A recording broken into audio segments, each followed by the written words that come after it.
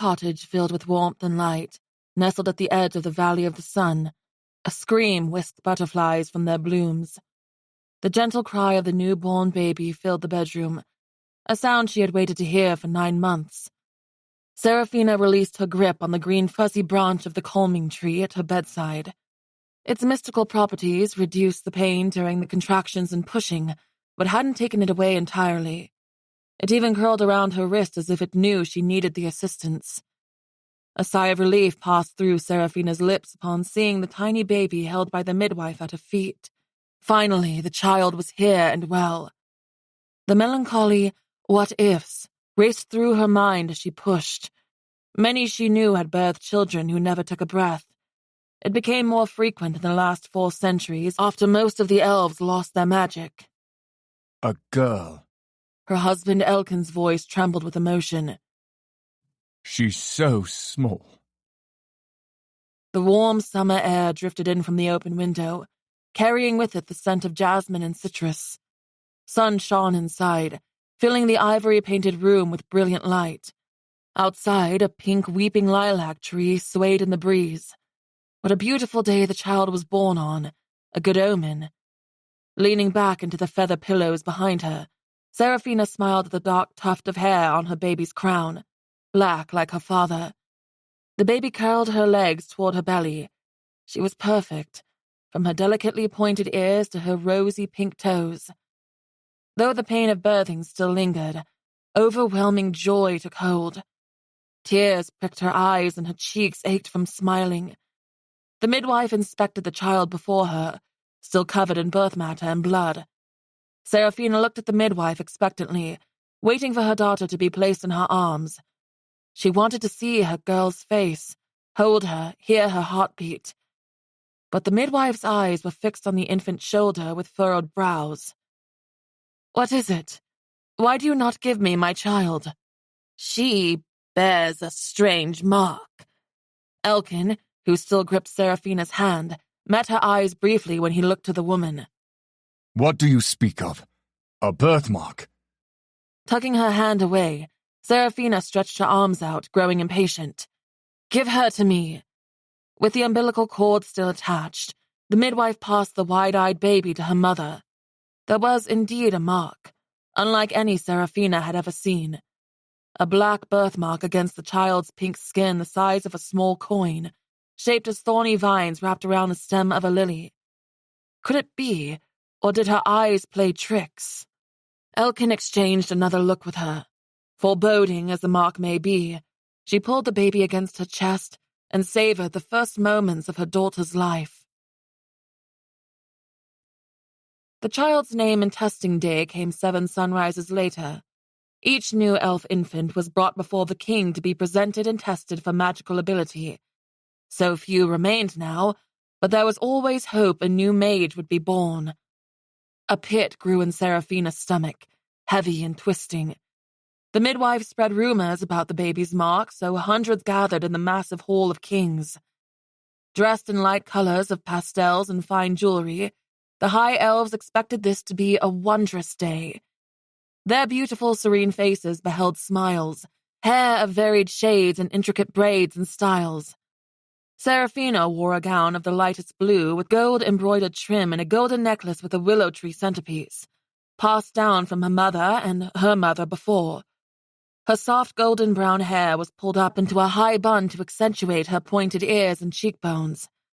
But her breath caught as she stood frozen in the entryway. Why did she feel ill when everything about this day was beautiful and bright? Elkin placed a hand on her back and with gentle pressure urged her forward. It was so quiet their light elven footsteps echoed. Eyes followed Serafina and Elkin as they passed through the gap between the sea of elves under the looming white stone archways leading to the king at the end. Sunlight cascaded in from the colossal windows, ethereal as it reflected off the diamonds glittering in the king's golden crown. He was elegant in his fine green robes, but there was a harshness around his eyes. Rumors swirled about the once benevolent High King dabbling in the dark arts, seeking to grow more powerful, to have magic of his own. At the end of the aisle, this blonde king waited, his eyes fixed on the sleeping bundle in Seraphina's arms. The white throne he sat on had a back so high the king could stand, and it would take 3 of him to reach the peak. With a grey staff in hand matching his robe, the light mage Vestin stood to the king's right. His pale, straight hair was half tied up in ceremonial braids woven between a crown of silver branches. With a warm smile, he descended the 5 steps and met the mother and father at the altar. Many have gathered here today for the testing and naming of this child. What shall she be known by from this day forth? Elkin cleared his throat. She is to be known as Leala Lightbringer. Seraphina held her child closer, patting the baby's back gently.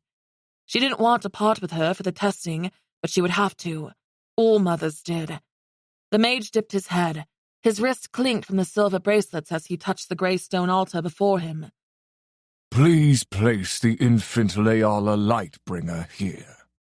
Seraphina's eyes met the king's, his chin raised slightly, impatiently. She set the swaddled baby down gently, leaving a hand against her chest, careful to make sure she wouldn't fall. The mage bobbed his head. This will be quick, and do not fret. The child will not be harmed.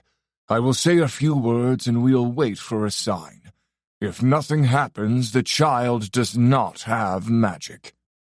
Seraphina knew this. She'd seen it hundreds of times herself. No child she witnessed possessed magic. No sign ever came. Mage Vestin, one of the lost elves born with magic to exist in Adelon, touched the crown of Leala's head with his fingers.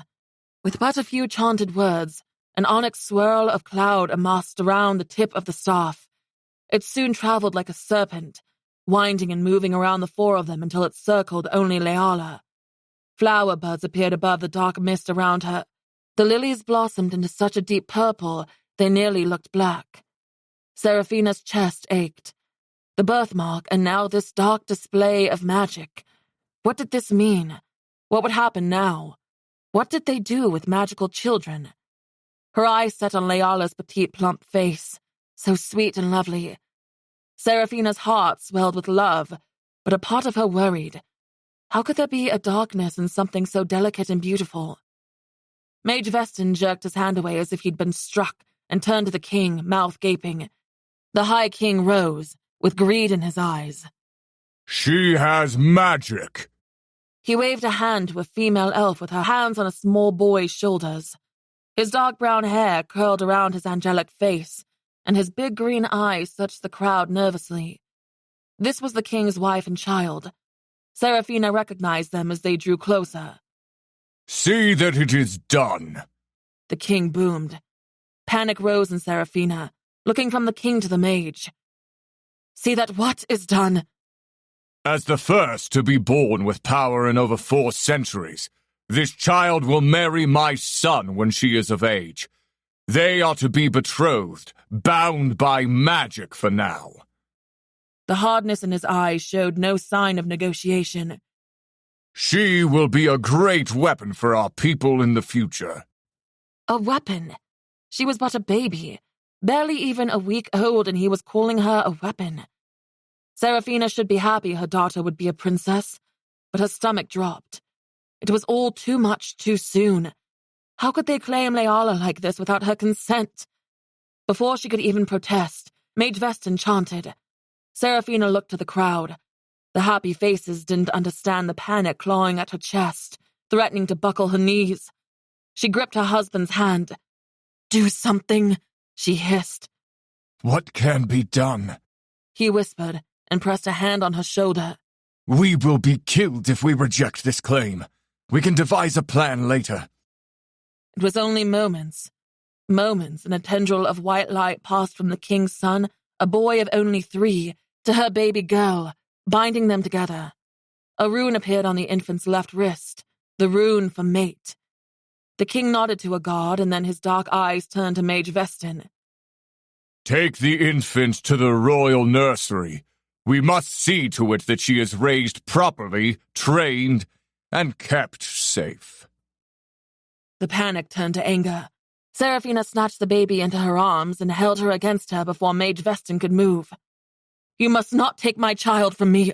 Allow me to raise her. I'll see to it she is trained," she said, bowing herself before the throne, begging. "She will stay," the king announced, "and be raised by me and Queen Orlandia. Her safety is my greatest concern. Here in the castle, we can ensure that." Seraphina turned in a circle, searching for help, but not a single elf stepped forward. "Let me stay with her, please." "No, that will not do. Being raised by someone who knows nothing about magic will only weaken her." Elkin's hand rested on the hilt of his sword, but he gave her a small shake of his head. Non-compliance would mean death. Guards moved in. Rising, Seraphina ran. Her eyes blurred with tears as she slammed into the crowd of elves. Gasps and murmurs echoed in the hall. They parted for her. No one moved to stop her and the baby, but they didn't stand in the way of the guards either. She knew the servants' passages. She'd worked in the castle before, delivering goods. The king shouted. Heavy footsteps from those who followed her closed in. Ducking under a guard's arm, she made a dash for the closest corridor and slipped behind a tapestry that led into the servants' passage. Breaths coming faster, she sprinted until she rounded a corner and came face to face with a woman holding a wooden basket of fruit. Seraphina's heart sang. It was her dear friend Evelyn, one of the only humans to work in the city. She wasn't allowed inside during the testing, but she'd found a way to be there nonetheless. "Take my baby," Seraphina demanded. "Take her to your home. Do not go anywhere near mine. I'll come for her." Confusion glistened in Evelyn's eyes. "Why do you ask this of me?" Footsteps and shouts in the distance made her heart slam hard against her ribs. "Where did she go? Find her!" A male voice shouted nearby. Seraphina pushed the baby toward Evelyn. "Please, Leala is magical. The king wants to use her. We can't let him." Setting the fruit basket down, Evelyn nodded and gathered the infant into her arms. A moment passed between them. They stared at each other, a mutual understanding. Tears filled both their eyes.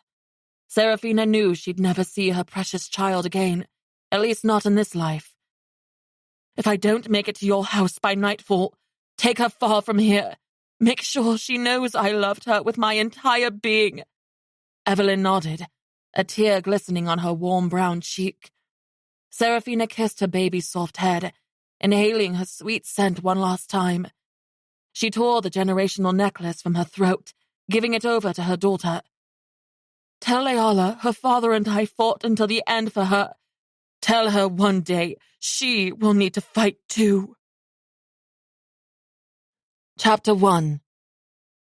24 years later. Love is a powerful force. It cannot be bought. It cannot be taken or stolen. Although sometimes it may be fought for, it must be given freely. The rain pelted the ground as if the tepid drops were the hooves of 1,000 galloping horses. A crack of thunder boomed, and yet a shrill scream cut through it all. Leala's elf eyes saw well in the dark, but on this starless night, deep among the looming redwood trees, the darkness almost became a living thing. The low visibility only gave way outlines of the forest, leaving the origination of the scream a mystery. It echoed from everywhere, bouncing off trees that should absorb. Skin prickling, she returned to her task. She pulled her hood up, covering her waist-length black hair, and crept low among the ferns and shrubbery, listening for a whimper or movement. Every 7th day she visited the statues made in honor of her parents with a bouquet of rich blue forget-me-nots. It was the least she could do when they'd sacrificed their lives for her. The most she would do was yet to come. The fluffy white pup her aunt tasked her with watching snuck out upon her return as the storm brewed and darted into the Redcrest Woods, the backyard of their cottage. The woods here smelled of mild spice with damp, mossy undertones and a hint of sweetness. But tonight, a rotten egg odor drifted on the breeze. Putting her hand on a crumbling fallen log, Leala catapulted over and dropped low when another shriek ripped through the air. She slowly pulled a dagger from her leather belt. It was a war cry, the sound of an animal or something on the hunt, searching for a meal. She didn't want to let the words cross her mind, but pale ones, cursed by the long-dead black mage, screeched like that. She'd first heard them when she was a child, like a dying wildcat. The noise made her cringe to this day. If there was one nearby, she must kill the creature or risk it getting to the others in town. A tiny whimper caught her ear. She searched the underbrush and stopped on the shivering pup partially hidden under a fern frond. His white fur was muddied brown from dirt and grime. Letting out a quiet whistle, Leala scooted toward him, holding out a hand. "Come on, Dragus." He perked up and began retreating backward. "This dog is going to get me killed," she thought. Before he could run off, she dove, rolled, and scooped him around the middle, shooting to her feet. "Bad puppy," she whispered as she held the pup against her and started back for the house. "Why do you run away at the worst times? Do you like being wet and cold?" A deep voice purred from behind her. "I smell she-elf." A cool sensation ran from the base of her neck down her spine. Goosebumps erupted along her arms. She gripped her dagger tighter and barely turned her head, catching a glimpse of the pale one merely feet away. It was the heavy rain that prevented her from hearing his footsteps. His unnatural white pallor and hair were a stark contrast to the night around them. Even in this dim lighting, the smear of blood around his mouth was visible, dribbling over his black lips and down his chin. The ashen circles around his eyes and that sickly white of his skin must have been smooth as an eggshell before he turned, was now cracked and wrinkled like a desert floor thirsting for water. It must be hungry. "Don't come any closer," she commanded in her sharpest tone. "For if you do, you won't like what comes next." "Sounds like a challenge," he charged, letting out a horrid shriek. Leala's boots dove into the soft ground as she took off, the pale one right on her heels. She risked a glance backward. A clawed hand was within inches. Using her forward momentum, she flipped onto the log and whirled around, sights locked on the damned creature. The dagger flew from her fingertips. When the blade drove straight into his forehead, a dying groan drew from the pale one's lungs. His legs gave way, and he fell to the mossy ground in a pile of awkward limbs. Still holding Dragus close, Leala covered her mouth and nose with her cloak and hopped down from the log to get a better look at him. This was the first pale one she'd seen in years. What drew it here to Briar Hollow from the void? It couldn't have been her magic. She hadn't used it since she was young. Perhaps the curse was spreading? No one in Briar Hollow knew how pale ones were made once the Black Mage passed. Some suspected it was like a disease now, infecting elves and killing humans. She wanted to take her dagger back, but thought it best to leave it just in case. Getting too close could be dangerous. If it spread like a plague, she didn't want to catch it. Becoming that thing, a vile man and elf-eating beast set on serving a master that no longer lived. What they truly wanted was to make all elves like them, a twisted shell of the person they once were. She wasted no time heading back home. Shoving through the round cottage door, Leala closed it tightly behind her and dropped the iron latch. With a palm on the warm wood, she caught her reflection in the smooth metal. The light blue eyes staring back at her showed the fear still making her hand tremble. That was close. She shuddered at how near the pale one came without her knowing. If he'd wanted to, he could have pounced on her back. Elves had naturally light steps, usually unheard by humans and barely audible by their own kind, and the pale ones were no different. She might have picked up on his presence before he got to her, but it wouldn't have been enough time. Holding her palm out, she brushed her fingers across the leaves, vines, and stalks of the many plants hanging from the crossbeams above as she walked into the sitting room. Aunt Evelyn obsessed over collecting the rarest of foliage. Some would bring luck, others would put someone to sleep for a week. The one with the bright blue berries and black leaves with sharp edges could cause near-instant death, and the burnt orange leaves of the potiphar enhanced speed and energy for hours when ingested. Leala had eaten a couple of the leaves once and outran a horse at a full gallop. The arched red brick fireplace roared, as did the tea kettle over it. She dropped Dragus in his crate, then grabbed a hook to remove the kettle and stop the ear-piercing whistle. Once it was out, she took off her wet cloak and hung it on the pewter hook by the door. As she settled down in her rocking chair with a blanket and a book, her mind drifted to flashes of a wildflower meadow. So quick it was almost as if it never happened. Then inaudible whispers of strange voices seemed to fly through the room, echoing everywhere but nowhere. She placed her hands on her temples, gritting her teeth. This had happened more lately. Flashes of strange places she didn't recall ever being. But it was the voices, never clear enough to understand anything. What was it? Why did it happen? Was she suffering from delusions as a side effect of her magic she refused to use? A heaviness settled on her shoulders recently, like someone always pushed down. It was a feeling that something bad was going to happen, and she couldn't shake it. 2 boisterous singing men sounded close outside the cottage, saving her from the voices that abruptly cut off. Pounding on the door followed the singing. "Oi, Leola! Come have a drink with us!" Ren shouted. "You know you want to!" Forrest sang. An unwanted smile tugged at the corners of her mouth. Did they have to drag her out nearly every night? It had become so routine the people in town practically expected it. "You boys need someone else to entertain you for once," Leola hollered as she folded her arms. "Only the fair Leola will do," Ren said, peeking his head in the window above the grey washed stone sink. She should have pulled the curtains closed. Ren waved at her with a crooked grin. Sighing, Leola lifted the latch and opened the door to the pair. "By the looks of things, you've already started drinking without me." Ren's dark blonde hair was curly and usually unruly, but extra so this evening despite that the rain had stopped. Forrest's glassy brown eyes drunk her in as he leaned on his forearm against the doorway, more to prop himself up than to look savvy, no doubt. She wasn't wearing anything special. Black trousers, knee-high boots, a sky-blue long-sleeve top that buttoned at the wrists and showed a little cleavage, not much. But what seemed to be drawing Forrest's eyes tonight was the black corset around her waist. Most of the women in town wore dresses or skirts, and she would too if the fabric didn't inhibit her movements. "We might have had a couple, but the real fun starts when you join us," Forrest said, and raked his fingers through his dark brown hair. He'd let it grow just past his shoulders recently, and it looked good on him. He smiled lazily, and a sharp pain hit her chest.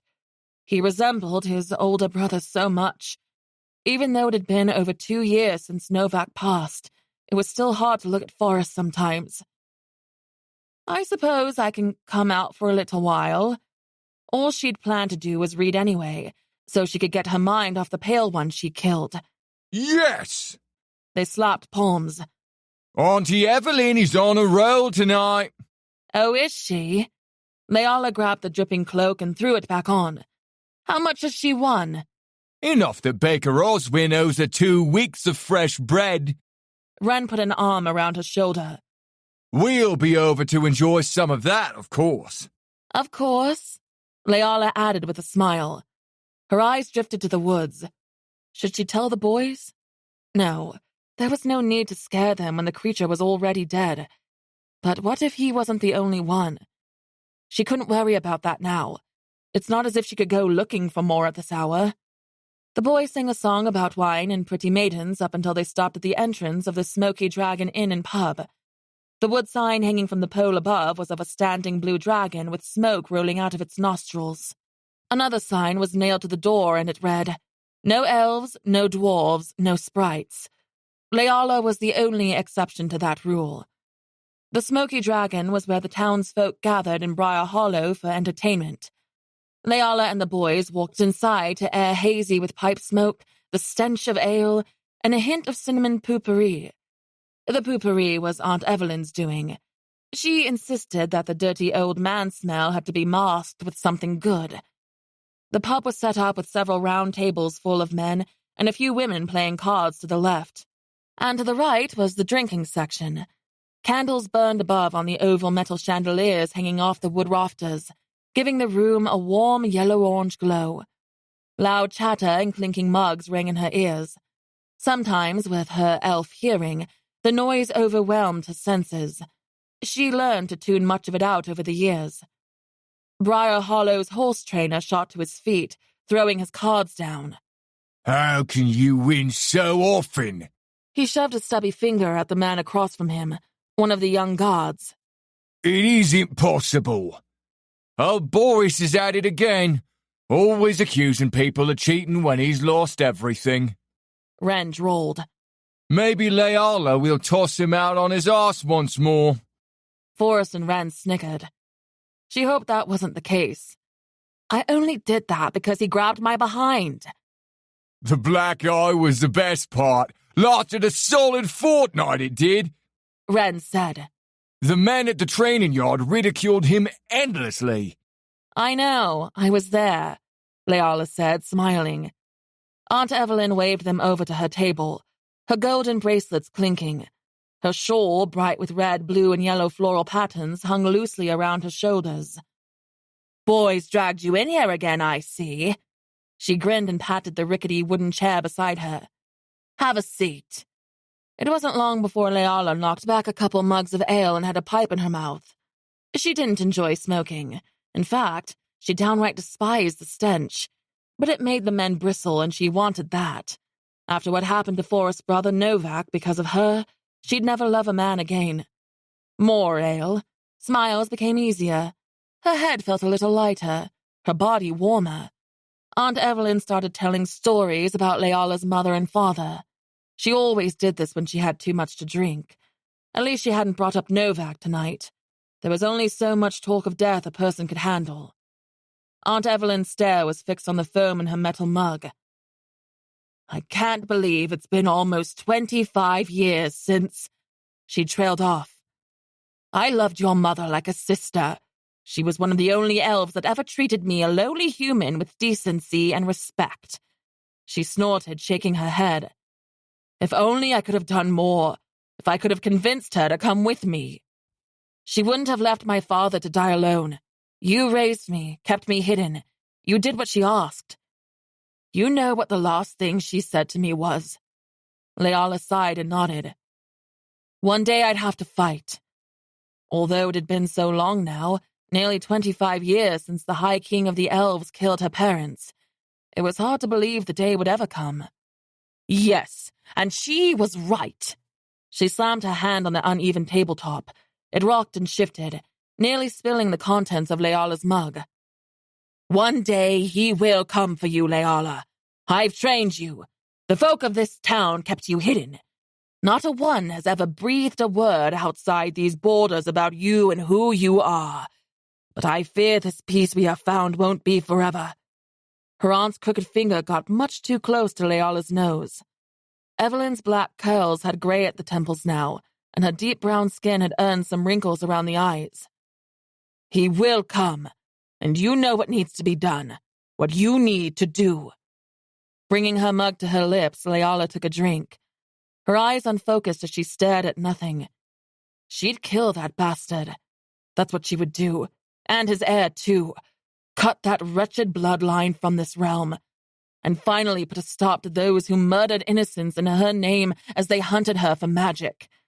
She hadn't spent countless hours in fight training and mastering weapons with the guard chief for nothing. A giant of a man, Briar Hollow's only blacksmith, practically fell into the chair across from Leala and Evelyn. His drinks sloshed over the sides. Boys said you wanted to test your knife skills, Ellie. She was Ellie, slang for elf, an outsider. Even if the word was to protect her identity from passerby who might hear her true name and suspect, the title painted her as different. All her life she wanted to fit in, but she couldn't change her pointed ears, or the way she moved a little too quickly. Even if she could pass as one of them for a brief exchange, humans still sensed something alien about her. Inherently knew she wasn't one of them somehow. Distrusted her. Leala glared at Wren, who stood off to the side of the table, waggling his bushy eyebrows. Her eyes flicked to the burly man, and she drained the entirety of her mug. I don't want to humiliate you, but if you're in the mood to be embarrassed, by all means take that bet. she said and took off her cloak. A couple men whistled. Leala rolled her eyes. Oh, hush. I removed my cloak, not my top. Human men were so easily aroused. She pushed up her sleeves to her elbows, more for show than anything. You can take that off too, Someone yelled. We won't mind. Oi! Forrest shouted and put his hands on Leala's shoulders. She's a proper lady, don't harass her. Thank you, Leala said. So who is to be? You, John? He should know better, but her looks deceived. She was tall, slender, with big blue eyes and elvish beauty, but they forgot how often she trained. To become the deadliest she-elf in all of Adelon was her sole obsession for years. No, me apprentice, James. The blacksmith John boomed, waving over the skinny teenager leaning stiffly against the wall in the corner. With wide eyes, he approached. Yes, sir. Go stand against the wall there. Back flat. I got a bet with Wren, says the Ellie can't stick an apple to the wall off your head. He says she can. Those big brown eyes of James slid to Leala. The bump in his throat bobbed. Me? Let the Ellie throw a knife at my head? Yes, hurry, boy. John pushed him toward the wall. If she nicks you, I'll give you a bronze sheepin for your participation. And when I don't, you still give him a sheepin for his participation.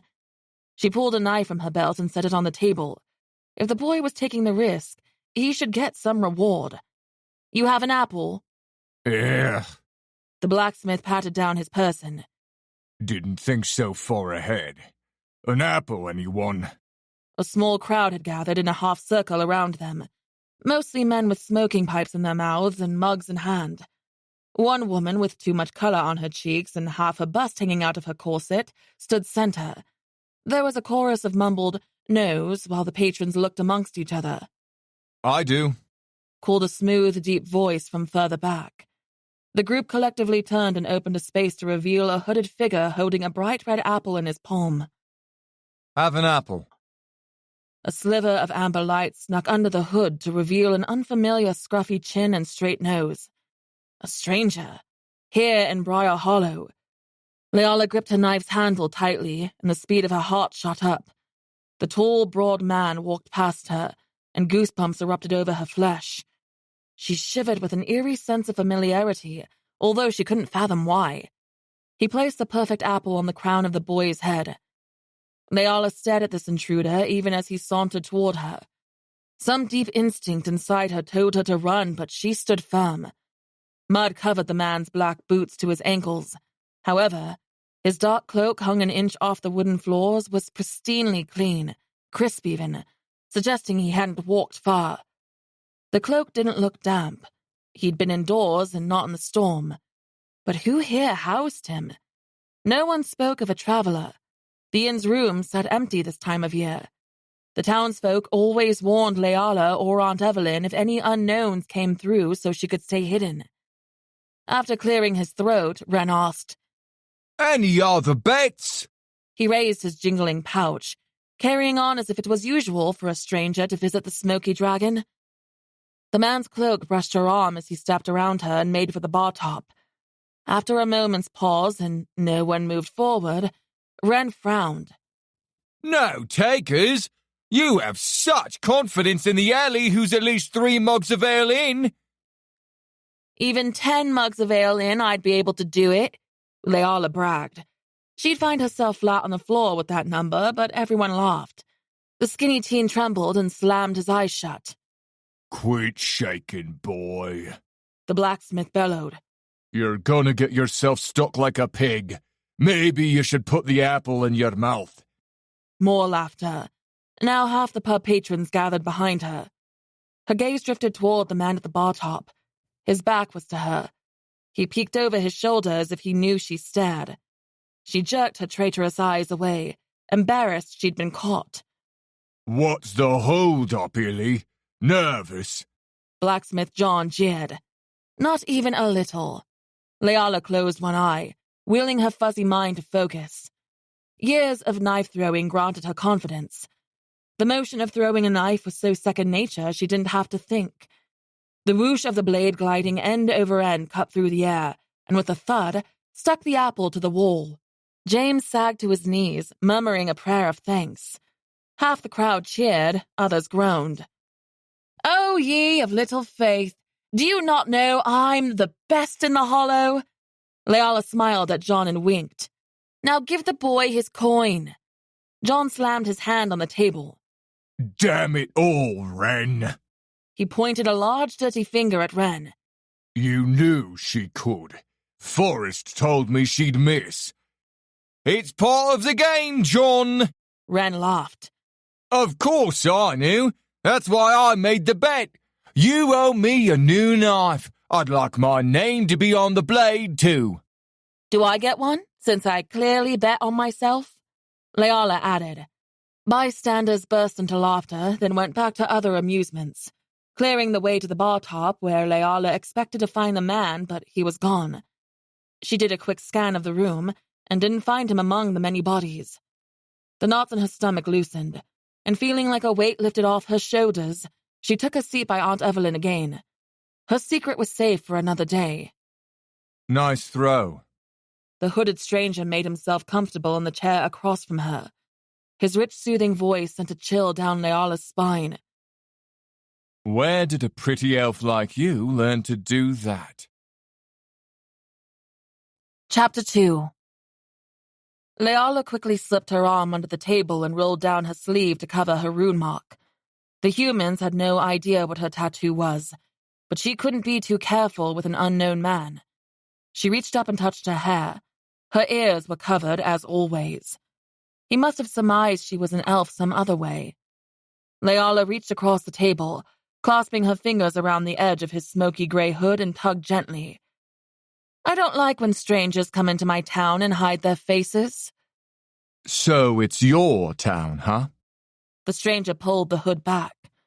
Leala bit the inside of her cheek to keep herself from frowning or giving away that she didn't like what sat before her. The male was sinfully beautiful. His dark, waving hair hung loosely past his shoulders, framing his masculine face. Her inspection traveled over his sharp jaw to his scruffy chin, then perused to his high cheekbones and straight nose. She froze on his emerald green eyes, but the color was lighter than that, like when the sun hit the jewel just right and it almost glowed. She'd never seen eyes that color before. You know there's a sign on the door that says no elves. Can you not read, or do you always blatantly ignore rules? She asked. He was too perfect to be anything but one of her kind, even if he kept his pointed ears hidden under that full hair of his. Now she knew how he'd figured out what she was so quickly. The distinction between human and elf was plainly obvious in the subtlest of ways. She'd never seen another elf up close until this moment. He smirked. I read quite well, actually. He paused. His voice was also slightly different, almost divine, and fascinating in the way the timbre seemed to roll down her spine. Yet you're an elf, and I thought you said this was your town. Does it displease you that the inhabitants don't like what you are? Aunt Evelyn watched intently but stayed silent. Leala could almost feel the anxiety coming off her as Evelyn bounced her leg under the table. An elf in human lands was always a worry, no matter if they were looking for her or not. No one here would have offered to house him, which hopefully meant he was simply passing through. I'm the one who put up the sign, Leala said, tapping a finger on the table. Keeps out the riffraff. Occasionally, a lone elf or two would come through Briar Hollow, and she'd remain out of sight, but it was as rare as a dragon egg.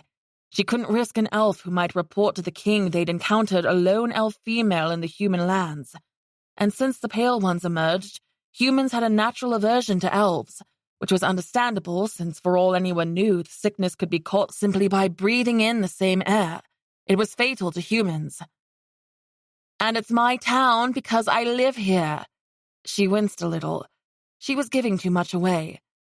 She half smiled to recover and lifted her gaze briefly to her knife still stuck in the wall. Too bad it wasn't in her hand. What brings you to Briar Hollow, stranger? Business or pleasure? She wanted to get rid of him, but didn't want to come off as suspicious either. The reward for bringing her, Leala Lightbringer, to the king must be astounding. She'd heard there were bounty hunters. Could he be one of them? He leaned in a little closer, his eyes locked onto hers, a hunter who'd found his prey. I was here on business, but having seen you, a little of both, I think. Was she supposed to be the pleasure, or was she the business? Leala rolled her eyes, even as her heart beat faster. You think you can come in here and win my affections so easily? She said in hopes that was what he meant. Business would be dangerous. She checked her surroundings. Was the male alone, or did he bring friends? Another cloaked and hooded figure stood by the door, definitely brought an accomplice. Forrest and Wren had followed the blacksmith to the bar top, so she couldn't send them over to investigate the second intruder. Certainly not, fair maiden. I'd be willing to wager it would be quite the challenge to win said affections. He winked and leaned back in the chair. It creaked under the pressure. I find myself interested in you. Leala swallowed hard.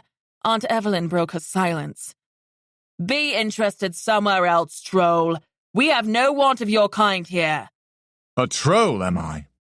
He looked down at his rather broad form and picked at a fleck of dirt or something as equally invisible on his cloak. Then his gaze rose. Maker above, I thought I was an elf. How impertinent of me not to know I'd suddenly become green and misshapen and... He lifted his shoulder and smelled himself. And wretchedly scented. Leala pursed her lips to keep from smiling. One can never be too careful with trolls. Don't I know it? He said and smiled, revealing his pretty white teeth. But male elves are much worse, I hear. Terrible, Leala cooed, and hideous. Oh, the ugliest things around, certainly. His casual laid-back posture shifted when he sat up, leaning in again as if he wanted to tell her a secret. But elven females, the most exquisite beings to exist, most especially the one sitting before me. Aunt Evelyn snorted and jiggled the dried crimson berries tied around her neck with thin russet twine. Don't make me use these, boy. Ah, slumberberries. The stranger mused. Wouldn't I have to ingest those for your threat to be legitimate? I could shove them up your Enough, Aunt, Leala said. There will be no need for that. My dagger at his balls should be sufficient. Under the table, Leala tapped the tip of the blade she'd swiped off Aunt Evelyn's hip against his inner thigh. His next move would help her determine whether or not he was there looking for Leala. To his credit, he didn't flinch, but a small smile lifted his beautiful face. Leala tilted her head toward the door. You know where the exit is. Take your friend with you. Since I've taken a liking to my balls, I'll see myself out. He said the word balls with particular emphasis, as if he'd never heard the term before. Perhaps it was a human thing. Wren, Forrest, and the men she trained with said it frequently enough. After he stood, he paused. I'm curious. Where is your mate? He saw her mate rune, and although there were many runes, he knew what the mark was. Her chest tightened a little. I don't know what you're talking about. His eyes dropped to her covered wrist. I think you do. Maker. He knew, or at least he suspected. You are dreadfully mistaken. I have no man in my life, nor do I want one in it. And if I were you, I'd let it go. No telling what might happen to you if you don't. Her eyes flicked to the group of men standing behind him. They'd been watching closely. All it would take is a signal from her and they'd toss him out. When he left with whoever stood beside the door, she waited 30 seconds, then jumped up. She tore her knife from the wall and, with a blade in each hand, shoved her shoulder into the swinging pub door. Her gut said his interest in her rune mark wasn't coincidental, and neither was his presence here. What if he'd come searching for her to report to the High King? She couldn't let him. She stepped onto the road looking both ways. Rain streaked down her face. She looked at the shadows of the alleys, searched for horses in the distance, but he was gone, and the rain washed away any trace of footprints. She tossed and turned all night in her woolen blankets, worried about the elf, or more likely, elves she saw. There was a pair. She woke up minutes before sunrise to bathe in the nearby river, in hopes it would clear her mind. It was cold, but fresh. Aunt Evelyn would heat rainwater in a huge metal tub for her baths, but to Leala it was a waste of time. She dipped a toe into the slow river to test the temperature. A chill ran up her body. The shock of it would make her nice and alert. Red-breasted robins chirped in the willow tree that hung above the water as the sun rose over the mountains. The sprays of lavender along the water smelled lovely. This was her favorite part of the day. The serene sounds of nature and no one awake to bother her. Maybe she was wrong about the elf. She might have interpreted everything he said to fit her own paranoia. He hadn't waited outside for her. No one came to the house. But the unease in her stomach wouldn't go away. With a quick check of her surroundings, she stripped her clothes and waded into the water. Sinking completely under, she popped back up, shivering from the frigid cold. She quickly washed her hair with goat's milk soap, scented with mint and lavender, then added some oils to the ends to keep it smooth and shiny. A horse whinnied somewhere nearby. Her spine tingled. There were no homesteads close. No riders came this way. Leala whipped around to see if anyone approached. The tall grass on the bank swayed in the slight breeze, but no one person or horse appeared. Still, she listened to the rushing water, the light coos of songbirds, the quack of a duck, and crickets chirping at the shore.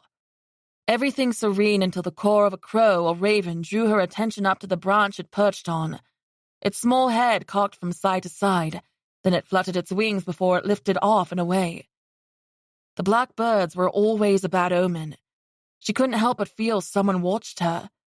Dripping wet, she crouched low in the grass and quickly dried herself with a cotton cloth and slipped on her clothes, ever searching her surroundings.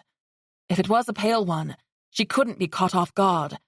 If it was a peeping Tom, she'd cut out his eyes. The mate rune on her wrist started to itch, like the sensation of a healing wound. It had been doing that a lot lately, and she didn't know what it meant.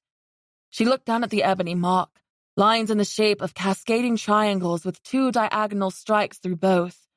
Cursing the thing, she headed for the cottage. As she drew closer, her stomach dropped. The round front door was ajar and hung off its hinges. Either Aunt Evelyn threw a temper tantrum, which wasn't entirely unheard of, or someone. She broke into a sprint. Her light elven feet carried her the distance with remarkable speed. She drew her dagger and stooped below the kitchen window. Slowly, she rose up and peeked over the lip of the mantel, peering inside. Many of the plants that once hung from the rafters were broken and splattered on the floor. Dirt and leaves and flowers everywhere.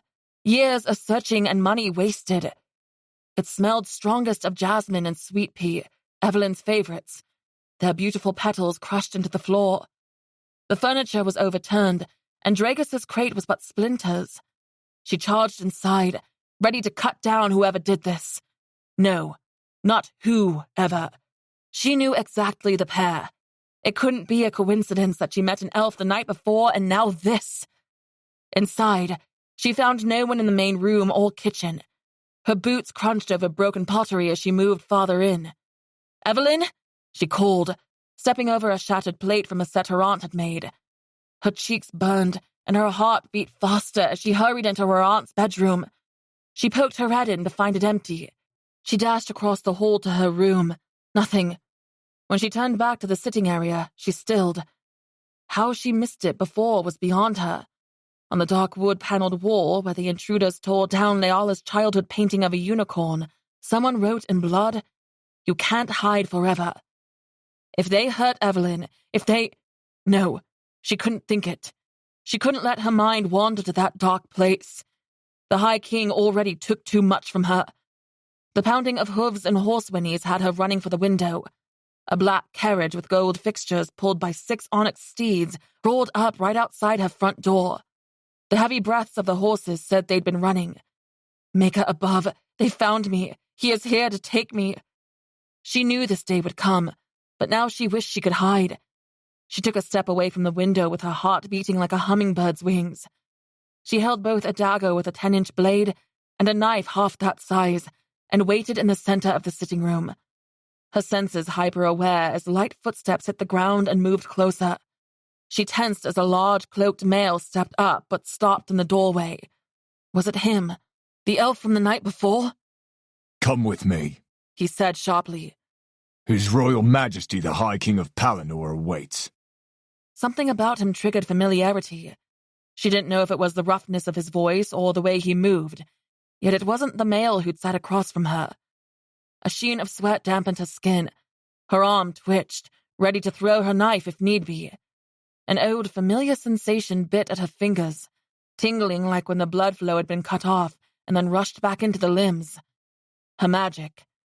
Bad things happened when she used her magic. Where are Evelyn and the pup? The dark, towering figure stayed silent, his face shadowed by the deep hood. What was it with these elves and covering their faces? It wasn't as if it made them less suspicious. The carriage outside was far from inconspicuous, so if their intent was to go unnoticed, they failed on a grand scale. She tossed a dagger into the air, watched it flipped end over end, and caught it again, trying to mask her fear with bravado. All she knew of the wicked High King was his ruthlessness. She'd heard stories over the years of the countless bodies left in his wake, starting with her parents. He burned down entire villages in search of her, his weapon. His desperation grew more as time went on.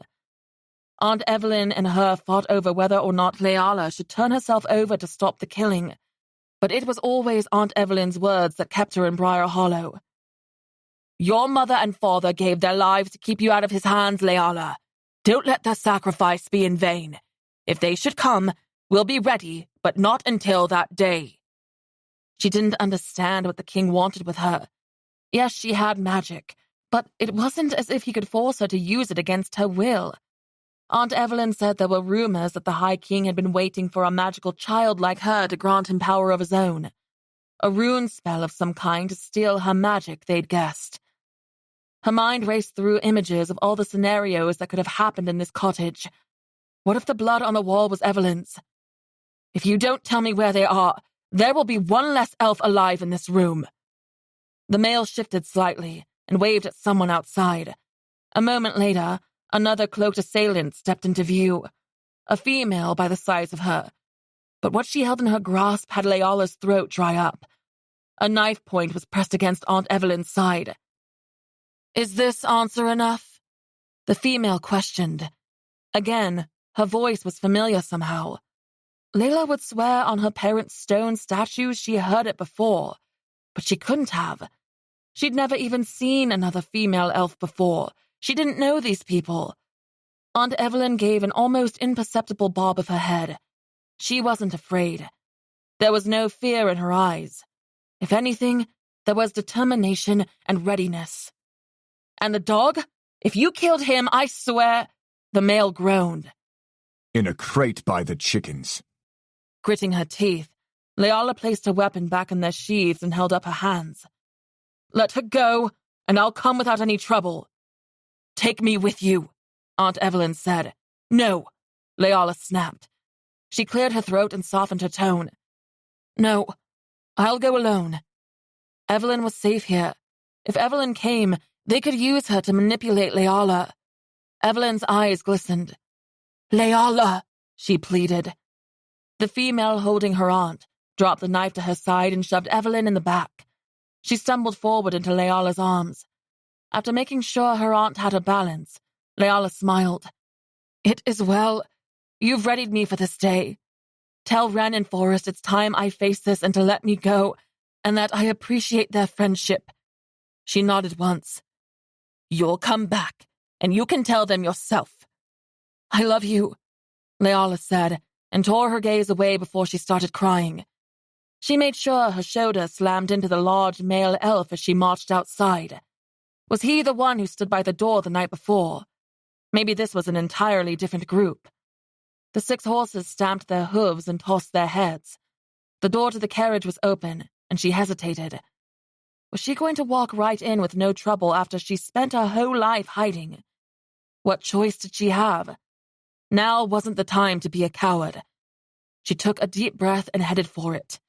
"Not so fast," the female elf said and reached for Leala's hips.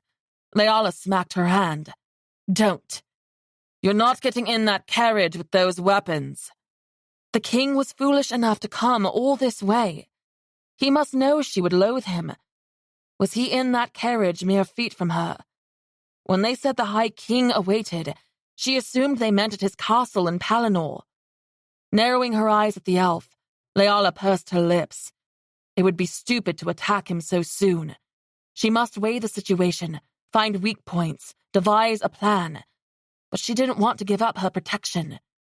Large hands clamped down on Leala's shoulders. Hand over the blades. Reluctantly, she pulled the two from her waist belt and placed them in the female's hands. She stooped down and grabbed one from each boot and surrendered them as well. The one in your back pocket, too, the male said. She clenched her teeth. She thought she'd get away with that one. It was a small throwing star, sharp and pointed with 5 tips. She reached back and pulled it out, giving it over. "That's all the weapons I have." Of course that wasn't all. Her magic was as lethal as any weapon forged by men or elves. A sharp sting burned her arm as a barb pricked her flesh. Kataga serum, in case you get any ideas, the male said. We know you're a mage. Her magic slowly waned, withering away until she couldn't feel even a whisper of its energy. "What did you do to me?" She clenched and unclenched her hands, reaching for the sensation of magic. It suppresses magic temporarily. If you prove you aren't a threat, we won't dose you a second time.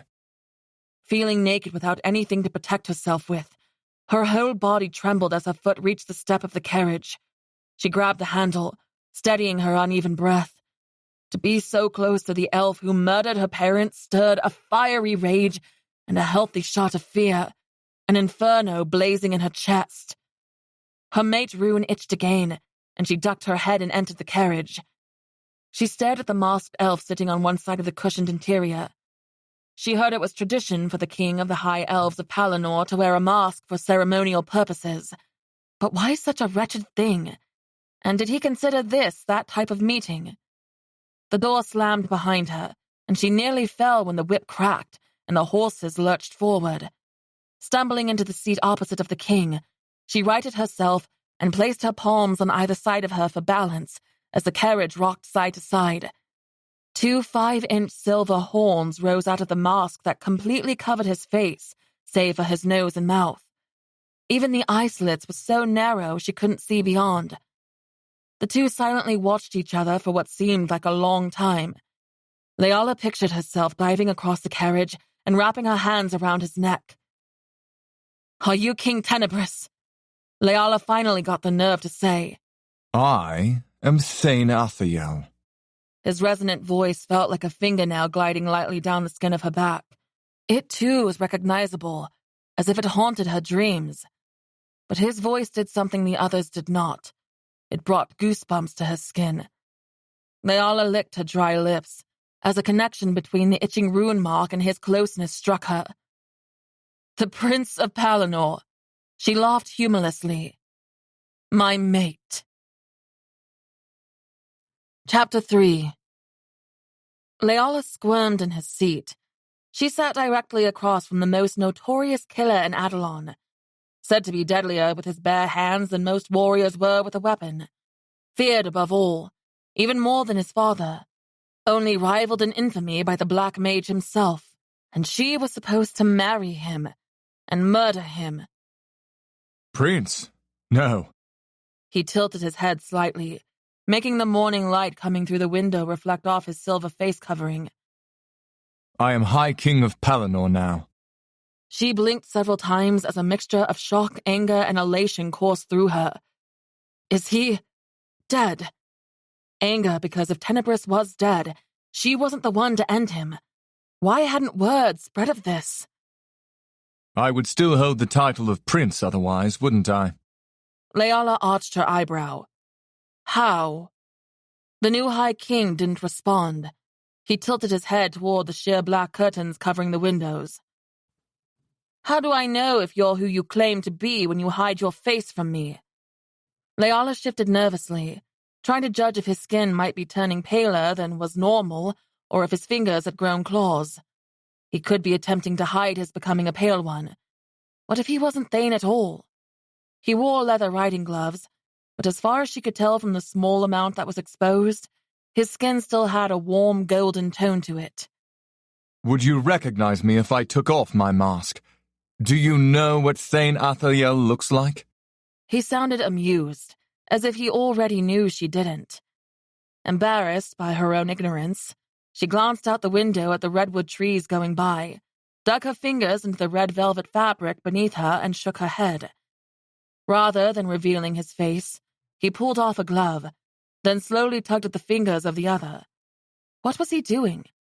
Leala pressed herself further back into the cushioned bench, every muscle tense. You don't need to fear me. I will not hurt you, he said and rolled up his left sleeve. She didn't believe him.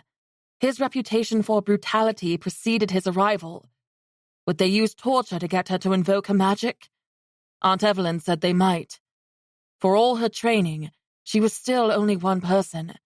Thane would have thousands of guards and soldiers at his command. He had 3 right here, all of whom had to be his best or he wouldn't have brought them. Maybe even more soldiers she hadn't seen. Proof, he went on. I am who I say I am. He showed his wrist. The mate rune matching hers marred his skin in the same place. It didn't settle her nervousness. Her stomach knotted.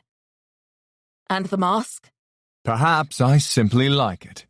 He'd only like it if he wanted to be intimidating, threatening, both of which he accomplished. Leala pressed her lips together, wishing she could see through metal. I am meeting my future wife for the first time since childhood. It's ceremonial for the High King to wear a mask in such cases. Her cheeks flushed hot with anger. Leala fisted her hands at her sides. Stay calm, she demanded of herself. If she was ever going to get out of this, she couldn't lose her temper, couldn't show her hand this early in the game. Your wife?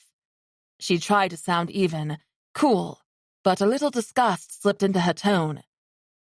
You don't sound enthused about that. Should I? Many females would. Leala stared incredulously. But I suppose you wouldn't. You don't know me. Or even what you look like. He tapped his foot lightly. Does that bother you? If you couldn't see me, would it bother you? You are rather beautiful. Your eyes are the most stunning blue, and your hair is black and shiny as a raven's feathers. The contrast is alluring. But what if I wasn't beautiful? Maybe I am afraid you'll find me hideous. Even if you were the most beautiful male alive, I'd still find you hideous. I know about you and your father's desperation to have magic and what you have done, and I have no doubt you're exactly like him. If I were exactly like him, you might be regretting your choice of words right now. Leala bit down on her bottom lip. She needed to settle down. If she was too nice, he'd be suspicious. But if she was too hostile, he'd have more reason to see her as a threat to watch closely. Lowering her voice to sound docile, she said, He would hurt me? Yes. His voice was firm, resonant. But you won't. I said I wouldn't. He leaned forward slightly. I apologize.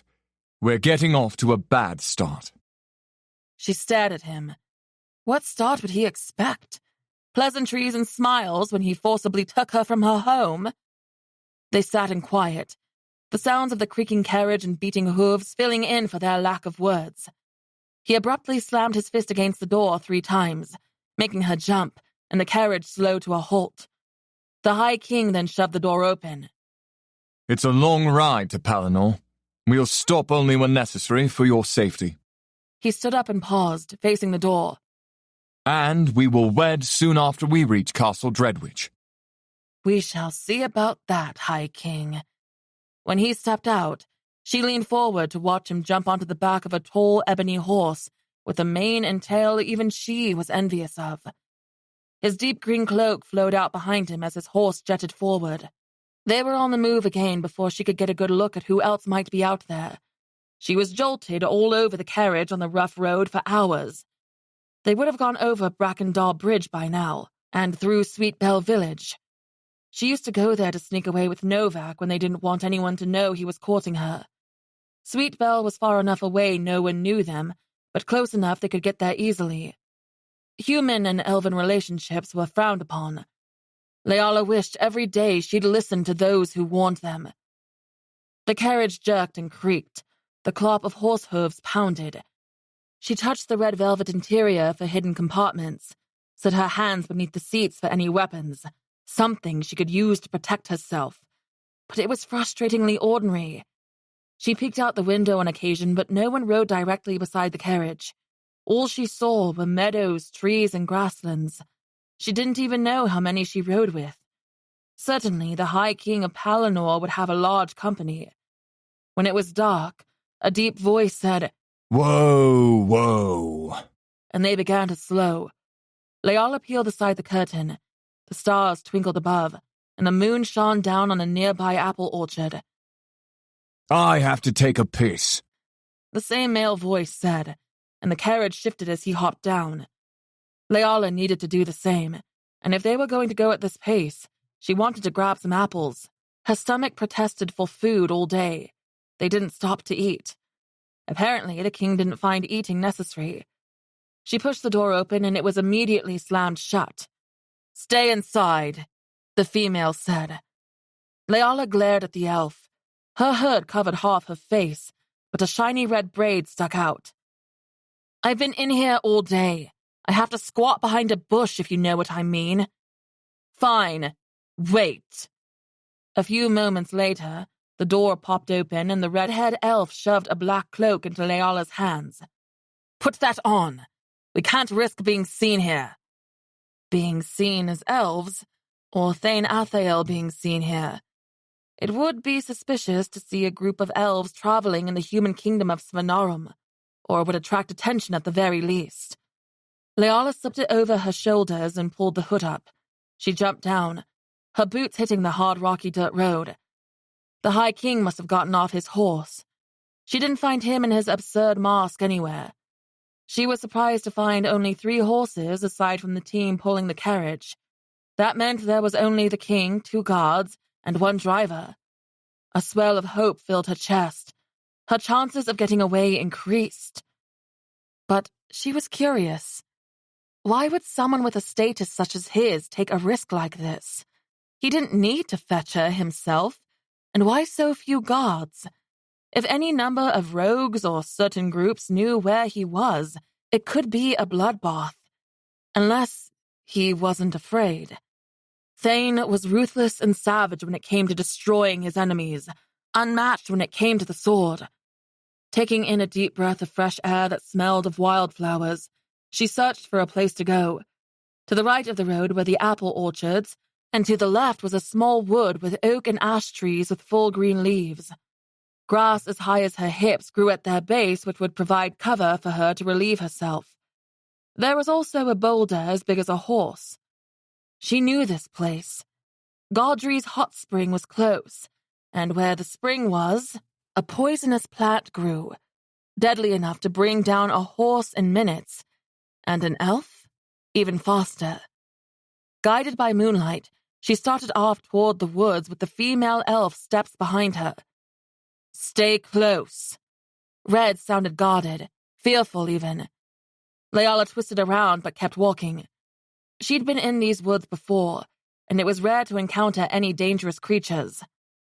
"There's nothing out here to be afraid of, and I don't need an audience." Red hurried to walk in step beside Leala. "When you've seen what I've seen, there is always something to fear. To allow you to wander off alone would make me daft." "I'm not going to run away." She'd done enough running. Movement near the boulder caught her eye. 3 males looked to be peeing on it. Having been around a bunch of men, she guessed they were trying to write their names. The laughter coming from them would say as much. She couldn't help but look for Thane, but she didn't know which was him. "And why would I believe that?" Red asked. All signs would point to you trying to go into hiding again to avoid your duty. Duty? Yes. You are the High King's mate, his promised wife. Your duty is to be with him. And what is his duty to me? Leala spotted a wide-trunked tree that would offer privacy. To protect you. From who? If not Thane himself, she wanted to add, but thought better of it. It was he and his supposedly dead father she needed protection from. Red didn't offer an answer. Leala huffed and made her way around the tree. Following, Red folded her arms and watched Leala as she loosened the buttons on her trousers. Are you truly going to watch me? Tell you what, if you don't hear it hitting the ground in a few seconds, you'll know this was all a ruse to get away. With a sigh, Red turned around. Why aren't there more guards? Leala asked. Thane didn't want anyone else aware of where you were, but just know we will keep you safe. For whatever reasons, they were concerned with her safety specifically, but the Athaels were the ones who'd been hunting her for the last 24 years. They were the enemy. How did you find me? Not my business to tell. A steel trap, that one. When Leala was finished, she walked right by her guardian and started for the carriage. The others were already waiting. One of the males crouched adjacent to a small pile of branches and stoked a budding fire in the middle of the roadway. Another leaned his back against the carriage door, one heel hooked on the bottom step. The other male worked at unsaddling one of the horses. The three wore identical cloaks covering their heads and shadowing their faces, all about the same height and stature. But Thane must be the one leaning against the carriage. The other two clearly worked for him. Her skin crawled when he pushed off the carriage. The bottom of his cloak flowed out around him. Come, Leala. Chapter 4. Leala swallowed hard and glanced at Red. What she looked for, she didn't know. Reassurance, perhaps? That Thane wouldn't try to do anything? She knew he wouldn't kill her. He needed her magic. And murdered? Only the Maker knows. How many to find her? But she was his promised mate. He may try to take what he thought was his. Thane moved toward the apple orchards and didn't look back to see if she followed. Go. Red gave her a gentle push. Heart pounding, she put one foot in front of the other until she caught up to him. He no longer wore the mask, but she still couldn't see his face, shadowed by the hood. Why did he ask her to follow him? She fidgeted with the hem of the cloak, waiting for him to say something. They walked silently until they reached the blossoming trees with plump red apples. You think me a monster? It wasn't a question. He reached up and plucked an apple, then turned it over slowly. Leala didn't respond, but she too grabbed a piece of fruit. It was hard and cool to the touch. He brought her over here to pick apples and talk? Thane grabbed another and turned his cloak into a sort of pouch, dropping them into the fabric cupped around his arm. What have your humans told you of me? She found it an odd question and lifted her shoulder. There was a lot to tell. Nothing. Now that can't be true. She cleared her throat. Like you said, that you're a monster. Don't spare the details. They must be absolutely riveting. The arrogance in his tone grated on her nerves. I know you and your soldiers have killed hundreds, if not thousands. The woodland elves fear you, and if the human kings knew you were in their land, it would be considered an act of war because of your brutality. She paused to gauge his reaction. He didn't move or say a word, and even though she couldn't see his eyes, she imagined he stared at her from under the hood. And they say you fought alone against 100 Pale Ones and killed them all. He smiled, showing straight white teeth even in the darkness. 100, you say? That would be impressive. Her brows furrowed. It's not true. She expected, even if the number was inflated, he wouldn't correct her. It was closer to 20, but even that wasn't an easy gander through the woods. I strained my back a little. Her brows furrowed. Was he being facetious? Leala plucked another apple. I've heard that you mark your flesh with each elf down by your hands, so others know how deadly you are. Interesting. was all he said. She nibbled on her lower lip, debating on speaking the last few things she had in mind. Was it a mistake to give away all she'd heard? If she wanted him to trust her enough to let his guard down, she had to give him something. Is there more? He asked. Plenty. Gruesome details of how he and his father hung bodies from the very walls of Castle Dreadwich, bathed in bathtubs of blood, and did ritual sacrifices to the old gods of young females in hopes of gaining magic power. Monster was the perfect word to describe Thane Athael, but she didn't dare speak those details. They also said you've had many lovers, and that they go mad when you leave them. They say a lot of things, it seems. Why do these lovers of mine go mad? He was smiling again. You tell me, she wanted to say, but shrugged. There were plants that could make a person mad if ingested for long enough. Perhaps the females were heartbroken that he used them only to discard them when he was bored of their company. The how of it didn't matter much. I would tell you not to believe everything you've heard of me, but I doubt you'll take my word.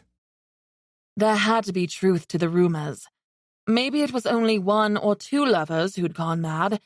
It might be they hung bodies of their enemies in trees rather than off the castle. But rumors usually stemmed from the truth, and he didn't deny a single thing. Leala plucked another apple and stuffed it into the pocket of her cloak. It could be at least a week on the road, and she hadn't eaten all day. When Thane's cloak looked heavy with fruit, he started back for the carriage and his companions. That's enough for now. She pulled 2 more and then followed a few paces behind him. There were 2 obvious sword outlines under his cloak on his back, and she'd spotted a shine of silver at his hip. At least 3 weapons. The others gathered around the small fire, sitting on horse blankets. One of the males tended to a small skinned animal on a spit, but no one spoke as she and Thane approached. Red hurried to the back of the carriage and returned with a wicker basket.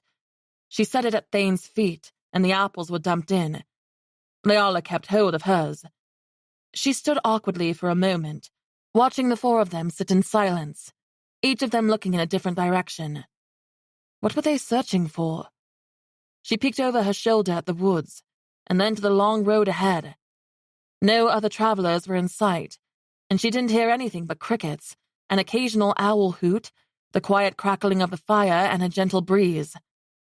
The empty blanket resting between Thane and Red was for her, no doubt, but she'd rather sit in silence in the carriage alone than with a pack of murderous thugs. Before she could even turn to leave, Thane said, Stay. Sit with us. It didn't sound like a request, but she didn't want to be ordered around like one of his soldiers or servants. Aunt Evelyn said males in power didn't like females who were easy game. They enjoyed the hunt as much as the catch. But what he didn't know was she would capture him in her snare before he even knew he was the prey. I'll be in the carriage. I wasn't asking, he said firmly. Neither was I. All 3 of Thane's soldiers turned toward him. Leala marched for the carriage before he reacted. She threw open the door, slid inside, and slammed it shut. Her heart thrummed against her ribs as she sank into the seat. She waited with bated breath for the door to crash open and for him to drag her out and demand she obey him. The carriage creaked, but he never came. Hours went by. She listened for any noise but hadn't heard their mumbled conversation for a while. She pulled the curtain aside. Judging by the moon, it was well past midnight. The 4 of them lay around the fire. She nibbled on her bottom lip. At least one of them would keep watch, wouldn't they? But perhaps the Maker was on her side this night. She popped open the door and slipped down the steps, careful not to make a sound. The carriage rocked slightly when she stepped off, but none of the elves moved. If she was quick, they wouldn't notice her absence. She dashed through the grass, her steps as silent as the dead. Guided by starlight slipping through the trees, she hurried through the woods, past the big boulder. She caught sight of the thin trail she searched for and followed the dirt that cut between tall grass. Steam rose from the small pool ahead. Gaudry's hot spring.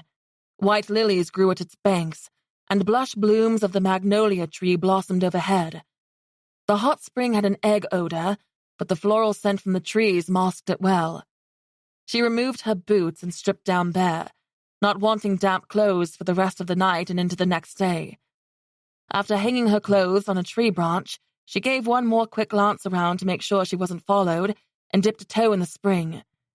It was warmer than the night air, but not burning. She waded in up to her hips and pushed her right foot around in the sludge, feeling for the drop-off. When she found the place with no immediate bottom, she took a deep breath and sunk under. She swam down at least 7 feet, feeling for the weeds that grew in the dark, warm water. A fuzzy string caught around her wrist. There it was, the poisonous plant Gaudry's root. The story was Gaudry's wife, 1,000 years before, poisoned him with this plant's root by accident. She'd mistaken it for a medicinal plant for healing. Leala jerked it free as her lungs began to protest and kicked off the bottom. She broke through the surface, inhaled deeply, and swiped a hand over her face. After she blinked several times, her vision cleared. She gasped. One of the hooded males leaned against a tree trunk, arms crossed. At least she hoped it was one of them.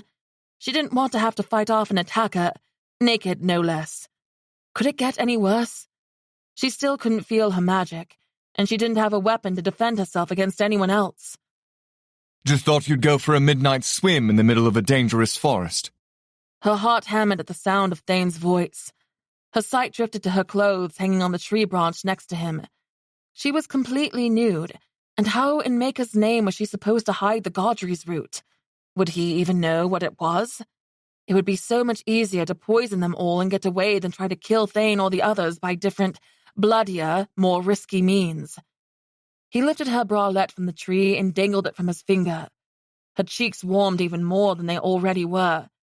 But instead of allowing the fear of what he might do to her take over, she smiled. "Did you come to catch a glimpse of your future wife? Perhaps you wish to fully see your prize after waiting so many years?" She gulped, waiting for his response. He set the bra down, grabbed her cloak, and after 2 long strides, he squatted at the edge of the pool. His hood was back enough that she could see part of his face. How she wished she could push it away more. As delightful as you no doubt are, now isn't a good time. The snap of a branch drew both their attention to the shadows of the trees. When nothing came of it, he said, "But I must say, you do have a nice, round backside." Her face twisted in disgust. "You watched me undress." I followed you to make sure you weren't running away or getting yourself into trouble. You chose to disrobe on your own accord. I didn't know I had an audience. You should learn to listen, then. She cursed herself. She should have been able to hear him. "You're obviously light-footed, but a proper male would have alerted me to his presence, not watched from the shadows." She nibbled on her lower lip. Speaking so freely was taking a lot of risk, but she wasn't a helpless victim and never would be. I wasn't thinking about propriety. I was busy trying to figure out your motive for coming here, and got a lovely little show in the process. He shifted slightly, dropping one knee to the soft grass. Feel free to explain yourself. She clenched her teeth together. The audacity it took to even ask that after he called her undressing a lovely little show was astounding, like she was his property. But she couldn't expect anything more of him. His soldiers forced her into his carriage with the threat of her aunt at knife point after all. "I'm not your slave. You don't get to demand things from me." Is that so? He sounded like he was about to laugh. My, aren't we in a precarious situation, considering I'm demanding that you come home with me, demanding that you be my wife. So, wife, explain yourself. Maker, she hated him. Her heart thundered and she drifted backward in the water a little further away. If she could, she'd slit his throat right then and there. "I'm not your wife either." Yet, but you will be soon. There's not much of a choice in the matter. Little did he know she'd get her choice. Another branch snapped somewhere nearby. The playful tug of his mouth drooped. You need to get out of the water. It isn't safe here. Was there something here he saw that she didn't? Another pale one, a troll or group of bandit men? Leala still hadn't moved to get out of the water swirling around her neck, and she wouldn't unless... Drop the cloak and turn around first. If he'd already seen her backside, he didn't need to see more. His mouth curled at the corners, but he set the cloak down, stood and wandered to the tree. With his back to her, he leaned his shoulder against it as he'd done before and waited. The water splashed loudly as she climbed out and snatched up the cloak. She stuffed the poisonous root in the pocket and covered her front. Tiptoeing to the tree, she grabbed her clothes, first stepping into the underwear, then sliding her bralette on. She kept her eyes locked onto Thane, whose back was a mere 2 feet or so from her. But he didn't turn to peek once. At least her captor showed decorum when it came to her modesty, even if he was a barbaric brute in other ways. Which made her wonder if he was being nice to gain her trust, or if he might actually care for her. On the walk back, he kept tilting his chin toward her, but hadn't scolded her or threatened her as she expected he would. The silence between them grew heavy, like a fog. She felt so uncertain and nervous now. "Is there something you want to say?" She finally blurted out. It was almost as if she knew he wanted to ask her something. What were you doing in that pool? His light footsteps barely made a sound over the grass. The stealth was a little unnerving given his size. A human man of his stature would surely be louder, but she had to remember these were elves, not men. "Bathing. What else?" He halted and grabbed her arm before she could take another step. You're lying. Her pulse ticked up. The sound of blood rushing in her ears drowned out the whoosh of the wind, but she kept her breath steady, forcing her voice to stay even when she said, "Don't you think if I was trying to get away that I would have kept going? If I wanted to escape, I'd hardly stop for a swim." That's what is bothering me. He still hadn't released his grip on her arm, but it was gentle enough. Look, I know this isn't ideal. "You forcing me to join you under threat?" she said flatly. "Or an arranged marriage, which resulted in the death of her parents?" Yes, he said slowly. but you don't need to be afraid of me. "It's not the thought of you hurting me that I fear." Also a lie, but what she feared most was that he'd use her as a weapon to kill innocent people in his war, or that he lied about his father being dead and was being the dutiful son to bring her home so King Tenebrous could somehow use her magic for his own dark purposes, which would end again in many innocent lives taken. He wanted power. Would he invade Caladira and take over the woodland elves' land? With her strength, would their armies take the human kingdoms? They could burn Briar Hollow and enslave those who didn't die in battle. The thought made her sick. I won't take you to bed against your will either. Was he so foolish he really couldn't know why she'd been hiding this long? Her parents didn't die simply because they didn't wish their daughter to marry a prince. Most would consider themselves fortunate and blessed by the Maker to be chosen as his bride and become the Queen of Palinor. If she wasn't the lost mage, and he wasn't a war-mongering male. His mouth hardened. You think I'm lying? "I don't know what to think." She started to speak more, but he spun her around, clamped his hand over her mouth, and brought them down to a crouch. His hulking form was pressed against her back. She was about to bite down on his hand until he whispered, "Shh," in her ear. We're being followed. Followed? By what? Chapter 5. 20 paces to the left in the branches of the ash tree. Do you see it? His breath grazing against her ear sent an involuntary shiver down her back. He dropped his hand from her mouth and she lifted her gaze. There among the branches was the outline of a large, winged creature. "A bird?" she whispered flatly. By its size and the shape of its curved beak, it was probably a vulture. A messenger, he corrected. Its eyes are red. A messenger for who? How could anyone use a bird as a messenger? Do you mean it's intelligent enough to follow us and report back to someone? I don't know, and yes. A bow and arrow were suddenly in his hands. He stood around beside her, planting a knee firmly in the grass. The twinge of the bow echoed in the night, and a loud squawk grated against her ears when the arrow pierced the vulture's chest before it fell to the ground. It's time to move. Days passed with only short stops. She brushed her fingers over the Gaudry's root in her pocket often to make sure it was still there. All she needed was an opening. The breakneck pace stunted any opportunity to slip the poison into the food or drink until tonight. They made a stew and left it over the embers to eat in the morning. Now was the only chance she'd get to slip in the Gaudry's root. After nearly 25 years, this nightmare would finally be over. She wouldn't have to live with the constant anxiety of looking over her shoulder anymore. She prayed that whoever followed them was after the High King and not her, considering no one stalked her before he showed up. Slipping poison into their food seemed a little too easy for something she trained for all her life, and a little guilt nagged at her when she thought of Thane's guards having to die along with him. But she couldn't get away free if she left them alive. She assumed that King Tenebris was indeed dead, and that Red told the truth when she said Thane didn't want anyone to know where she'd hid all these years.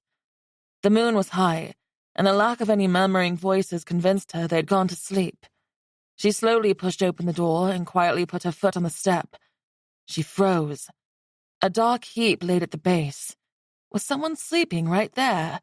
Ugh, of course there is. 3 of her captors laid beside a small fire not far off, but one of them, one of the males by his size, was wrapped in a cloak laying on his side right below her. Maker. Had he been sleeping there every night, or did he suspect her tonight? No, there was no way they could know what she planned. This might be her best chance. If she waited until they arrived at the castle, it would make her escape far more complicated, if not impossible. Keeping her breathing shallow, she grasped the carriage handle and hung off, stepping over him and quietly put her foot down right beside his chest. If she jumped, he'd no doubt hear her.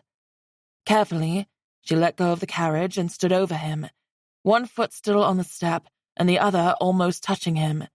He didn't move. She swung her other leg over and took in a breath. Confident in her mission, she started for the pot of soup. A hand latched around her ankle and she gasped, barely holding in a scream. I knew it wouldn't be long before you tried to sneak off again, Thane said from beneath his hood. Her heart lurched into her throat and she tugged her leg, but his fingers gripped tighter.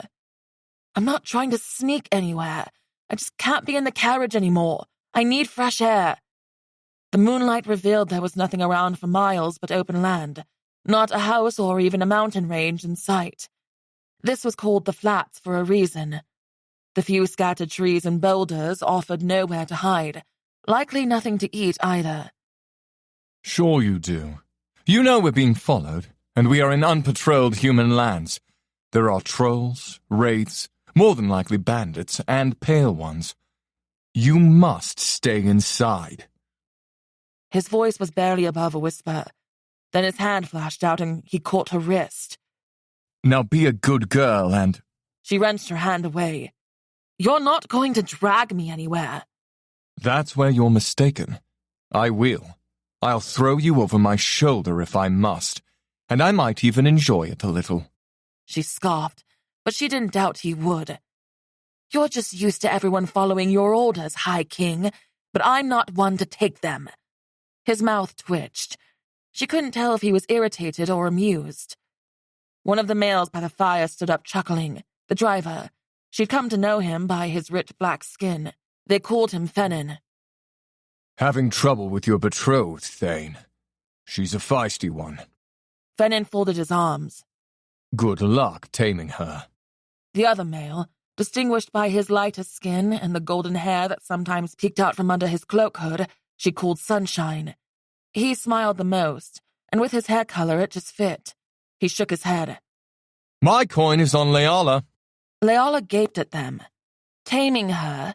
Bets. Was this how they spoke of all females? She doesn't like to be spoken about as if she can't hear, Leala said. And I'm not a beast that needs to be tamed. A pale one shrieked somewhere in the distance. She lifted her head, searching the night. It sounded far off, but pale ones were fast. Was this what hunted them? No wonder they'd been so quiet this entire time. Grab what you can. Thane yelled to his crew. He turned to Leala. We're almost to the border. Get back in the carriage. She slowly shook her head. Please, he said, as if it caused him pain to utter the word. A massive lake gleamed on the horizon, Lake Lamora, which meant they were but miles from the elven kingdom of Palinor. The lake served as a barrier between elven and human land, since it spanned hundreds of miles between the two. I'm not getting back in this time. She didn't trust that the carriage could be pulled fast enough to outrun pale ones on this uneven road. I'd rather run if you won't give me a horse. It's too dangerous to have you out in the open. Do you have any idea what a mage like you is worth? The driver, Fennin, hopped onto his seat. Don't make us do this the hard way. The other two quickly mounted the horses that remained saddled, but Thane didn't move from his spot in front of Leala. Instead, he whistled, and his gigantic horse lifted his head from grazing nearby and trotted over. He stepped into the stirrup and lowered his hand toward her. if you want to ride, it will be with me. She stared at his outstretched hand, clenching her jaw. She didn't want to share a horse with the High King, but a chilling wail broke through their silence and Leala's blood went icy. Then another cry, and another. There were many. Their screams sounded far off before. They didn't now. Pale ones were far worse than her captors. She reached for her weapons on her belt and then cursed, remembering they weren't there. Her magic tingled down her arms like the spindly legs of a spider, itching to escape. They hadn't dosed her with the serum in a day, and her magic wanted to let loose on whatever wished her harm, to destroy. But even if she now had the ability, she couldn't allow it free. It was too risky. "What do you want us to do, sire?" Red asked, pulling her sword. He twisted in his saddle when another shiver-inducing shriek pierced the warm air, but it was closer this time, much closer. The hairs on the back of Leala's neck lifted. They left her vulnerable when they took her blades. They've been tracking us for days, Sunshine said. His sorrel-brown horse whinnied. Their forces may be large by now. Thane's horse shifted nervously, grunting and pawing at the dirt. One of his hands rested on the reins.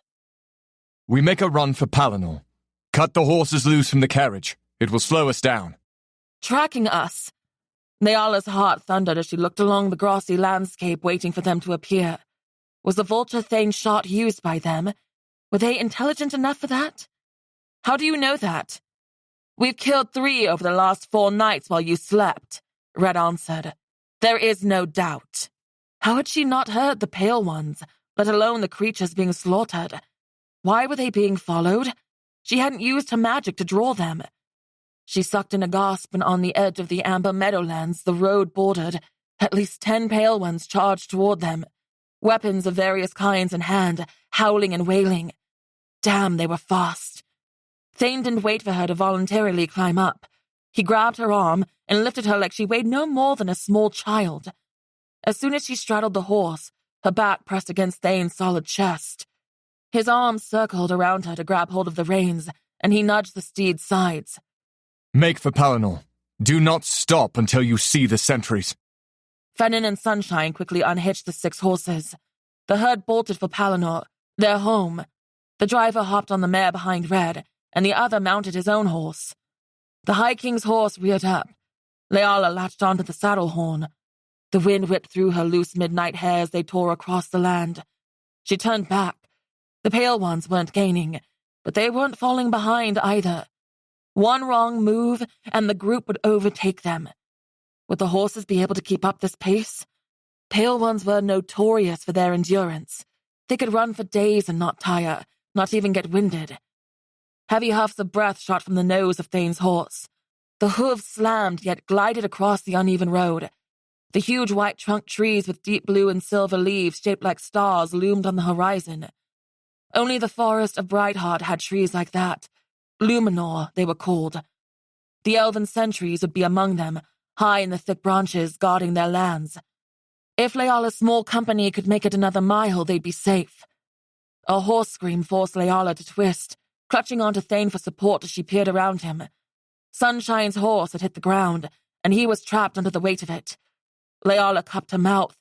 He's as good as dead. Part of her didn't want to say anything. So what if one of her abductors wouldn't make it? She planned to poison them all not even 10 minutes ago. But that didn't include suffering and being eaten by pale ones, He was only following the orders of his king. "Your guard fell!" Leala shouted over the rushing of the wind and pounding of hooves. Thane's strong arms tightened around her when he pulled back on the reins and turned his horse in a wide circle. He snarled a curse as Sunshine struggled to wiggle free. The horse on top of him wasn't moving. Leala was shoved in the back and fell from the horse, barely managing to land on her feet. She glared up at the king, who pointed to the bright hot forest, his horse stamping and turning. "Get to the trees. Stay out of sight." Red and Fennin were already riding back to aid their friend. The Pale Ones seemed to be going faster now. They smelled their chance to pounce. But there was a single Pale One on a snowy white horse, hanging back, as if he were directing them. Leala had never seen such a thing, never seen them ride horses, never seen them with a leader. She hesitated, debating on rushing in to fight or running to get help. The cries and shrieks of the Pale Ones kept her frozen in place, watching in horror as they drew closer. Their evil, twisted faces elated at the prospect of the feast before them. Her stomach cramped. "Do something!" she screamed at herself. Leala turned, breaking into a sprint, her light feet flying. She pumped her arms, breaths coming fast, wishing she had a mouthful of the speed-enhancing leaves. Her eyes watered from the air rushing past. When metal clinked against metal, she turned her head. Sunshine was up and all 4 of the elves fought the group of Pale Ones with swords at close range. Too close. She couldn't figure out why it bothered her to leave them. She wanted Thane dead. She could leave him to rot on this road, to have his bones picked by the vultures, and Adelon would be better for it.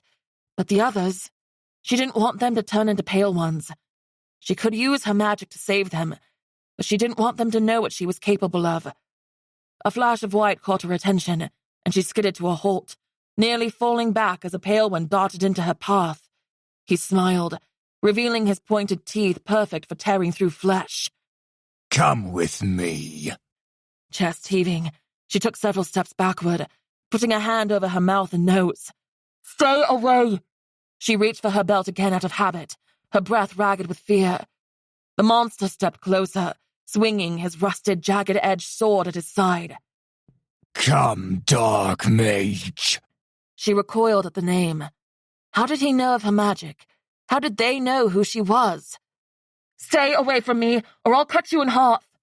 "Yes, show us your power," he said, his black eyes gleaming. "My master wishes to see it." "I will kill you if you take one more step." She might not have a choice but to use her power unless he advanced. With a spinning kick, she knocked the sword from his hand. It flew into the air. She snatched it and with bent knees, held the blade point at the Pale One, ready to strike. With wide eyes, he stumbled back. She charged and swung, missing as he maneuvered to the side. Another swing caught the arm he used to block. Ebony blood oozed from his pale flesh. When she was about to hack down again, an arrow struck through his chest, then another through his neck. Leala jumped back as the body crumpled forward. A group of elven sentries in navy and silver garb emerged from the thick woods with long ivory bows in hand, arrows knocked back. She looked at the fight still going on between the others. "The High King Thane is under attack!" she shouted, knowing that would make them run. The 15 or 16 sentries moved in swift unison.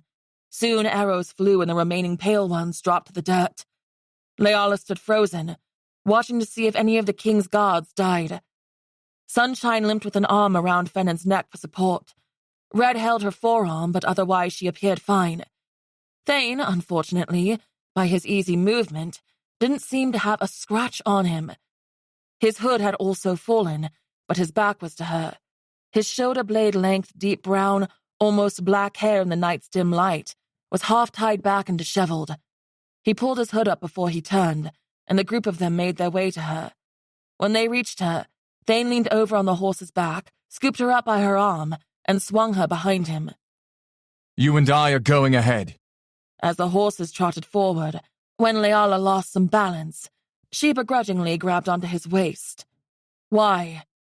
He didn't reply as they rode far ahead of the others. They passed groups of sentries standing in small wooden outposts high above. Some leaned over the edges of the railing to watch as they went by. No one saluted or acknowledged him as their king, Perhaps they didn't know. Leala pulled her own hood back up. They were on a small winding path, but turned off it, traveling away from anyone, deep into the forest where only animals scurried about. Silver-tailed squirrels chittered, leaping from branch to branch. One dropped an acorn on her head. She rubbed the spot, scowling up at it. The farther they went, the more nervous she became. What did he plan to do with her? Why was he taking her where no one might hear her scream? She eyed the outline of his swords beneath his cloak. There were two. Perhaps she could get her hands on one. When they reached a small clearing in the woods with wildflowers of all colors and glowing nighttime butterflies lifting and lowering from bloom to bloom, the High King stopped and slid down. He wouldn't even look at her as the moon cascaded through the opening of the canopy of trees, shining on him as if a beam of celestial light. Leala grunted at the thought of anything about him being celestial. He whirled around on her. How do they know where you are? The anger in his tone surprised her. It was the first time he'd shown any aggression toward her. Leala's heart beat faster, her breaths a little shallower, and dropped to the ground. Who? The Pale Ones. He barked. They've been tracking us since Briar Hollow. Tracking you. It couldn't be because of her. They only knew where she was if she used her magic, and she hadn't, not once. She learned that lesson as a child. She'd been practicing, and a Pale One appeared the next day. Aunt Evelyn was almost bitten, but the Godmaster saved her. When it happened a second and third time, it couldn't be a coincidence. From then on, she tried to bury her power, to forget it was even there. She wanted to be rid of the magic that so many others sought after. I don't know what you're talking about, he snarled. I nearly lost one of my friends back there, and that's your answer. What were you doing in that pool? Magic of some kind. I'm not leading them to us, if that's what you're saying, and I couldn't use my magic that night even if I'd wanted to, thanks to your soldier poisoning me. She thought of the Pale One on the horse. Had he gotten away? She didn't see him when the skirmish ended. He might have gone to get more. Thane stomped toward her, his face inches from hers. His sweet breath smelled of honey and mint. Without thinking, she reached up to shove his hood off.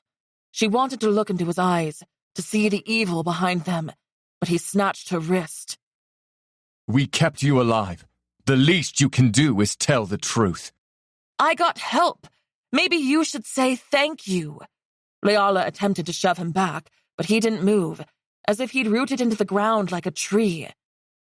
How did you know where I was? Your spies? Her mind drifted back to the charming elf she met at the Smoky Dragon. He must have told. I've known where you were for years, he snapped. Now tell me, are you doing it on purpose? Her heart seemed to falter, and she choked on her own spit. He had known for years? Years? How? And if he had, why wait until now to get her? It's not me. I don't want to be one of those things. She ground her teeth, thinking how she had heard of them more than usual the last few months. Whispers of them in neighboring towns. I don't know why they're following us. If they knew how to track me, I wouldn't have been able to live in Briar Hollow all my life. I saw one the day before you came, but I don't know why. Yet it seemed both of them knew deep down she was the reason the group of them had been there. The one she faced called her Dark Mage and wanted to see her power. The Cursed Ones were far from the Void, and a group of them wouldn't likely travel this far north without reason. Maybe they're following you. Why would they be following me? You're the High King of Palinor, their greatest enemy. Maybe they saw an opportunity. Can you trust your people? He whipped around, his cloak floating out around him as if it danced on air, and walked a few paces away. When he turned back, he came at her with a determined march. I trust them implicitly. Get on Phantom. If we leave now, we'll get to the castle at sunrise. Aren't we safe from them here in Palinor? She figured once they crossed into the elven forest, it would be well guarded, and they wouldn't have to worry about being tracked or ambushed. He'd certainly dropped his pretense of silence since they'd crossed the border. Safe? Thane stepped closer. No, Leala. We may be safe from an army of Pale Ones, but there are few you can trust. What did he mean by that? Were there others apart from him that wanted to use her power? They kept saying they needed to protect her. I trust no one here, Good. he said. Now get on the horse, or I'll put you on it. She clenched her jaw, wishing she could punch him. But she wasn't ready to test his skills against his just yet. They called him the Warrior Prince. She supposed now they'd call him Warrior King. And by his large stature, the way he picked her up with ease, and how he cut down the Pale Ones with such lethal precision, the rumors were true. Such a charming king. I bet all the females fall at your feet with a demanding attitude like that, They do, he said. and with pleasure. Leala scrunched her nose. The last word she wanted to associate this king with was pleasure. After reaching for the saddle, she realized the stirrup was out of her reach. She murmured a curse, struggling to get up on her own. Why is this beast so tall? She glanced back to Thane, smiling at her struggle. Need help? Unwilling to accept his help for such a simple task, she took several steps back, ran, and leapt. After grabbing hold of the saddle, she pulled herself up. He chuckled. Most elven females would just take a leg up. Well, suffice it to say, I'm not most elven females. He rubbed a hand over his smooth chin, still smiling. Leala narrowed her eyes, wondering what he could be grinning at right then. Would my betrothed prefer I ride front or the back? She pursed her lips to keep from snarling a harsh comment at his innuendo. Her foot flinched as she thought seriously about kicking him in the face. From her position, it would be easy. Of the many options, she chose to scoot back slightly, giving him space to sit. You must like holding on to me. He pulled himself up and settled in.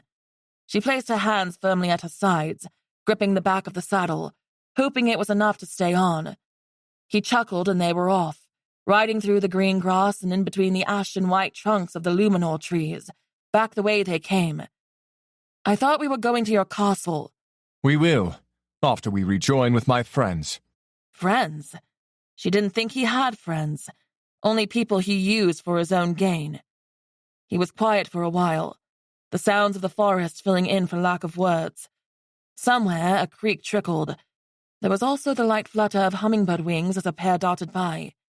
He finally said, You don't know me, and what you have heard was less than perfect, so I understand your bitterness. But I'm not my father. I'm not bitter. Her lie rolled off her tongue easily. She was well past bitter. Vengeful, a more appropriate word. I simply think that if you want to have me, you'll have to earn it. When I was promised to you, I was never your father's to give. You haven't even asked me to be your wife, just demanded it. He half-turned his head. I'm not the one who killed your parents. I was 3 years old when they died. I don't even remember the day it happened. Anger simmered inside her chest at the mention of them. I know. But none of that mattered. Just because he wasn't directly responsible for their deaths didn't mean he was innocent. You'll see. She dragged her fingers through her hair, pulling through the tangles. See what? The horse's hooves patted quietly on the soft ground of the forest floor. One day, you'll be in love with me. Chapter 6. Thane turned enough to see her. She cut a glare that was cold enough to freeze a troll. He smiled, getting the reaction he expected, but his chest tightened. There was so much she didn't know. It's not as if he had a choice in marrying her either. He didn't choose to be bound to her as a boy, but he was stuck with the magical elf everyone wanted to get their hands on. A long silence passed between them. It wasn't awkward or tense as he expected. He felt calm, and the steady hoot of an owl added to the ambiance. Why did you destroy my house? She asked softly. I didn't even put up a fight when you came. Destroy your house? He hadn't ordered Aldrich and Piper to do that. He'd simply sent them in to get her, and they'd all had to stay so quiet on the road a conversation about it hadn't taken place. What are you talking about? You don't know what your friends did? Do you have any idea how long it took my aunt and me to collect all those magical plants? And the blood on the wall to top it off? She huffed, and then snapped her mouth shut. Blood on the wall. We didn't do that to your home. She blinked in surprise. Then who did? He swallowed hard, his mind whirring at the possibilities. If the Pale Ones were tracking them and someone destroyed her house before they got there, someone else knew where she was. The list of elves his father Tenebris sent to look for her was long. Hunters from all over Palinor, and even some of the woodland elves of Caladira wanted the reward he'd offered. Perhaps one of them had stumbled upon her by chance, recognized her mate rune, and Thane happened to get to her before they could. Maybe they sent the Pale Ones. I don't know, but it wasn't us. And for what it's worth, I am sorry that happened. That means whoever it was might still be there. My aunt is in danger. I have to go back. Your aunt will be fine. Whoever it was is after you, and would have followed us. It might have even been the group of Pale Ones. Can Pale Ones write? They wrote on the wall in blood. His mind drifted to his father. He'd disappeared into the void a month before, and hadn't been seen again. Thane assumed he'd been torn apart, hoped it even. No one survived the void. A son should miss a father, but Tenebris hadn't treated Thane any better than he had one of his subjects, like he was only born for one purpose, and it was to serve. He'd seen to it that Thane was trained in the art of war and logistics, that he was schooled in many areas, but only on rare occasions did he spend quality time with him like a father would a son. Tenebris wanted to use him to find Leala, convinced that through their mate bond Thane should know where she was. He'd sometimes beat him bloody and bruised. It wasn't until he was older that the thrashings stopped, because Thane put an end to it. Train the boy you harm to fight, and it will come back on you. Tenebris always insisted his motivation was pure. He believed Leala could rid their world of the void, and put an end to the Pale Ones for good, possibly bringing back magic to the elves. But Thane knew his father's obsession was twisted and evil. Not all Pale Ones are mindless beasts. Why should I believe it wasn't you? She asked. Why would I lie about it? He fired back. If I did it, I'd tell you, and maybe even brag. Prick, she mumbled. Lord, this female had a mouth on her. What was that? No one had ever called him a derogatory name before her, at least not to him directly. He was the High Prince and now High King. It simply wasn't done. Nothing, Your Highness. He didn't know whether to laugh at her audacity or to shove her off the horse and force her to walk. If he didn't feel it was his duty to look after her, he'd leave her in the middle of this wood and go home. He lifted his eyes to the dark canopy of the star-shaped leaves, silently cursing his father for attaching him to her. Yet, even if he wasn't, he couldn't abandon her now, if the Pale Ones got a hold of her. Are you always so uncouth, or is that reserved for me? It's a trait of my lovely personality. A gift, really. How blessed am I to have such a one-of-a-kind bride, he said, and kicked Phantom into a steady canter. A smile tugged at the corners of his mouth. Maybe a part of him enjoyed her brashness as much as he hated it. She was certainly nothing like he expected her to be. She grabbed onto the fabric of his cloak. I'd prefer Leala over bride, thank you. You're betrothed to the most attractive and charming High King there has ever been. You should be swooning that I call you my bride. He smiled. She snorted. Lucky me. When they reached Piper, Aldrich, and Fennin, the healers still tended to Aldrich's injured leg. He sat on the flat of a stump, his face strained. The medic touched his tender flesh, and he groaned through the stick between his teeth and stamped his good foot on the ground. Most of the sentries had gone back to their positions in the trees. But for the pair of healers that knelt in front of him, his pant leg was rolled up to reveal deep purple bruising from his ankle to halfway up his shin. His gold-blonde hair was damp with sweat at his temples. Is it broken? Thane asked, dismounting. Upon closer inspection, the shin bones were misaligned and showed as much through his skin. He winced knowing how much that would hurt. You'll need to set it and wrap it with Franzen leaf. The plant grew here in the forest and was known for its healing properties. Piper stepped to Thane's side and folded her arms over her abdomen, He needs to rest for a few days. You should take Fennin and get her to the castle. I'll stay. Aldrich cried out when the healers snapped the bones in place. Thane bit down, regretting asking his friends to come with such a small number.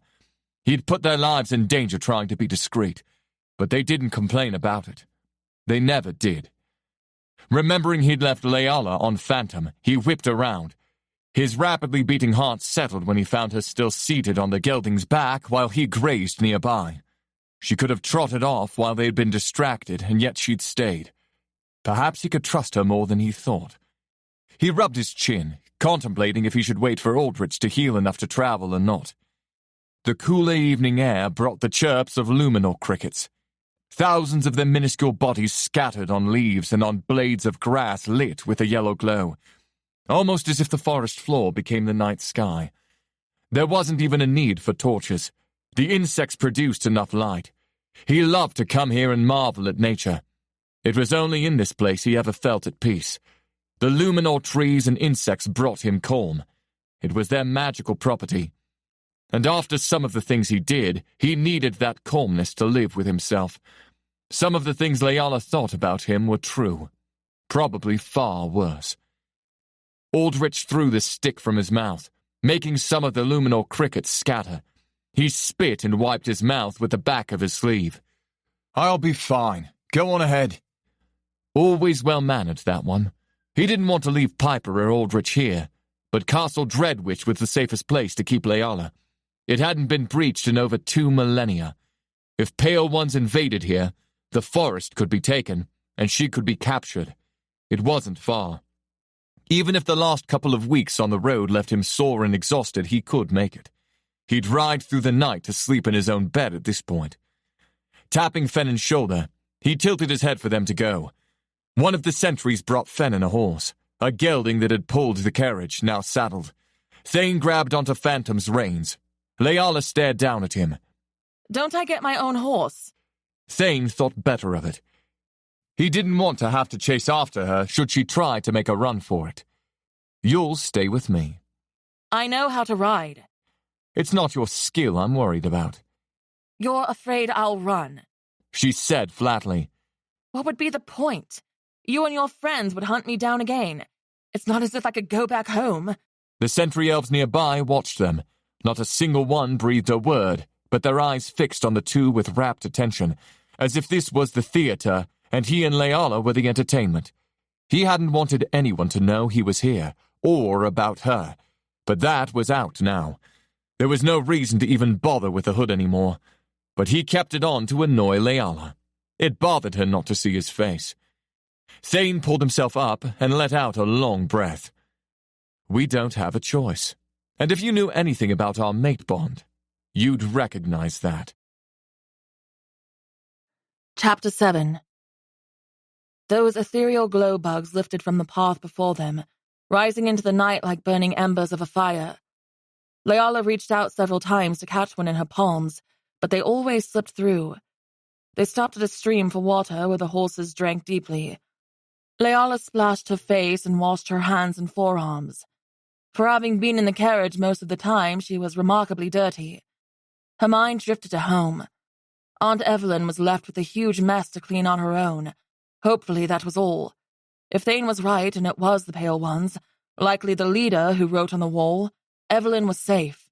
But still, she worried that they could have hurt her after Leala was gone. Maker. She missed Evelyn already.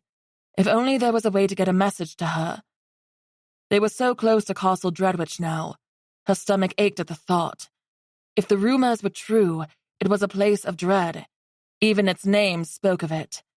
Thane protected her thus far, but would that change once they arrived? What would they do once they reached the castle to get her to use her power? She could only imagine the kind of pain they'd inflict. Her escape must be swift. When they emerged from the forest and rode to the top of a green grassy knoll, they stopped at its peak. Below was a great valley of houses and shops and farms, all the things of a large city. There had to be thousands of elves down there. At the far end of it all rose a stone castle of thundercloud grey, built into the hillside. A waterfall roared to one side of it. There were many peaks to the castle, but the tower dominating the center was the highest. A navy blue flag flew at its top. The 3 emblems on the flag were a white sword crossed over an arrow and a war hammer through the center of both. The sun lifted until its golden light illuminated the city below like a beacon. All the roofs of the buildings were gold, and when the sun hit them, everything glowed. Welcome to the Valley of the Sun, Thane said. Something wonderful in her stirred. She'd never seen anything so fascinating.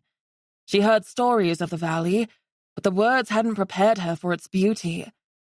A part of her wanted to live here among her own people where she wouldn't be different. Yet now that she was, she didn't know what to think. Her mind was caught somewhere between awestruck and panic. There wasn't much time now. Soon she'd have to kill the High King, and doing so would cause chaos and disarray. She'd prepared for this time, but to think about something and actually do it was severely different in this case. She'd never assassinated anyone. They didn't ride through the cobblestone streets or past the soon-to-be bustling shops. She'd hoped they would so she could see the buildings and architecture up close, see the elves at work on a normal day, a place she wouldn't get to see again, at least not for a very long time. Instead, Thane took them around the city, riding along the lip of the valley until they reached the castle's stone bridge that carried them over a wide river. The waterfall sprayed them lightly as they crossed, and the thundering of it drowned out any other noise. The gate was a massive thing of silver, swirling metal and spikes. When they approached, it lifted. Beyond the bridge, a cobblestone path led through the short-trimmed green grass. They passed trees with pink blossoms and luminors with the star leaves, shrubs and fountains and bushes of roses. They passed under archways of twisting branches with ivy vines wrapped around them. There were no bodies hanging from the walls, as rumors said, no telltale signs of evil atrocities. It's beautiful, isn't it? The driver said, watching Leala. With his hood back, she finally saw his eyes, like swirling pools of cinnamon that contrasted beautifully with his black skin. I don't know if I ever told you my name, but it's Fennin. She brushed a stray hair behind her ear, remembering the name being mentioned before, but she'd kept silently calling him the driver. It's wonderful, Fennin. I've never seen anything like it. He is one of the 3, other than myself, you can trust here. Thane turned back slightly. You know the other 2 as well. Piper and Aldrich. She wouldn't trust him or his friends or anyone else for that matter. Fidgeting with the dry skin around her fingernails, Leala asked, "What does that mean? Will someone try to hurt me here?" I honestly don't know what might happen, but I do know that there are many with an unhealthy obsession with trying to obtain you. He paused. You are still the only known elf born with magic in recent times. The others are dead or their magic has faded. Mage Vestin is spent, living out the rest of his days in Caladira with the woodland elves. He's the one who bound us. She knew, but she wanted to see what he'd say about it. Yes, Thane said. He used one of the Black Mage's spells. Something in her recoiled. She hadn't known that. Why would anyone use anything created by him? He shrugged. Because the Black Mage was the most powerful mage to ever exist. Because he had the spell. No one else creates them. She'd known that too. But to use magic that the Black Mage created was foolish. She'd studied his life, of the ruin he made of the world. When he was finally killed by an elf named Rhaegar, after 300 years of his destruction, Rhaegar went mad, as if the Black Mage's final act was to poison his killer. She didn't know how he created the Void or the Pale Ones, but it was him. Thane cleared his throat. This is your home now. You can have almost anything you want as my future queen. Almost anything except freedom. She didn't respond. In her heart, she belonged at the cottage in Briar Hollow.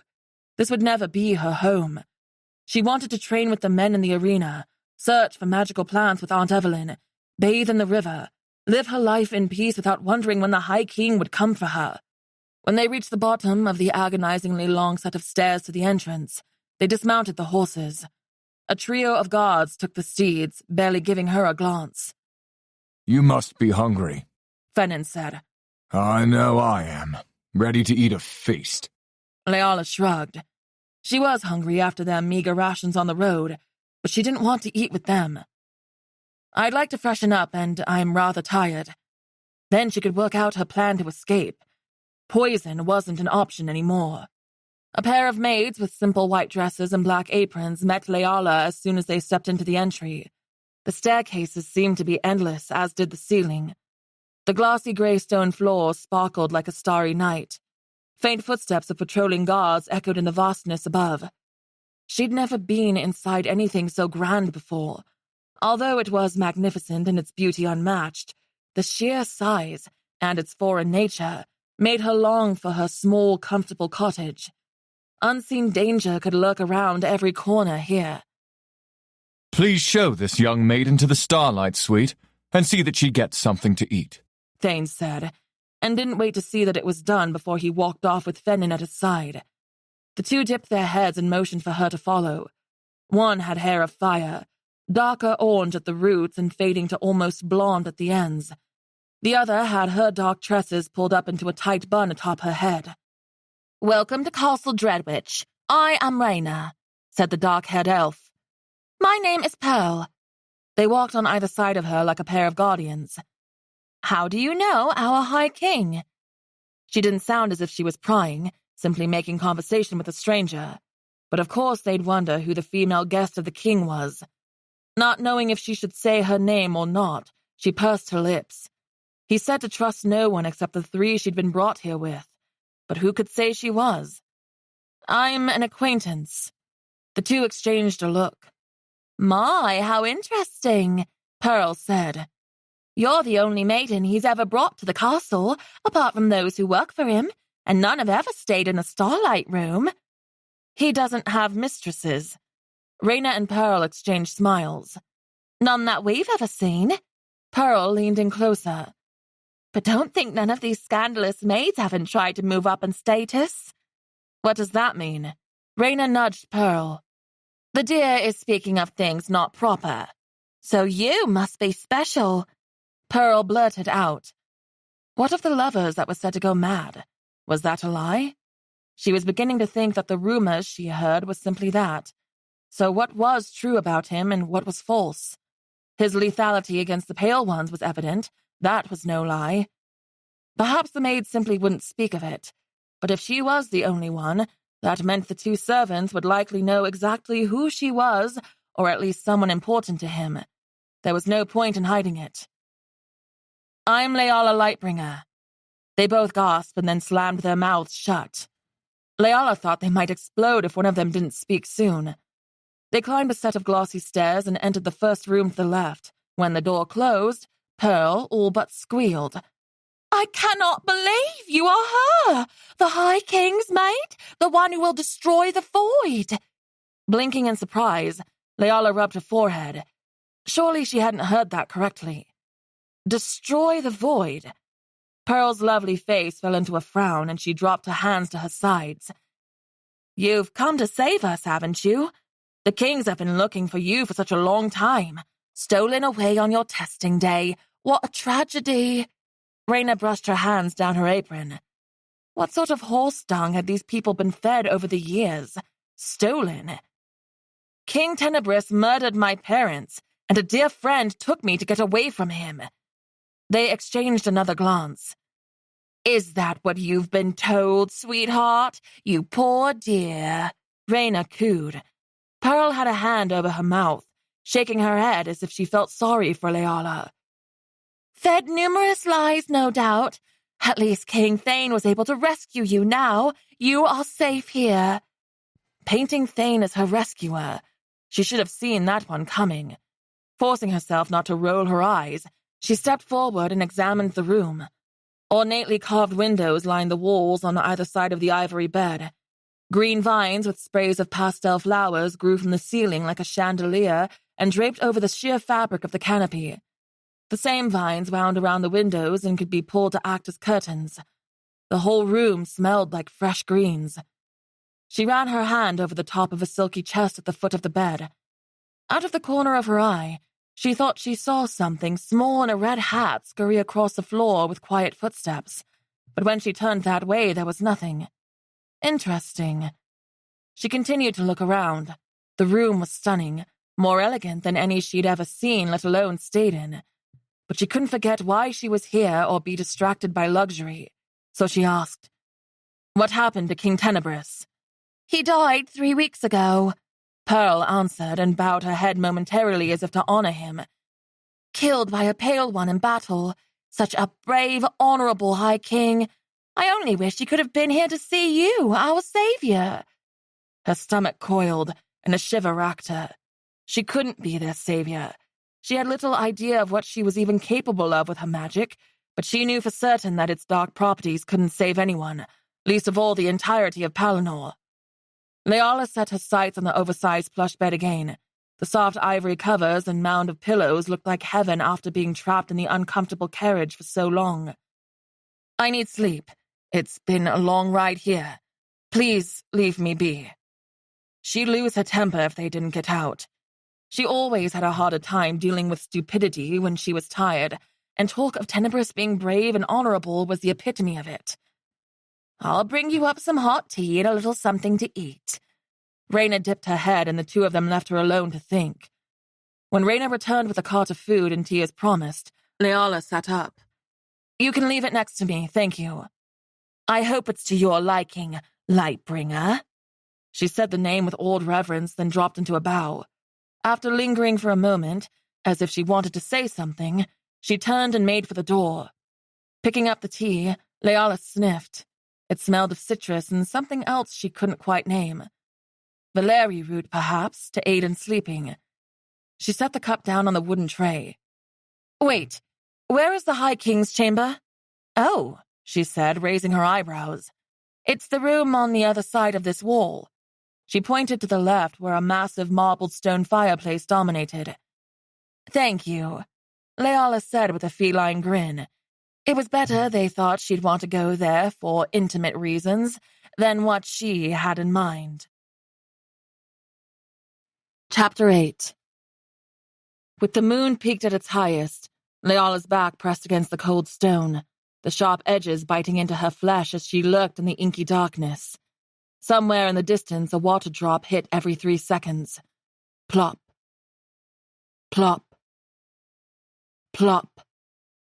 The musty smell of mold from lack of fresh air and sunlight penetrated her senses. Hands sliding against the rough stone for guidance, she took painfully slow steps, careful to not make a sound. The knife in her hand from the dinner tray the maid brought up seemed to grow heavier as she neared the outlined orange light of a secret door ahead. "You can do this." Her breath moved slowly past her lips with an intense control she'd trained for, making no sound. "You can do this." Thane's room was easy to find. Aunt Evelyn had her memorize the layout of the castle from a map she kept from when she worked there, including the servants' passages. She spent a few hours navigating them, putting what was on paper to what was in front of her to ensure a quick escape. She even found the Queen Mother's and Princess's chambers, unguarded and with no safeguards. They hadn't prepared for an assassin in their midst. Fingers brushing the crack where the light from inside the room penetrated the dark passageway, she pressed ever so gently, making the servant's entrance grind lightly, stone against stone. Intensely still, she waited for movement, for an alarm, a sign that he heard, but only the crackling of fire greeted her. "If they get you to the castle, you will likely only get one chance at them," Aunt Evelyn said during her training. "Take it. Take it for your parents. Take it for you." This was the only way to be free. Opening the door hidden behind a framed picture wide enough to fit her body, she peeked her head out. She expected more grandeur from the Elf King, more pompous and ornate gaudy decor. Not that it lacked in beauty, but the bare simplicity of the cream-colored dresser with only minor details, etches of ivy leaves on the front of the drawers, and the plain framed ivory mirror across the room surprised her. A painting of a rearing white dragon near a high waterfall, a single fireplace with a bulbous silver vase on the dark wooden mantel. The dim firelight created long shadows in hidden corners. But there in the center was a massive 4-poster bed with silken coverlets of navy blue. In the middle lay the shape of Thane beneath. 2 large rugs from pelts of white wool sat on the ashen stone floor at the foot of the bed and to the side where the master would set his bare feet down. Leala listened to his breathing. Steady, slow, rhythmic. A sign of slumber. Carefully, she stepped across the floor, heart booming like the black clouds above a tempest sea.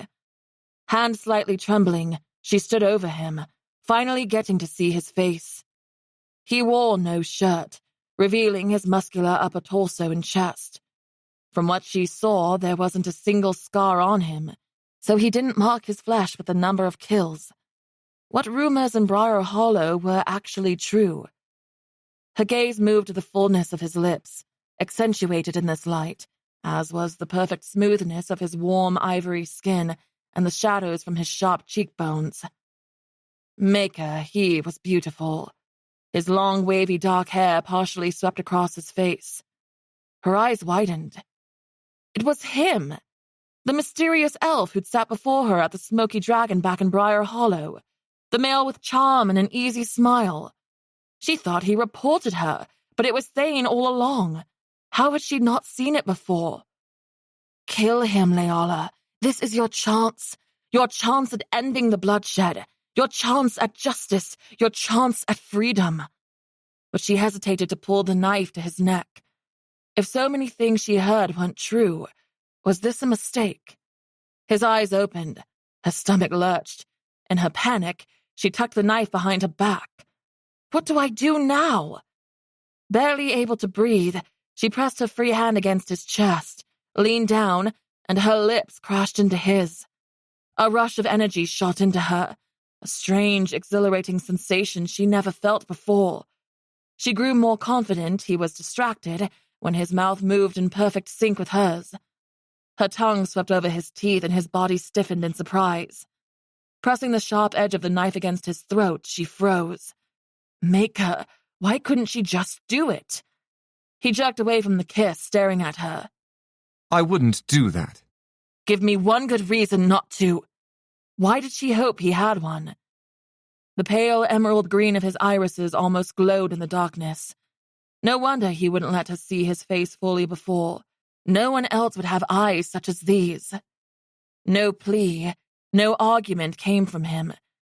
Could he not think of a single reason to save his own life? She pressed the blade until blood beaded up around it. Any lost words? A smirk pulled up at the corners of his mouth. A smirk. Leala almost jerked away at his strange reaction.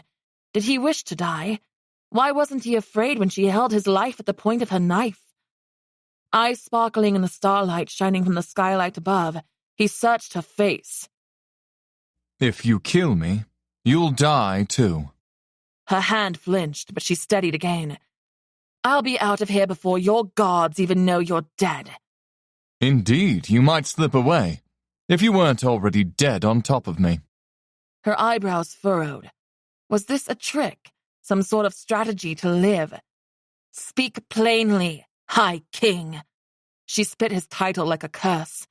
The light sweat on her palm made the blade handle slick. She needed to end this before she slipped up and was forced to use her magic. Our lives are linked, Leala. She hated when he said her name. It made him more likable, harder to kill. If I die, you die. His tone held no malice, as if they were speaking about the spring weather over a cup of tea. You're lying. He must be. The ritual mate spell that was supposed to force their marriage wouldn't include that, would it? I'm not. His voice held strong, not a single waver or inflection of untruth. His large hand wrapped around her wrist that held the knife, but he didn't push her away. Yet she knew he wasn't about to be put down like an animal. He would fight back. They stared at one another, waiting to react, to make a decision. Was he lying or not? She would never get a chance like this again. He wouldn't leave himself vulnerable to her attack a second time. In fact, if she let him go now, he'd have her locked up in a cell or perhaps chained to her room to keep up appearances. It wouldn't do to have his betrothed in the dungeons. He'd poison her to keep her magic at bay forever. She'd be a caged bird. It was now or never. A heavy knock slammed the door 3 times. Leala's pulse thrummed as she pressed down. Thane pushed, bucking his hips and tossing her over him onto her back. The full force of his weight pressed her into the bed, and his legs wrapped around her outer thighs. One hand held her left arm against the pillows, and the other pushed against her knife hand. She fought with all her strength against him, willing the blade to end him. But he was a force, much like the tearing winds of the Ceterac Mountains. His muscles were taut, veins bulging in his bare skin. Grinding her teeth with the effort, her arm trembled from fatigue. Fennin was right about you needing to be tamed. Piss off! She pushed him even harder, fighting him with all her strength. He slammed Leala's hand into the headboard. She yelped and dropped the blade. The clang of it hitting the floor echoed. 3 more booming knocks. Highness, your betrothed is missing. Thane glanced at the door. Leala threw her forehead into his chin. His teeth clacked together hard and he reared back. Missing, is she? He growled. She shoved him in the chest and slid out from under his weight. Rolling off the bed, she stood, knees bent, hands up in a fighting stance. With her chest heaving up and down, she glanced about the room looking for another weapon. A candlestick was the closest thing, but it wouldn't get the job done. She'd have to get to the other side of the bed and around Thane to get the knife. Sire, are you well? The guard's voice grew in concern. I'm fine. I'll be out in a moment to look for her. Thane shouted at his guard and slid off the bed. She took a step back. Look for her? Why not bring his guard running in here to grab her? He swiped for her. She ducked, drove her fist up, then punched him in the side of his cheek. Head snapping to the side, he turned back with a snarl. Don't you dare do that again. She kicked hard at his shin. He stepped back and grabbed her left wrist. She slammed her elbow down, breaking his hold, and kneed him hard in the upper thigh, barely missing his male parts. His nostrils flared, and he took a few steps back. His eyes trailed down her form, then back up, assessing her. You know how to fight. They slowly started to circle one another in the small space. Of course I do, she bit out, fist up. I've had the threat of you looming over my head all my life.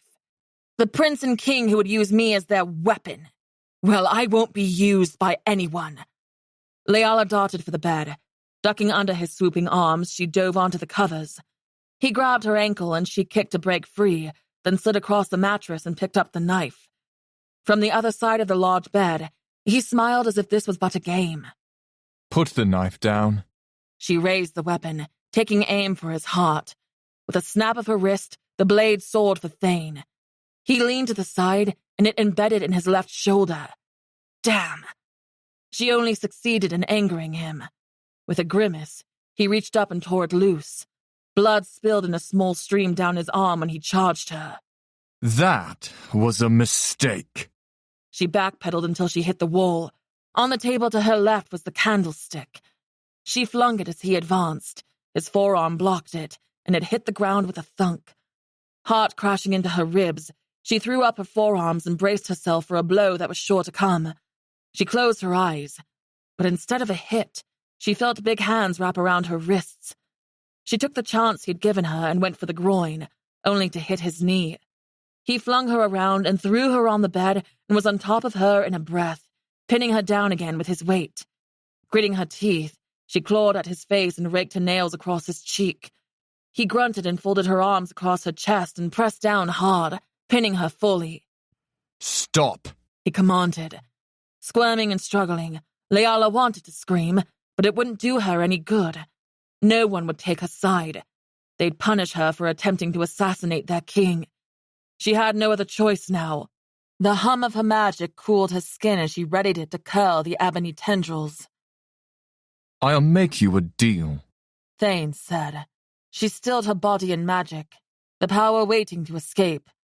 Thane breathed heavily. Sweat glistened on his bare chest. Deal? She whispered. Chapter 9.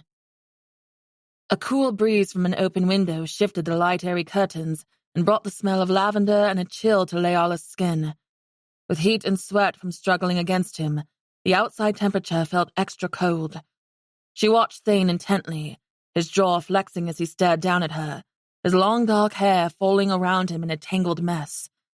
Her nails drew 4 thin lines of crimson over his right cheekbone, barely missing his eye. I won't let you kill me, but if you can find a way to break our mate bond, I'll let you go. I won't look for you or want to see you ever again, once the spell is gone. Throat too dry, Leala swallowed. I could take your life right now and not have to worry you're lying. He chuckled quietly, but there was no humor in it. Even if you were suicidal, it seems to me that you're not in the position to do so. You have no idea what I'm capable of, Leala snapped. Tenebris believed you would be a powerful mage, but I see nothing before me but someone blinded by hatred enough to kill for the sins of a father. The pressure against her back lightened as he leaned back, and Thane released his hold on her arms, but his body was still very much on her thighs and hips. Her eyes slowly traveled over his body she didn't have time to inspect before. Defined abdominals, thick obliques to be admired, and chest and shoulder muscles that belonged to a warrior, somehow both lean and large, soft and hard. The warrior prince, indeed. The knife wound she gave him bled some, but it did significantly less damage than she thought it would. It was only a small puncture. Thane seemed to take notice of her inspection of him and cocked an eyebrow. Are you done perusing? Get off me, Leala demanded. Are you going to try to knife me again? Leala didn't answer. She was still deciding what she would do once he moved. No. He lifted off her as he hopped from the bed. Standing at least 6 feet away now, he watched her sit up. She set her feet on the wolf pelt and stared at him. Why? You've been looking for me all my life and you let me go now. Let my magic go. I don't want your magic. My father did. But in either case, I don't think you can do it. He crossed his left arm just below his chest, and with his right hand he rubbed his chin. No one has ever broken a bond like ours. So there it was. He thought he was giving her an impossible task, which would leave him to use her against his enemies. I need some proof you'll keep your word. You don't really have a choice but to take my word, do you? He walked over toward the open window and latched it shut. You have 8 weeks. If you can't break our bond by then, we will marry as planned. Leala clenched her jaw, taking in a deep breath. That doesn't seem like nearly enough time for something that hasn't been done before. I know you can feel it. He stepped closer, his feet barely making a sound as he padded across the stone floor. Her heart seemed to beat faster with each step he took. He stopped mere inches from her, his body heat emanating into hers like the warmth of the sun. The darkness pulling at you, threatening, seducing. I can feel its call. We are almost at the end of fulfilling the promise of this magic. We had 25 years to marry. And guess when that anniversary is? She gulped. 8 weeks? When a spell created by the black mage like ours isn't fulfilled, there are consequences, Leala. And we're almost out of time. He paused. That is my reason for wanting you. It's not your power. We will turn into pale ones if we don't meet the requirements of the spell. So if I must marry the girl who hates me, then so be it. Back in the starlight room, she tossed and turned the entire night, dreaming of pale ones closing in on her, and then a wail came out of her own mouth, the hideous cry of a pale one. No, no, no, no! She thrashed around until she sat stock straight, head damp with sweat, breathing hard. Heart still beating rapidly, she took in her surroundings. She was in a room at Castle Dreadwich, not surrounded by pale ones, but she wanted to see to make sure. Dashing in front of a mirror, she stared at her reflection. Her skin was still honey beige, not ashen white. Her hair black as ink. She was herself. Even Thane's mention of the potential to change forced her to consider marrying him right away to not risk the consequence. And yet, she wasn't one of the creatures. The heaviness that seemed to loom over her had to be the unfulfilled mate magic. But she had time. 8 weeks. Nightmare? A small feminine voice said. Leala whipped around, ready to fight if need be. Where are you? Down here. Eyes dropping, Leala found a tiny humanoid female no taller than a foot, creeping out from beside the bedpost. She wore a soft red hat with a pointed tip. Her brown curls tumbled around her robust chest and belly, cheeks and lips the color of dusty rose, and a bulbous nose nearly as red as her hat. Her dowdy floral dress looked like it was ages old with unmatching patched holes here and there, and her toes sprang from worn brown boots. You're a gnome, Leala said, squatting down nearer to the tiny creature. What are you doing here? A gnome I am. She put a stubby hand on her hip. And I live here, unbeknownst to the Jumbos. Great food, always a warm, empty bed, even if I have to sneak about. I've been in this room the longest, see? It's never been occupied before. A smile tugged at Leala's lips. Jumbos? Yes, you are a jumbo. Tall, lanky, need to eat a few more meals by the looks of you. She put a hand on her belly. But I knew you were different when you tried to kill the king. I figured you wouldn't toss me out into the bitter wilderness. Chuckling, Leala sat cross-legged. Me being an attempted murderer made you feel safe. Forgive me if I don't understand that one. Well, the maids, they'd surely toss me out if they saw me disturbing the royals. The guards, too. But I knew you were none of those. They wouldn't dream of trying to hurt His Majesty. Her rich brown eyes traveled over Leala. And not to be rude, but your attire and woodsy smell gave you away as an outsider. I thought you might be one of the woodland jumbos. They like gnomes. Fair enough. Leala tapped her fingers against her thigh. I am a high elf, but I've been among humans for years and have absolutely nothing against gnomes. You're welcome to stay. I'm Leala. I'm Tiffapine, and my friends would call me Tiff, if I had any. She scratched her chubby cheek. Other gnomes prefer tunneling underground, gardening, being generally smelly, but not me. I knew I was different. Mama said I was a romantic and should stick to baking in our hole. But I was meant for more, and what better place to be more than Castle Dreadwich? I have a dream of being an elven lady's maid. I think you're in the right place, then. Leala stood and stretched. I need to find something clean to wear before the other jumbos arrive. Tiff snickered and scampered into the closet, and Leala followed. She searched for a pair of pants, a tunic, corset, something she was comfortable wearing. But after looking, there were only dresses with tulle and fluffy yards of fabric, florals and lace. She would not be paraded around this place looking like a docile, doe-eyed maiden. Now that they knew her true nature, there was no need to pretend anymore. Lightbringer. She cringed at the name her parents had given her, the one that the maids had crooned. Wishful thinking on their part. The power that ran through her was anything but light. Anything suitable? Tiff asked. It looks like I'll be wearing the same clothes I came in, although the outfit is dirty. Leala grabbed the clothing off the floor, showing the dirt to Tiff. Not wanting to get the bedsheets filthy, she'd slept in her undergarments. It was a long journey here. She found an attached bathing room with a gold clawfoot tub, a gold sink with a silver pitcher beside it, a vase with black curling branches and peacock feathers in between for decor. The pitcher was full of water, enough she could wash her clothes as well as her face and arms with a bar of soap. There wasn't enough water to fill the tub. She assumed the servants would have to bring it to her. Tiff somehow climbed up to the lip of the sink, and with her hands behind her, tilting forward and back on her tiptoes, she said, I can wash them for you. It would be my absolute pleasure, lady. Auditioning to be a lady's maid? Tiff grinned.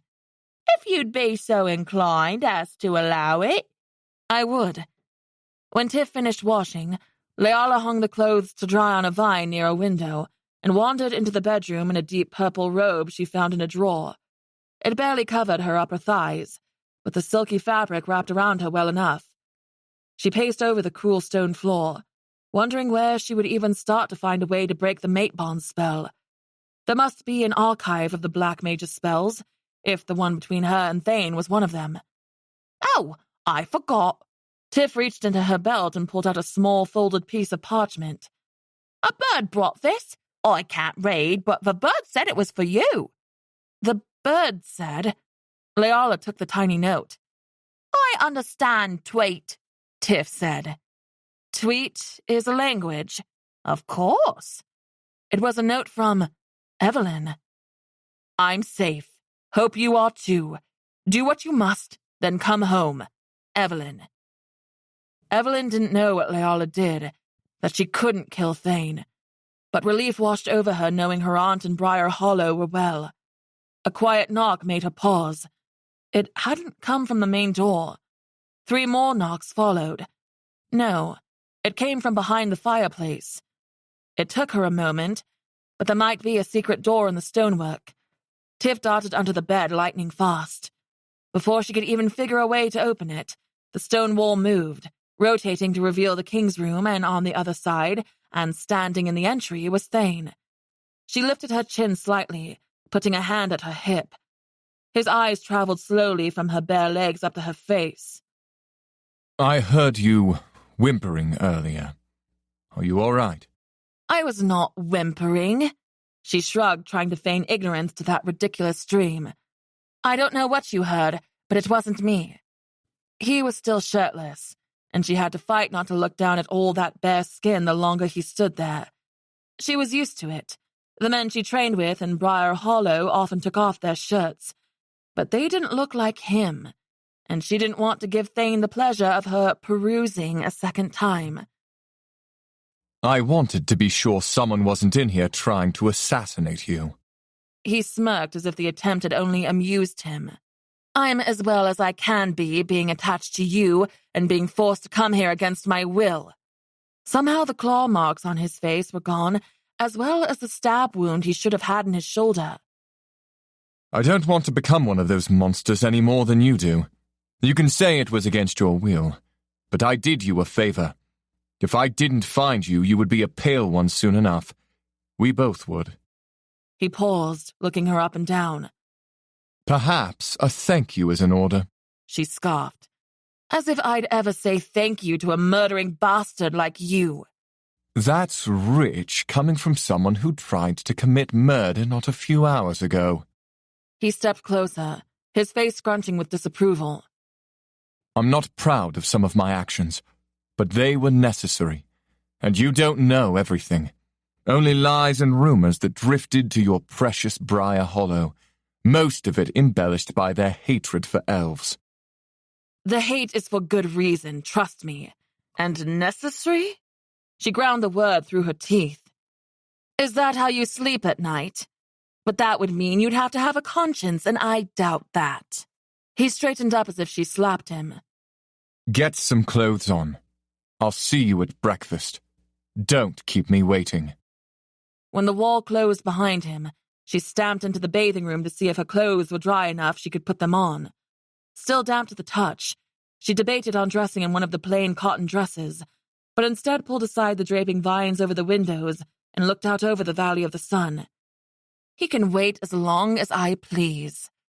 Tiff climbed up a vine and perched beside her.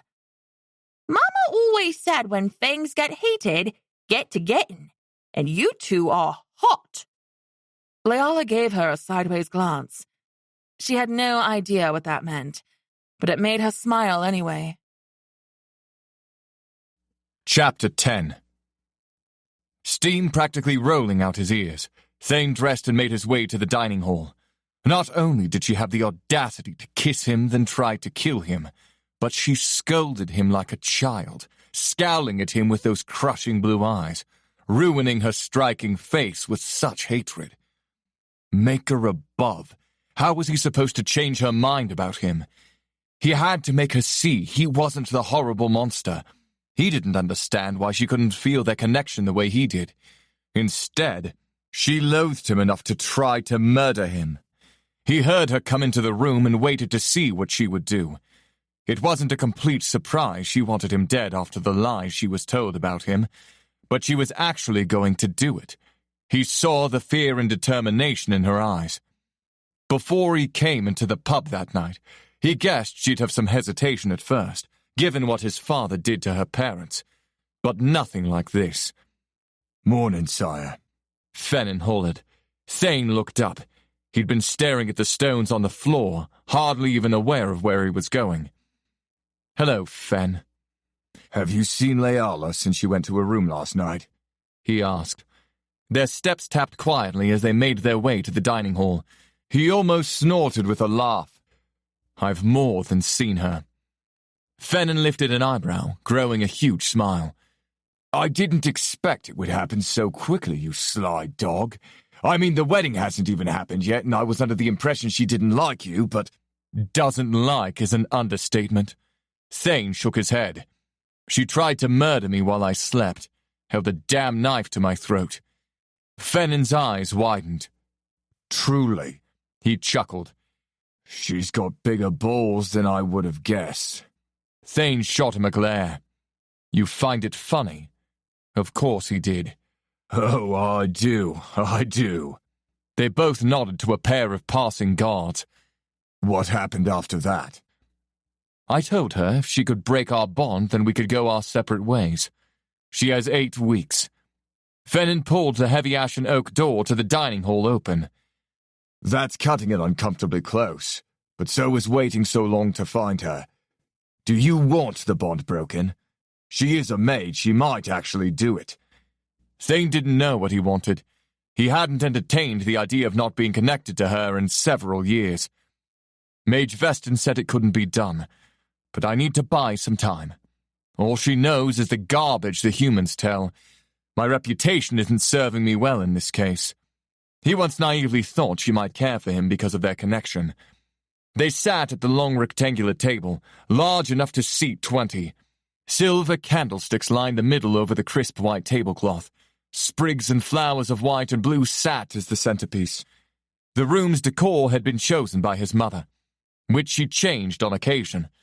The current fashion was navy blue tapestries hung from the walls, and paintings of abstract art he didn't see the appeal of, although one did resemble an ocean if he looked hard enough with swirls of blue, green, and white. The plants brought life to the space. Some had magical properties, others didn't. Mother placed a Pernus plant with its deep green and crimson-red tropical frond leaves in every gathering room. It energized and uplifted the mood. It was the aroma they gave off, akin to lemon but sweeter. One of the maids came through the doors leading up from the kitchen and dipped into a bow. Good morning, sire. Are you ready for breakfast, or shall we wait for your mother and sister to join? Start by bringing us some fruit, but hold off on the main course until they arrive. I'll also be having another guest with us this morning. Of course, sire. She hurried through the exit. Fennin leaned into the high-backed chair. Your mother will be joining us? He didn't sound enthused with the idea, and Thane wasn't either. She'll be upset if she doesn't join us to meet Leala. I'm certain the maids have already spread the news. Fennin scrunched his nose. We certainly don't want to upset her. That we do not, or Leala might not be the only one trying to cut my throat. The last time I made Orlandia angry, she snatched me by the ear to scold me, and that was only 6 months ago. Thane laughed, remembering. I forgot what you did. I said your sister was a nosy little worm, and she overheard. My sister is a nosy little worm. Well, don't tell your mother that. The double entrance doors burst open, and in strolled the pair dressed in gowns fit for a ball. Hair styled in fancy updos, lips painted red for emphasis. They must have assumed Leala would be joining, and wanted to make a show of their first impression. Strikingly beautiful were the both of them, but behind those eyes malice and cunning lurked. Morning, brother. Fennin. His sister Talon said, taking a seat beside Fennin. I hear we have a special guest this morning. Where is she? Mother took the seat to her right, where he expected Leala to sit as his betrothed. A purposeful move, no doubt. A sort of letting Leala know who the female of this castle was. She'll be down soon. It does seem rather interesting you were able to find her so shortly after your father passed. When he looked for such a long time. And had you told me, I could have already started the wedding planning. Thane lifted a shoulder, unwilling to give away any truths in the matter. She was more loyal to Tenebris even in death than a dog who loved his master. One of the spies happened to pass through the town where she lived and spotted the mate rune. Luck. I wish father could have been here too. The lie rolled off his tongue easily.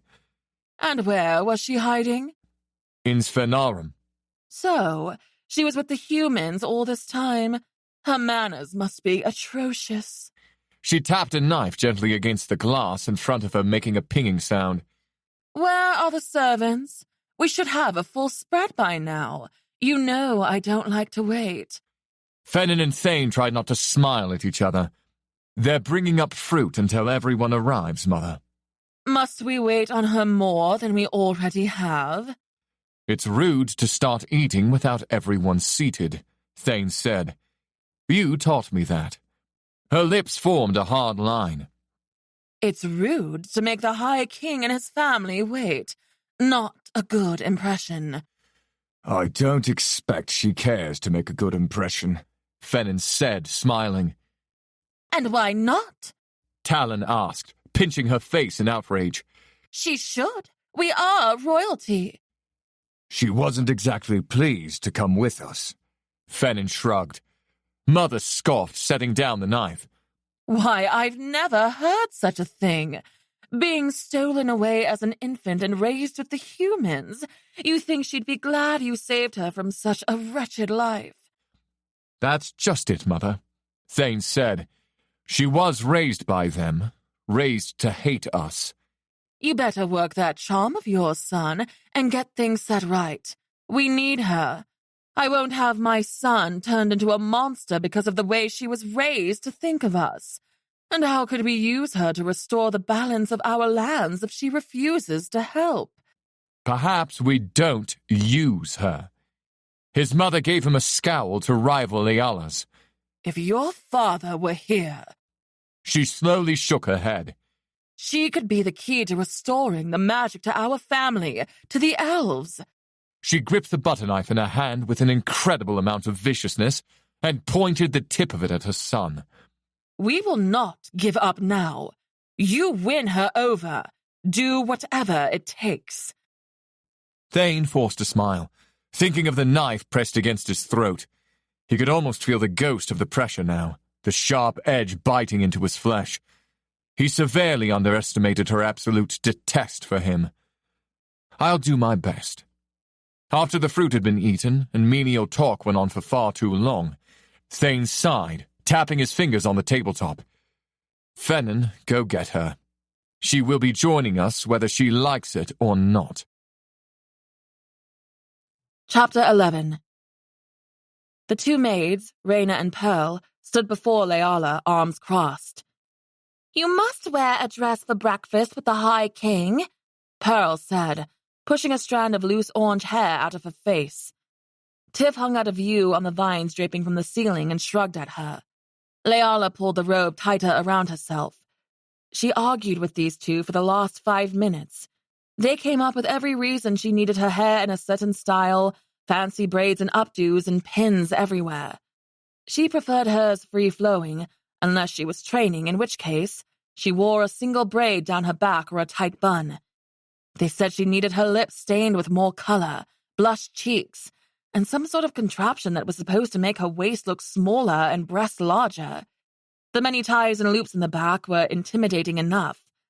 They called it a corset, but the one she wore wasn't tight. It was mainly for looks and worn on the outside of her top. My clothes are almost dry. I'll wear them. Reyna shook her head. Traveling attire is not proper. Don't you wish to impress your betrothed, your mate? His mother and sister will also be present.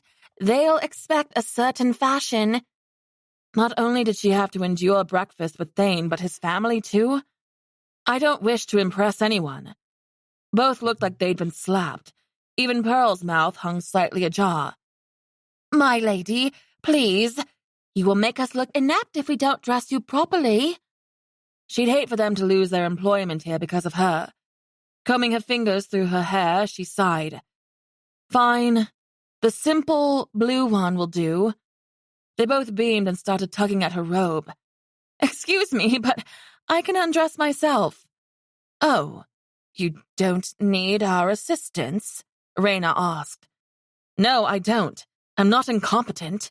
Her voice came out sharper than she intended, but these two needed to learn boundaries. She actually liked that they brought her meals. Who wouldn't want food cooked for them and not to even have to clean up? And the hot bath she soaked in earlier was soothing and much needed. But she didn't require them to do everything for her. "We meant no disrespect, lady. It's just the royals like the help. It's part of our duty." Tiff nodded furiously and mouthed, "It is." Pearl stepped back and held the dress over her arm. "And next time we can help you wash your hair." They'd brought her water to bathe, but she insisted they leave her while she did so. "I don't need help with that either." They truly looked devastated at her comment. "Thank you," she added, hoping they would cheer up a bit. "I'm not trying to be rude. I have lived in a simple cottage and I'm used to doing things for myself. Normally I bathe in a river." Pearl stifled a giggle and Reyna's eyes grew about as big as saucers. Apparently bathing in the river wasn't done around here. 3 knocks on the door and Reyna's hand flew to her chest. "Good gracious! You're not even decent!" Leala snatched the dress from Pearl and slipped her legs through the neck and pulled it up. "A moment, please!" Reyna hollered. When her arms were through the sleeves, she nodded to Reyna, who pulled the door open. "Oh, Sir Fennin, what brings you here?" Reyna asked. "I've come to fetch Lady Leala. The family is tired of waiting, and them being hungry doesn't help the matter." "Oh, dear." Pearl held a hand over her mouth. "The Queen! You must hurry! Quickly, quickly!" She pushed Leala toward the door. "She'll not be pleased with us." "I don't have any shoes." Leala protested. Pearl shoved a pair of silver slippers in her hand. Leala put them on and walked beside her escort. All she had to do was play the part until she could get this bond broken and separate her life from Thane's. Fennin was taller than Thane by an inch or two. He must have been at least 6 feet 6 inches. "Just for a bit of a warning. The Queen and Princess are challenging." I got that impression from the maids, but I can handle my own. She dealt with hard-to-handle people over the years. Even Aunt Evelyn could be a nasty piece of work when things didn't go her way. Leala had to earn respect from the men at the training yard, and until she did, they ridiculed her for being different, for being small, for thinking she, a female, could even get in the arena with them. They called her Pointy Ears or simply Pointy for years, if not Ellie. Of course, she was only 12 when she started fighting with them, 15 when she could kick all of their behinds. The Queen couldn't be worse than some of the men there. A line appeared between Fennin's black brows when he gave her a hard stare. "I heard." "Did he tell you?" For some reason, she expected Thane to keep her attempt on his life quiet since he hadn't alerted the guards. "I'm impressed you made it into his room and even got close enough to put a knife to his throat. But you know he let you, right?" "Let me?" Leala balked. "There's no way he didn't hear you enter his room. I don't take kindly to anyone threatening my king, lady, even if it's you. Don't do it again." "I don't plan to, especially since our lives are linked." Fennin smirked. "Tricky little bastard, that spell, isn't it?" "Yes," she acknowledged begrudgingly. "I need to know more about our mate bond. Where can I learn about it?" They descended the large staircase with suits of armor set into the wall on either side every 5 steps or so. The armor was bronze and the swords pointed up. The intricate designs carved into the metal of the chest plate made them the most beautiful pieces she'd ever seen. Poetic, even. "Thane can give you answers." That was out of the question. She needed to see something in writing, something original. Surely there's another resource. How would I know he isn't lying? "He's not." "And how do I know you aren't lying?" she challenged. "You must understand how I feel. Trust is earned, and so far, I don't have much to go on but what I've heard about him." "I do see your point of view and how scared you must be. It's not my place to speak the details, but Thane means well. He is a dangerous person, but not to you. He only wants to keep you safe, and he doesn't want to turn. He wants to keep me safe because our lives are connected? Partly. He stopped before 2 dark oak doors with beautiful whirling tree designs carved into each of them. Give him a chance. At least speak to him. Ask him questions without your preconceived notions. He is not Tenebris. Her mind flashed back to his easy smiles at the smoky dragon, their flirtations, even the way he disarmed her when she tried to murder him. He didn't use aggression or malice in retaliation. And his lovely green eyes. Maker, she kissed him. But she found it hard to believe that someone who went with his father to towns and villages, killing along the way, could have a decent bone in his body. And if he was not like Tenebris, then why did he follow his father's orders for so long? When they stepped inside, the High King, Queen, and Princess all stood and watched her. With the glare the Queen cut, and the just as glacial look her daughter gave, Leala wanted to step back out and eat breakfast alone in her room. Not because she was up for a pissing contest. She enjoyed little squabbles and light banter. But these two looked like they wanted to set her on fire for arriving late. She couldn't guess how they'd react when she refused to marry Thane, or had he told them she'd tried to kill him the night before. Her gaze locked onto Thane's. Part of her wanted him to defend her against these vipers, but why would he? He must hate her after what she did. She was out of her element here, in a looming castle, in a populous city full of elves, not humans, who expected her to do Maker knows what, and in a room full of royals who would anticipate certain behaviors and mannerisms, both of which she likely didn't have. Why did what they might think even bother her? After what she was prepared to do last night, she couldn't let these royals intimidate her. For the first time in her life, Leala felt truly alone. Even among the humans, she at least had Aunt Evelyn and the boys. Now she dined with the enemy. Fennin walked by and took a seat. All the while, Leala simply stood in the doorway. Where should she sit? Next to the Queen, on the other side of the Princess. Good morning, Leala, Thane said. His hair had been combed and his clothes of black and forest green pressed and perfect. He was the epitome of a high king, from the gold crown on his head to the shiny black boots on his feet. Please join us. He placed his hands behind his back. Mother, will you move down a seat? As my betrothed, Leala should be seated beside me. Oh, I'm to be replaced so easily, and after she made us wait nearly an hour? Never replaced, Mother, he said softly. Some of Leala's bite faded. She might need them to find a way to break their bond. Thank you. Leala took the seat, and Thane helped her scoot in, then he settled in his own chair. Almost immediately, the servants brought in a spread of meats and cheeses, scrambled eggs, fruit rolls, cubed potatoes, a banquet enough for the entire town of Briar Hollow, it seemed. Silently, they started eating. The Queen and Princess openly glared. The blatant disregard for her was a little surprising, considering they wanted to use her. One would think they'd be nice. But the room was heavy with tension, and it felt as if it could explode at any moment. As if Leala walked on hot coals on the verge of burning skin. So you've been in Sphanarum with the humans? The Queen started. The glittering blue jeweled crown on her head was wrapped in pieces of her dark hair, somehow braided around the sides of it.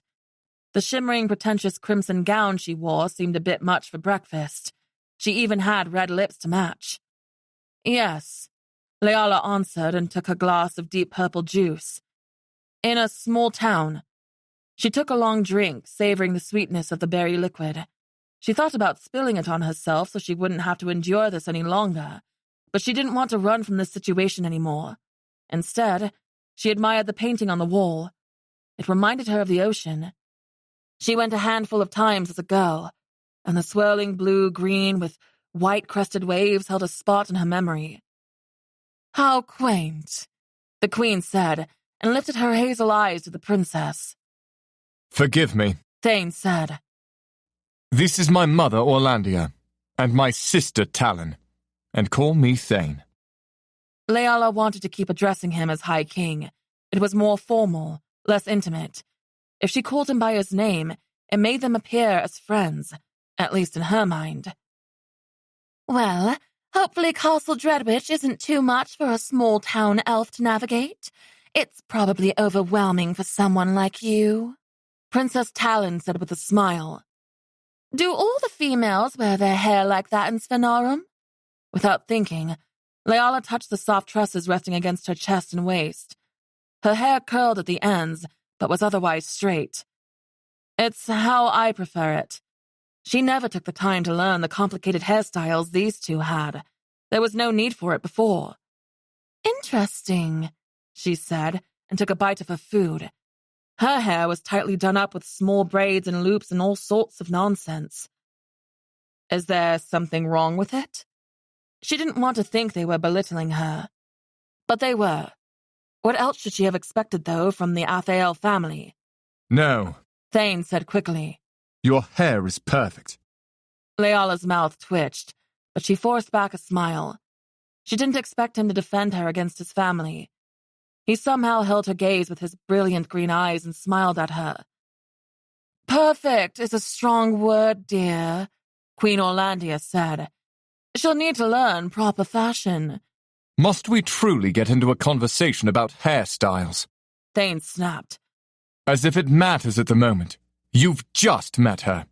She doesn't even know which fork to use, Talon cut in. And I can see dirt under her nails. You expect me to call her High Queen? Thane's nostrils flared as he glared at his sister. Blushing, Leala looked down at her hands.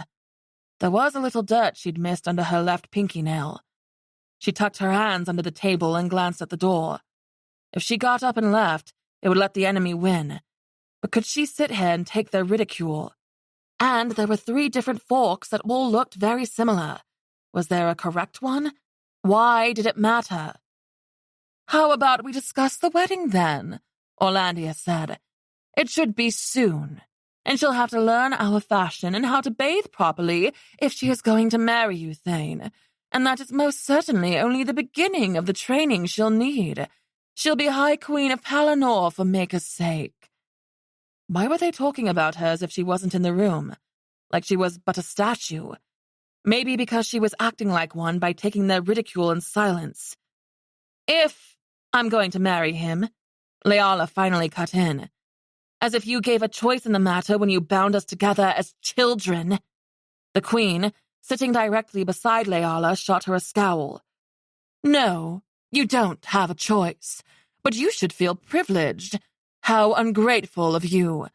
Any other she-elf would be more than happy to be born with magic and have the honor of marrying the High King of Palanor.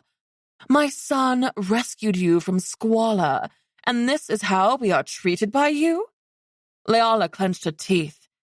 It's not a squalor. Benin had his hand over his mouth as if he was hiding a laugh. He thought this was funny. He found humor in Thane's mother belittling her. Or was he laughing that Leala had the gall to argue back? Thane rubbed his chin. Enough, Mother. She needs to be told what she has, apparently, not been taught. That someone of her status should hold her tongue in the presence of the king's mother. And sister, Talon added. Of my status, Leala started, which is a low-born orphan elf who got my husband killed searching for her. A vein throbbed on Orlandia's temple, and she gripped her napkin so hard her knuckles turned white. The room was tensely silent. Leala leaned away from Orlandia, who stared at her with white-hot rage. Need I remind you why I am an orphan? Don't expect me to feel remorse for your husband. Leala pushed her chair back and threw her napkin on the table. She wouldn't sit here with these people any longer. They were executed because they couldn't follow a simple order, you ungrateful little— I said enough! Thane boomed and shot up. The chair he'd been sitting in hit the ground with a thud. How dare you bring up that day? Thane gently wrapped his hand around Leala's upper arm. She suddenly regretted that she hadn't gone into the Queen's room first last night. There was no bond to keep her from murdering that evil wench. Without a fight, she let Thane lead her from the dining hall. When the door slammed behind them and they stood alone, he released her. I apologize for their behavior. My mother is not always so rude. My father's passing has been hard on her. You're truly apologizing after what I tried to do to you last night? Leala asked, bewildered. His mother was indeed rude, but what Leala had tried to do was much worse, and she hadn't apologized to him. Why do you defend me against her? I should think that was obvious. It isn't to me. Leala, I've been defending you for nearly all my life. Chapter 12. Defending her all his life, and he knew where she was for years, and he watched her from a distance. The thought made her shiver. Leala stared at him a moment, trying to decipher his meaning. Aside from his mother and sister's wicked tongues, what could he have been defending her from? They'd been hundreds of miles apart, and if she guessed correctly, they were further apart in idealism. He tilted his head as if to say, "Follow me," and she cautiously started walking beside him, tense and ready to defend herself if need be. She couldn't let her guard down around him. All this niceness could be an act to draw her in. With a guarded expression, he said, Whether we chose it or not, you're my mate, my betrothed. I will defend you against anyone. She didn't want to believe him, but had he not done just that? He stood up for her against his own family. But she hated the mate word, hated what it meant, and that she was branded with the symbol of it. And he said it so casually, as if she belonged to him already. She belonged to no one. I tried to kill you, and you're my mate? She anxiously picked at the dry skin around her nails. Clearly, we have different ideas of how to treat one's mate. But it wasn't the first time someone attempted to slit my throat. I can hardly hold a grudge. He smiled, and she snapped her eyes away. He thought her attempt was laughable at best. Although, I am curious what you planned to do after you killed me. This conversation was amusing to him. Did he enjoy talking about her attempt on his life? As if it was nothing but entertainment for the evening, something to liven up his night? She didn't want to admit to her other plans. Then he might lock her up. Leave. All she wanted to do at the moment was get away from him and get to her task. He arched a dark brow. And where would you have gone? You would have had to kill Piper, Fennon, and Aldrich to be able to go back to your home, and my mother would hunt you until the end of her days. She glared at him. I wouldn't have left any loose ends. Vicious she-elf. I wouldn't say I'm a vicious person. What would you call it, then? I'm dying to know a more fitting word for the murder of several people who haven't wronged you. Leala rolled her eyes. Haven't wronged me? You and your sister may not be responsible for making me an orphan, as your mother so nicely put it, but she was there that day, standing at your father's side, and your friends are just as responsible for abducting me. Besides, it would be self-defense. I'm confused. Who came into whose room and held a knife to whose throat? Don't act so self-righteous. Now you presume to know my motives. You must be a mind reader. He shoved open the double doors that led down a set of stairs to blooming flowers, a large pond with 6 pillar fountains, 3 on either side. She scarcely paid attention to any other details. When I say I've been defending you, I mean I had to keep you away from my father. He's the one who would have used you. He paused and let his green eyes roam over her face. I don't trust my mother or sister, so keep this little detail between you and me. Leala stopped at the top of the staircase and stared at his broad back as he went down the steps. Her heart slammed against her chest, her throat tightened with anxiety. What if she'd been wrong? All her life she'd trained for this time, thinking of the ways she could make Thane and his father suffer. Thought of Tenebris dying to rid the world of his tyrannical leadership, to stop them from using her for their nefarious motives, to get revenge for killing her parents. And she'd never once thought Thane might care about anything other than himself. If he was telling the truth, she'd severely misjudged everything. But if he wasn't, this changed nothing. He could be lying, could be trying to get her to fall for him so he could take advantage of her power. It could all be a lie to stop her from breaking the spell between them. He stopped halfway down the steps and turned back, looking over his shoulder. He was more beautiful than any male, anything should be to her, as if it was some sort of sadistic joke from the Maker to have her attracted to the elf she hated. Are you coming? His attractiveness made her more wary of him.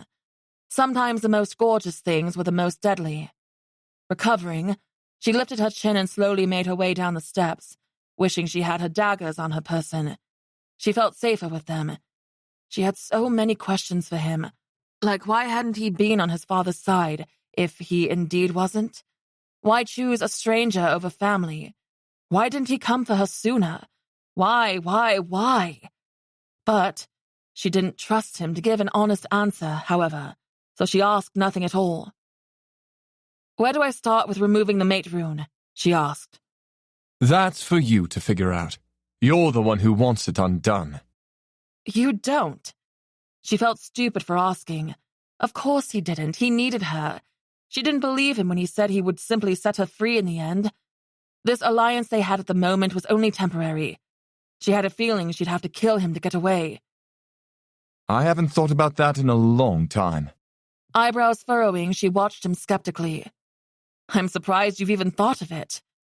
When my father beat me for not being able to find you despite our connection, yes, I wanted to be rid of it. But now, how could I want someone as stunning as you gone? Does that line typically work for you? She all but rolled her eyes again. And yet she pictured the blonde king she'd seen portraits of hitting a small boy, and anger bubbled in her.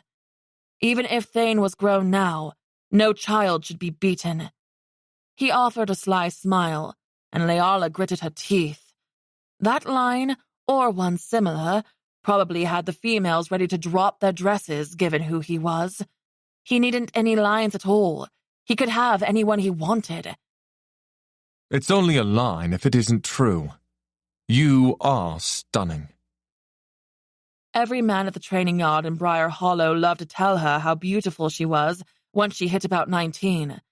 The creative lines they came up with became ridiculous. It was a game to them after a while. Compliments meant little now. She needed to get back to the main goal here. Is there anything about the spell in the library? There is a copy of the spell. You're welcome to look at it. I'll start there then. They paused on the far side of the pond between short hedges and stared at the water. A few frogs sat on the lily pads. Their rivets and the water spilling into the pond from the pillars were pleasant, relaxing sounds. The smell of jasmine and eucalyptus filled her nose. This environment could put her into a trance. She needed to get out of there before she caught any feelings besides the bitter one she harbored at her core. I'll show you where it is. She shook her head, taking a step away from him. Given that you are leaving it up to me, I can go alone. Someone could give her directions, a guard or maid. She could find Raina and Pearl.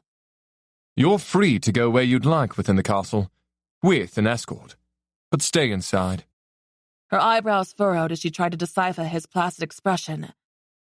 Why can't I go alone? And why can't I go outside? He lifted a shoulder, but she saw worry through his mask of calm. Number 1, I don't trust you. Number 2, I don't trust everyone within these walls or outside them as previously stated. And number 3, you don't know where you're going. And I suppose you'd like to be my escort? I do have other things to do, you know. I am High King, but I can make time, unless you'd prefer Piper. I would prefer Piper. She folded her arms. Why was she standing here still? She should walk away even if he'd follow. He smirked. She is pretty. I didn't mean in that way. So you do prefer me? She cleared her throat. I'd like my weapons back. He rubbed his chin, grinning. After you tried to kill me, you think I should give you weapons? Should I hand over my balls on a platter as well? As if you have any. Vicious, like I said. I'm not going to try to kill you. That was before I knew it would kill me too. He laughed with real humor. At least you're honest. But no, you won't get them back. I know I'm not the only one you'd like to kill. As you said, no loose ends. That could be a rather long list now. I hope I don't have to give you the Catechus serum again. Her cheeks flushed with anger. I haven't used my magic against anyone, and I don't plan to. There is no need to threaten me. And why haven't you? You didn't even attempt to use your power when you came into my room. That's none of your business. Balling her hands into fists, Leala tore her gaze away. She should have kept her mouth shut. She turned and strutted off, having no idea if she was going the right way to the library or not. He was at her side so fast it startled her. Shivering, she kept her eyes forward, not giving him the satisfaction of looking. They didn't travel far before Piper rounded a corner. "Sire," she said, dipping her head. "There are emissaries from the dwarves of Fang Peak here to see you, as well as 2 male elves from Caladira." He nodded. Piper, please escort Lady Lightbringer to the library. "Of course, sire." As he started walking away, he looked over his shoulder. You'll join me for dinner, Leala. Leala found it difficult not to spit a nasty comment about him ordering her around. She'd never taken orders from anyone well. "So your mother can ridicule me more?" No. He met her stare. It will only be you and I tonight. The walk to the library was spent in silence. Leala didn't know for certain if Piper was upset with her, but the frown and angry line between her brows as she stomped was proof enough. Thane and Fennin might have taken her attempt on Thane's life with a grain of salt, but would Piper? When they stood before an archway with a sign carved into the wood, "Knowledge is power," she knew they had arrived at the library. There were many staircases, some swirling to upper shelves, some leading to the next levels and the next. Plants sat in blue and silver vases. One she recognized. When held, it helped retain information. Yet most of the plants here she couldn't name, though they were familiar. Maybe something she saw in Aunt Evelyn's plant diary. Books filled the bone-white shelves. To the left, a small rock waterfall spilled into a pond. Piper led her by it. Leala peered inside to see various colorful fish swimming among the water plants and rocks. They stopped in a small room with nothing in it but a single high table with a scroll rolled open on top. Piper gestured toward it. "Don't touch it. It's old and must be handled properly." Annoyed with more orders, Leala strutted by and stared down at the parchment. It was torn in some places and yellowed from time. A brown stain splattered over the bottom corner. The script was Old Elvish, a language no one she knew spoke anymore. She understood a couple words, binding and eternity. Good heavens, was she bound to Thane for eternity, not even until death? She couldn't even get away from him when she died. The idea made her stomach ache. The mate rune on her wrist was marked at the bottom of the page. She turned back to Piper. "Can you read it?" "No," Piper answered sharply. Leala stared at it a while longer. Aunt Evelyn taught her some of the old language, but not much. "Is there a book in here that will translate the words?" "I don't know. Why do you want to read the spell anyway?" "I'm curious. Your mate could read it to you. He's been schooled in the old language." "I'm curious if there's a way to undo it, and he won't tell me." Maybe that would give her some motivation to help. After what Leala did, Piper would be glad to be rid of Leala. Piper's stiff posture didn't change. She gave Leala a lazy glare. "You should be more concerned with the war at our southern border against the Pale Ones than trying to get out of something that cannot be undone." Her eyes narrowed. "I know what you did to Thane." Frowning, Leala turned back to the parchment. It's not as if she could deny stabbing him. "Life force bonded," she mouthed. So he wasn't lying. Not only could she not kill him, but she was stuck at his side. It was truly break the bond, marry him, or turn into a Pale One. She held a small amount of hope that he'd lied and she could still get away. Taking a steadying breath, she read, "Magic coupling," but wasn't sure of the second word. Maybe it wasn't coupling or magic. If it was, then wouldn't that mean both of them would need magic? No, she must be mistaken. Leala was the only elf mage born in recent history. She searched the shelves looking for a book to translate so she could do more than pick out a few words, while Piper sat in a chair, chin resting against her fist. She looked bored to tears. After a few hours of scanning the shelves, searching for a book on the Black Mage or runes, she found nothing. The library attendant said that such books were illegal, and that any rune spell books by the Black Mage had been taken to a secret location that only the High King knew. Any old Elvish books were written in that language, and there wasn't a manuscript to translate it, at least in the castle library. Piper had dozed off, mouth hanging open with her head leaned back into the chair. Leala tapped her shoulder and then headed for the exit. Piper jumped up, rubbing her eyes, and was quickly at Leala's side. "I'd like to go back to my room," Leala said. Without speaking to each other, they made it through several hallways and up 2 sets of stairs. While passing a window, Leala stopped. From here she could see the bridge, and it was full of elves. The guards didn't allow them in. "What's going on out there?" Piper leaned against the frame on the other side. "You're the mysterious child with magic no one has seen in nearly 25 years. There are shrines in your name around the city. There are also those who think you are dangerous and should be killed because of the sign at your birth, the dark sign. Some said it looked like black smoke circling around you with poisonous black lilies." She paused. "Both groups want to see you." Leala stared at her, trying to decipher if she lied, but all she saw was truth. Leala had no idea that all of this went on. Shrines? How disturbing. And they lined up to see her. Now Pearl and Raina's reactions to her didn't seem so odd. That's why he said not to go outside. She said more to herself. "And you better listen. Your life is connected with his. If you're in danger, he's in danger, and that cannot happen." A chill ran through her body as she moved away from the window. When they arrived at her room, she left Piper outside and dove onto the soft bed. She'd never felt silken fabric so soft. Even the feather pillow was like lying on a cloud. A part of her could get used to this luxury, even though she always lived with meager things. She stared up at the ceiling, peering through the vines and sheer ivory fabric that dominated the center above her. Through that, she gazed at the midnight blue mural with silver and white splashes that looked like stars. The Starlight Room, Thane called it.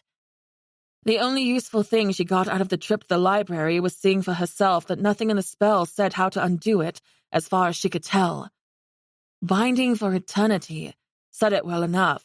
The words, magic coupling, nagged at the back of her mind. Did that mean Thane would be given access to her magic once they were wed? Thane said they must finish the magic by getting married or they'd turn into pale ones. If he could access her power, he wouldn't even need her to comply. That must be why the former king wanted them bound in the first place. And the war Piper spoke of. Leala knew there were constant skirmishes with the Pale Ones, but had something changed? She didn't want any part of the war, or of the elves clamoring outside the gate to see her. Feeling antsy, she stood, wandering around the room. A shelf on the wall held a set of statues, carved from a marbled white-gray stone. A female with long hair and a flowing dress, and the male counterpart opposite of her, both reaching toward the other, as if they wanted to take hands, but something kept them apart. Beside that was a fertility fern. She thought about tossing it out the window. There was absolutely no need for that thing. It made her wonder if this room was always meant for Thane's mate, for her. She tried to focus her mind on anything but him and his words, this thing between them. His beautiful face haunted her. Where was Tiff to distract her? Instead of conversing with the missing gnome, her thoughts drifted to what he said about always defending her. Why would he have any sense of loyalty to her? He hadn't chosen her himself, they didn't know each other, and yet she was supposed to believe he cared for her. Her gallant mate set on keeping her safe. It sounded like a farce. A knock at the door made her jump. "Lady, it is Raina and Pearl here to dress you for dinner," Raina said. She lost track of that much time, pacing and pondering. "Come in." They entered one at a time, Pearl with a huge smile, Raina more demure. "Good evening, lady," Pearl said with a dip of her head. "I suppose you'll want me to change my dress for dinner?" "It's customary to change clothes for each meal." Raina went into the closet and returned with a glittering rich blue gown over her arm. "We would have gotten you for luncheon, but the High King said not to bother you in the library." Her stomach growled as if to tell her she indeed missed a meal. She eyed the dress Reyna held up. "Will this do?" she asked. It was floor-length, fitted at the waist and perhaps slightly loose around the hips and thighs. It looked more like a dress for a fancy ball.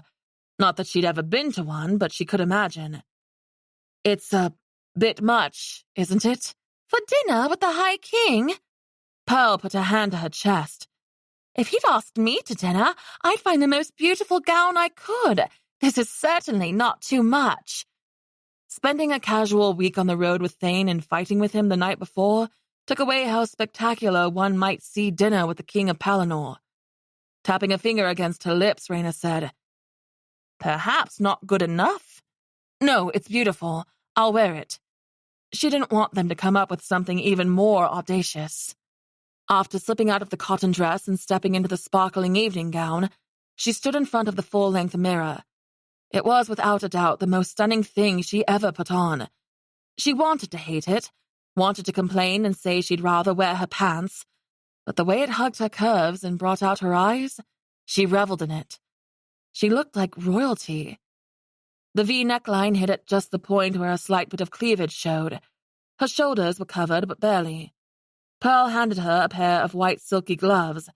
She slid them on to just past her elbows. They added to the elegance. "You look marvelous," Reyna said. "Can I do your hair?" Leala slowly nodded. "Yes." When Pearl and Reyna were finished, her hair was half up in a braid crown while the bottom was left to tumble down in curls.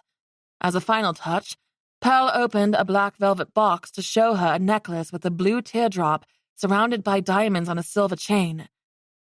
"A gift from His Majesty?" "The king told you to give that to me?" Leala asked. "He did, lady. Isn't it beautiful? A perfect gift for a future queen." Leala turned and headed for the door. "Put it on the shelf over there." She couldn't wear a gift so precious from him. It might be seen as wanting to accept their bond. She'd tried to murder him for Maker's sake. "But, my lady, it matches your dress." Pearl looked genuinely confused. "Won't you wear it?" "No, but thank you." Leala pulled the door open and stepped out to find Piper waiting. "Did Thane assign you to watch me?" "Yes." "All the time?" "You won't be allowed to go anywhere alone after the stunt you pulled last night. And rest assured, the servant's entrance to the king's room isn't accessible anymore." She faked a smile. Her eyes fell to Leala's chest. "Where is the gift King Thane sent you?" "In the room." Piper said nothing more as she led the way to the dining hall. When they stopped outside the door, Piper turned to her before reaching for the handle.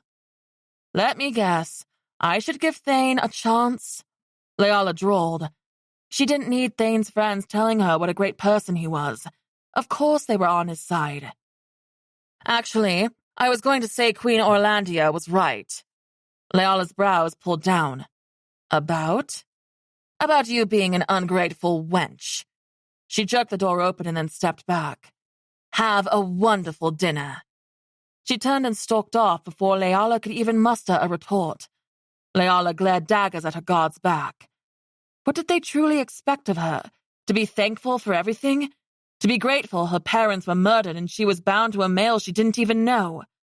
With her fists tight at her sides, she stepped inside the dining room. She hated that the sight of Thane made her nervous. Chapter 13. Thane stood upon seeing Leala. He clenched his jaw to keep it from falling open. How beautiful she truly was. He always thought so, but tonight, in that dress, was there ever anyone to match her? He moved her chair back and motioned for her to sit opposite of him. He had the servants remove the large dining table to replace it with a small square one set for two. With her chin slightly raised, she made her way to the chair. Once he was seated, the servants appeared, bringing in a plate of salad for each of them, and 2 glasses of whiteberry wine from the woodland elves. It was the best, though he hated to admit they made better wine than the high elves. The 2 candles on top of silver candlesticks at the center of the table gave off a soft glow. The pastel blue curtains lay open to reveal an evening sun, bathing the room in orange light. The way it made her skin illuminate made him shift a little. "You look lovely," he said as soon as the servant cleared out. She stared at him for a moment, then picked up her fork and stabbed at the lettuce as if it was a foe in need of impaling. The open windows let in the sound of a breeze rustling the oak trees, and a few songbirds filled the silence between them. This would be a long dinner. Thane picked up his glass of wine and took a drink, draining nearly half.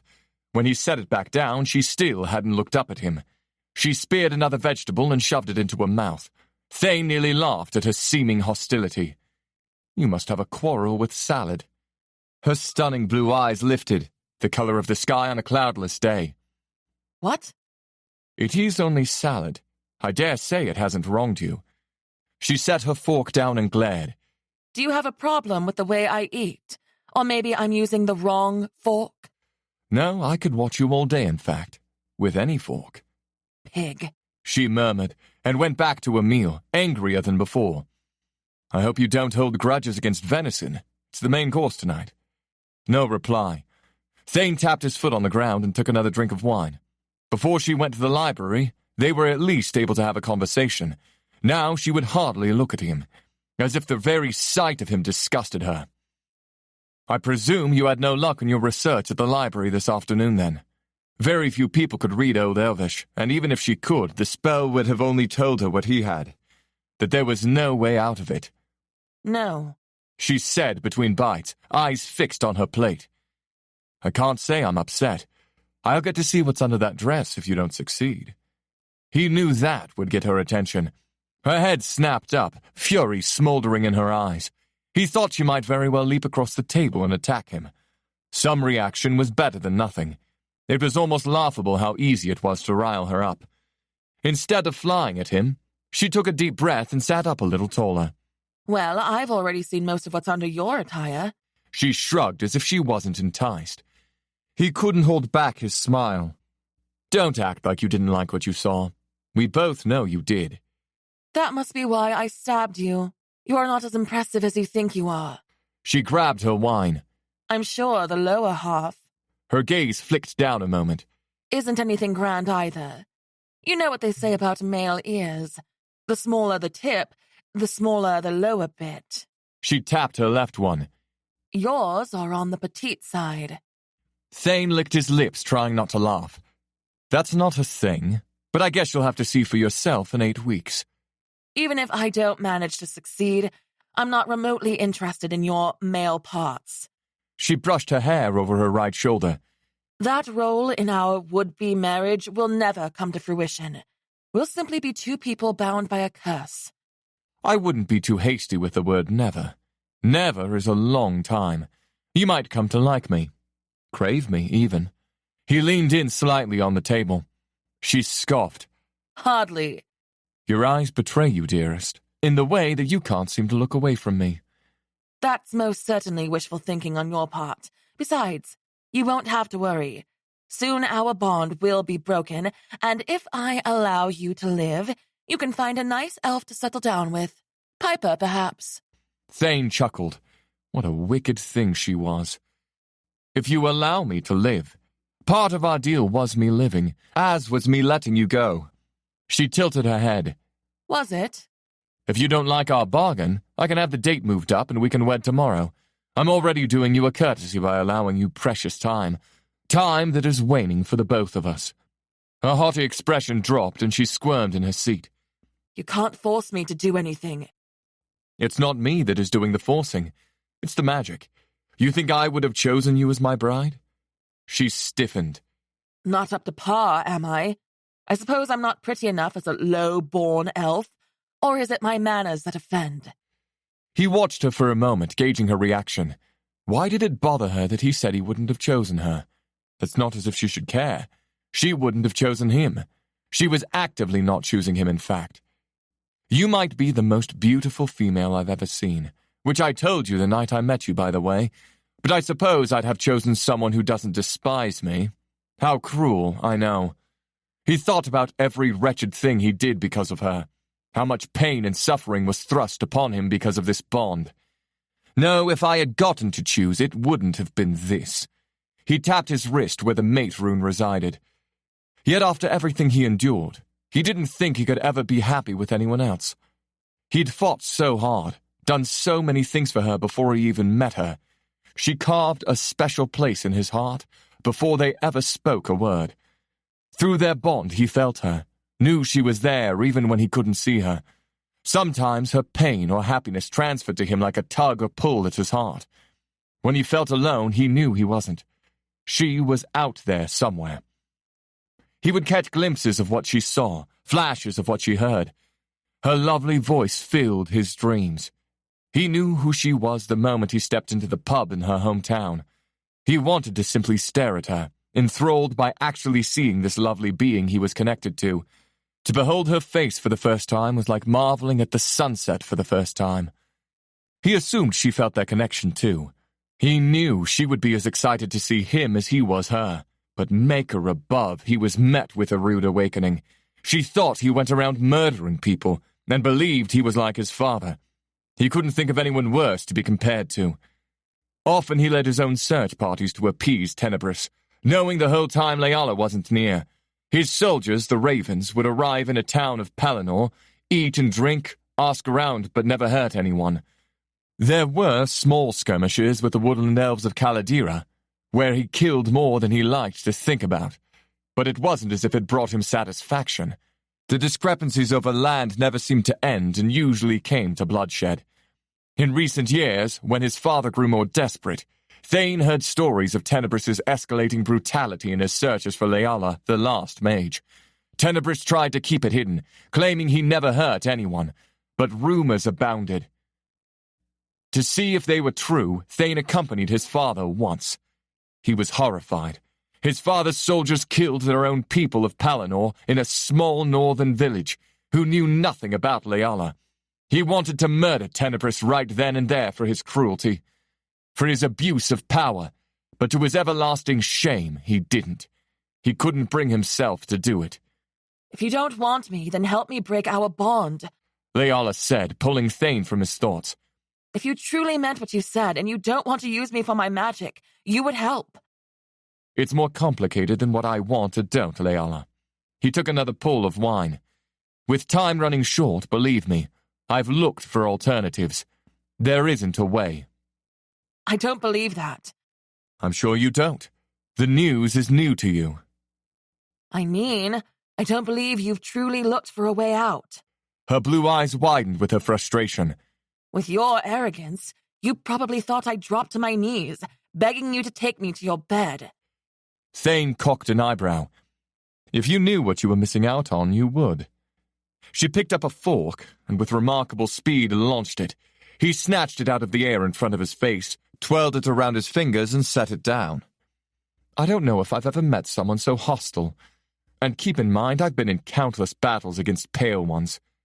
So why did part of him like it? He supposed it was because everyone wanted what they didn't have, and as High King he had pretty much everything he could want except her. The door creaked open, and the servant Alfred came in pulling a silver tray with their dinner, silencing both of them. Alfred set Thane's plate before him and removed the lid. Enjoy, sire. I appreciate it. Thank you, Alfred. The smell of the roasted meat filled his nose, and his mouth watered. He looked at Leala. Did you not like the necklace I gave you? There couldn't be any talk about breaking bonds in front of the servants. It was gorgeous, but I don't want any gifts from you. Alfred gave Thane a long look of surprise and set Leala's plate before her. She nodded. Thank you. Thane gave him a quick wave, telling him to ignore her rudeness, and he pulled the cart out of the servants' passage. Would it be so bad to accept a gift from me? Leala cut into the meat on her plate, and then set the silverware down. What I want from you is your help in setting me free, setting us both free, so we can go back to our lives. Her eyebrows furrowed. How could you even want me? I tried to kill you. She took in a deep breath. You want to know what I was doing in that pool in the woods? Poison. I retrieved Gaudry's root, and I planned to poison you and the others so I could get away. He lightly chewed the inside of his cheek. She felt guilty. He sensed that now. She was confused and angry with herself. When she said she didn't know what to think of him, she truly meant that. Thane took a bite of venison and savored the salty flavor, and thought for a moment. I'll take you to Mage Veston, and he'll tell you what I already have. We'll leave in the morning." Her answering smile hurt him more than it should. Later that evening, Thane wandered the halls of Castle Dreadwich alone. He stepped out onto a balcony to enjoy the warm evening air. The stars winked above, and the moon shined bright, illuminating the stone balcony. He glided to the edge and leaned against the railing. At this hour, most of the light in the houses in the city below were out, save for a few, but the light from the stars and moon reflected off the roofs of the homes, a sight that lit up the city even at night. He loved his home, this place. Even if there were bad memories within the walls of the castle, the Valley of the Sun held a special place in his heart. He would do anything to protect it and the people within. He picked at a callus on his palm, thinking about the war in the south, about how he should be there defending Palinor, not sitting within the safety of his high walls. The war with the Pale Ones had gone on for hundreds of years now. Whenever they thought they'd beaten them back enough that the enemy couldn't regain strength, somehow there were always more. Thane had even watched some of his own turn, somehow resurrected on the battlefield. His mind drifted back to a couple of months prior. "Thane!" called Osric. "You're not going out there, are you?" They sat on the backs of their horses, behind a skirmish with the Pale Ones. Thane's father was up north, and in order to get away from him, Thane came to oversee the latest battle. "Oh, why not? I could do with working out some frustration on the creeps." He held one of his swords across his lap, a tether of arrows on his back. Osric smiled. They'd been best friends since childhood, fist-fighting and wrestling as kids to see who was tougher. Fennin was usually the mediator, getting in between when things got too rough. The three of them learned the sword together, and that turned into a competition which made them all better. They battled every chance they got until they were teenagers. Then they stopped fighting each other and teamed up against everyone else who wanted to go at them.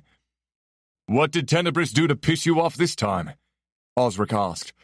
He said he got a tip that Leala was somewhere up north and demanded my accompaniment. She's not there, thank the Maker. Osric patted his horse's neck. "He'll never give up, will he?" "No, he won't." "And you'll never give her up."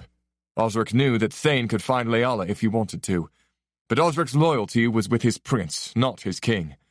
"It seems this will go on for eternity, but I suppose it can't. You're running out of time, Thane. You must get her soon, even if you do it in secret." "In secret? You think I haven't thought of that? My father would send spies after me. They watch me even now. He suspects I know where she is even still." "Then it's him or you. If you won't kill him, I will. You should have done it a long time ago. He's my father. He's an evil tyrant." Thane kicked Phantom onward, raising his sword high. He let out a roar that burned his throat. Phantom plowed into a row of Pale Ones, crushing them under his weight. The soldiers rallied around him, growing in enthusiasm to end the battle. Thane slashed and hacked furiously. He lost count of how many he cut down. Their horrid screams echoed in his ears, the cries of his own like a terrible medley one can't shake. He'd lost track of Osric during the fight. When the battle ended, he looked around. "Osric!" His voice echoed across the grassy, rocky plain, but his friend didn't answer. He rode Phantom all around the battlefield, over bodies, mostly Pale Ones, but elves too. The smell of decay and death made him want to retch after a while. He asked his soldiers if anyone had seen Osric. No one had, or they didn't know who he was. "Osric!" he roared. When he spotted his friend's horse grazing off in the distance, he raced over. The pounding of horse hooves matched his heart. Osric's foot was caught in the stirrup, and he lay unmoving on the ground. Thane slid down and crouched beside his friend, pushing his mass of dark hair out of his bloodied face. "It's me. It's Thane." Osric groaned. He grabbed him around the middle and set him on Phantom. "I'll get you help. Hold on. Don't you die on me. Don't you dare." When he made it back to camp, he carried him into the healer's tent. It was full of injured soldiers, not a single bed open. "One of you will come with me now." A healer he didn't know followed him to his own tent, and he set Osric on his cot. "Help him."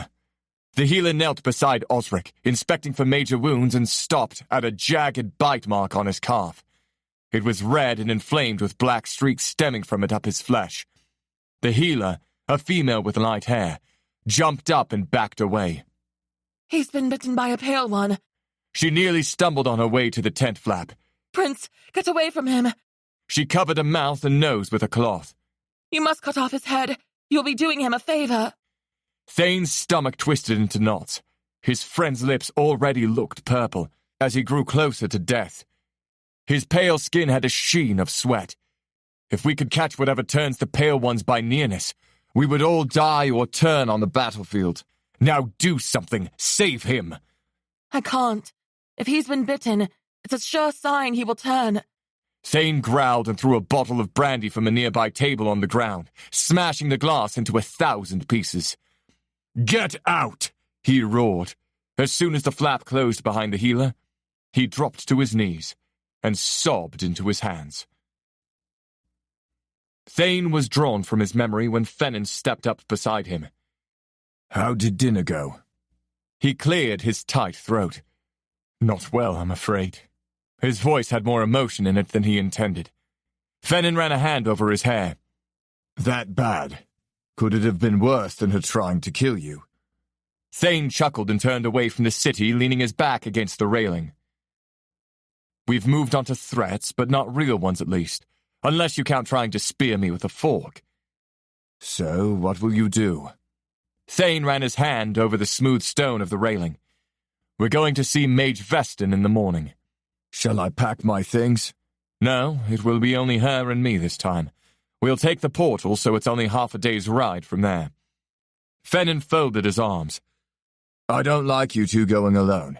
I can hang back if you want time alone with her, but allow me to come in case something goes wrong. Like if she tries to kill you again. We don't know what she's capable of with magic. She won't try to hurt me, and you know I have my own defenses. Fenn's mouth twisted.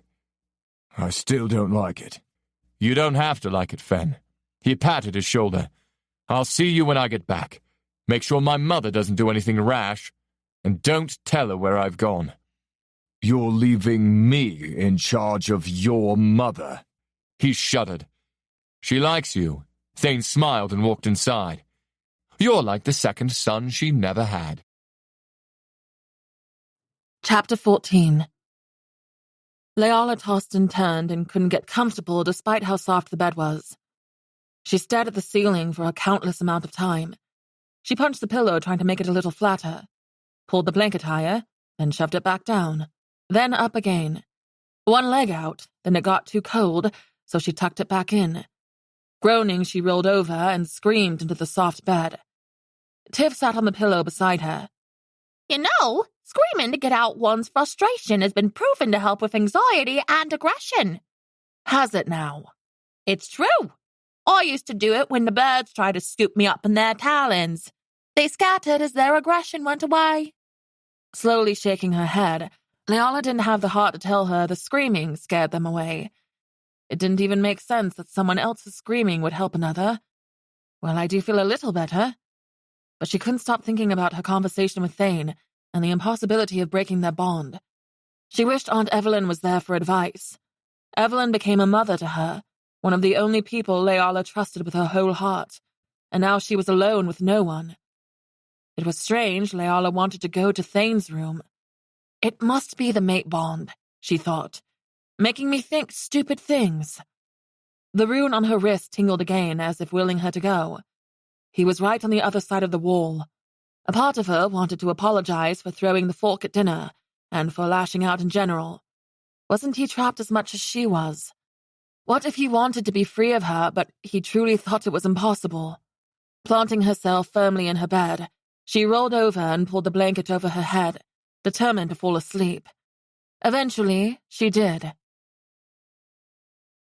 In the morning, dressed in the clothes she came in, her black pants, boots, long-sleeved blue top, and black corset around her waist, she paced her room waiting for Thane. She opened the windows and looked out over the castle lands. Guards walked the paths below, chatting and laughing. The river that ran in front of the grounds appeared higher today, the waterfall cascading down the rocks to the far right, louder and more intense. Rayna and Kearl had already stopped in to dress her for breakfast, but she refused to change into a gown. So instead, Rayna brought her bread with butter and some cheese. She ate quickly so she wouldn't be hungry on the way to see the mage. Nervous, excited flutters filled her stomach. She had never seen a woodland elf or been anywhere near their lands, but they looked different, act differently. The high elves of Palanor thought of themselves as superior, but she never knew why. "You seem on edge," Tiff said, sitting on the end of the bed. "Might I make you some calming tea? It's made from the calming tree leaves." The sound of Leala's feet lightly patting with her steps resounded in the room. "No, thank you. I am a little on edge, though. I'm going to Caladira." "Oh, how I wish I could go. It's a dream of mine to explore the wild terrain of the woodland elves. I hear they like to run in the nude under the moonlight." She sighed. "I'd like to do that, too." "Maybe another time," Leala said with a chuckle. She didn't want to have the responsibility of taking care of her out on the road, or worry about her wanting to stay so she could run in the nude. "Will it be dangerous?" "I don't know." "I have trained with swords some. Not jumbo size, obviously, but I can still be deadly. I can cut off an elf ear quite easily. I did it once." Shocked at the admission, Leala paused her pacing to look at the gnome. "Why would you do that?" "The jumbo kept stomping on my parents' home, caving in our entrance. So I followed him and cut off his ear, and said if he ever came close to our house again, I'd cut off something he'd miss much more." Laughing, Leala continued around the room, checking the fireplace every so often for movement. "You surprise me, Tiff, in a good way." "I hope so." She folded her arms and kicked her tiny legs rhythmically over the edge of the bed. "If you want me to cut off something from you-know-who, I could do it." Shaking her head, Leala held up a palm. "No, leave you-know-who alone, please. I need him." A few moments later, Leala said, "Have you ever seen any sacrifices of young maidens here?" That was another rumor she needed to put to rest, the most horrid of them all. "What?" Tiff's eyes widened. "I heard rumors." "Oh." Tiff tapped a finger against her lips. "Can't say I have. And I'm sure on my many ventures I would have noticed something so terrible. Even King Tenebris wouldn't do that, in the castle at least. He liked to keep up appearances. I can't imagine King Thane would ever do anything like that. He has a sort of kindness in his eyes his father most certainly did not. When I saw King Tenebris, it was like his soul was gone. I almost wet myself just looking at him." Leala nodded. "I can't wait any longer. I'll see you when I get back." She jerked her door open. Piper leaned against the far wall, standing next to another guard. The male wore short sleeves and a gray leather chest plate, with the 3-weapon high elf sigil on it. He held a large wooden staff in his right hand. Piper wore something similar to Leala, which made her wonder if she wasn't an actual guard. That, or she didn't have to wear a uniform because she was friends with Thane. "Morning, Lady Leala," the male elf said, grinning. Piper nodded. "Do you need something?" Leala waved a hand at them. "No thanks." She strutted over to Thane's door and knocked. "Lady, you can't bother the High King," the male guard said, taking a step closer to her. Leala shrugged. "Well, I just did." "She doesn't follow rules well," Piper mumbled. When Thane didn't answer the door after a minute or so, Leala knocked again. She turned to the guards. "Is he in there?" "He's not come out," the male said. "He's probably sleeping. He was out late." Leala turned the handle and both of them screeched, "No, you can't!" She pushed the door open and walked inside. With a quick wave at the guards and a devious smile, she shut them out. Dallying all day left an opening for Thane to change his mind about taking her to see the mage. Her gaze fell to his freshly made bed. Flashes of her kissing him and the struggle that followed quickened her breath. She swiveled to the right where there looked to be a bathing room, and her heart lurched a little. What if he was taking a bath? She thought of how they said he bathed in blood. That seemed so ridiculous to have believed now. He may be a killer, but she couldn't see anything in his nature that made him so sadistic and savage. She listened for a splash or any noise, staring hard through the doorway. "Do you have any knives I need to worry about?" Leala jumped and whirled around. He stepped through the tall curtains moving in the breeze. He must have a balcony off his bedroom. She scanned his bare chest, all his glorious muscles and perfect skin. He looked as good as if not better in the daylight than he had in the evening shadows. With a sheepish smile, she lifted her hands to show her palms. "No knives. I came to see if you are ready to leave." He had a mug in hand and took a sip of the steaming liquid. I'll be ready soon. Would you like some bramble tea? Brambleberry leaves was said to aid in breaking into the minds of others with their magical properties. It was extremely rare and coveted, and he was offering it so casually. "Whose mind do you wish to know?" He smiled but didn't reply. "Mine?" He let out a low bedroom chuckle and took another sip, and a shiver slithered down his spine. As if it were a mystery what you think of me or what you want. He set the mug on the dresser top. Brambleberry doesn't do that. The berries themselves are sweet and awaken the mind to be alert. The leaves help read others' minds, which I don't often drink. Most people's heads aren't worth looking into. She wondered if his head might be worth browsing. Then she could know if his intentions with her were true or ill. "No, but thank you for offering. I'm plenty alert today." Wow. She says thank you. Leala couldn't help a smile. "I have some manners." When it comes to me, they seem to be lacking. You threatened to cut off my balls the very first time we met, after all. And at that time, I didn't even know it was you. She paused. "Why did you come into the Smoky Dragon that night?" He pulled a drawer open and rifled through the clothes inside. I thought perhaps we could get to know each other a little, and I'd tell you who I was, and you'd willingly come with me. Maybe even be happy to. But I was obviously mistaken. "And your backup plan was showing up in a hideous mask and dragging me out of my trashed cottage? Such a stark contrast from the first attempt." It's customary for the High Elf King of status to wear a mask for ceremonial purposes, as I told you, and I needed to remain hidden. He tapped near his eye. This emerald color runs in my family's blood, my father's. I was surprised your aunt didn't know who I was right away, given that she knew him. "She'd been drinking ale," Leala murmured. "Why would you think I'd be willing?" He stared at her with those emerald eyes he spoke of, face unreadable. I thought. Never mind. I thought wrong, so it doesn't matter. Leala pressed her lips together. She wanted to know. "You thought what?" He pulled a black long-sleeved shirt out of the drawer. If you don't mind, I'd like to finish dressing alone. I'll come to get you when I'm ready. Dismissed. She didn't blame him after the way she treated him. Leala turned without a word and left the room. Piper and the other guard looked anxious when she stepped out, but they said nothing as she went to her own bedroom. It felt like an eternity before the knock sounded at her door. She jumped up from a padded chair and hurriedly opened it.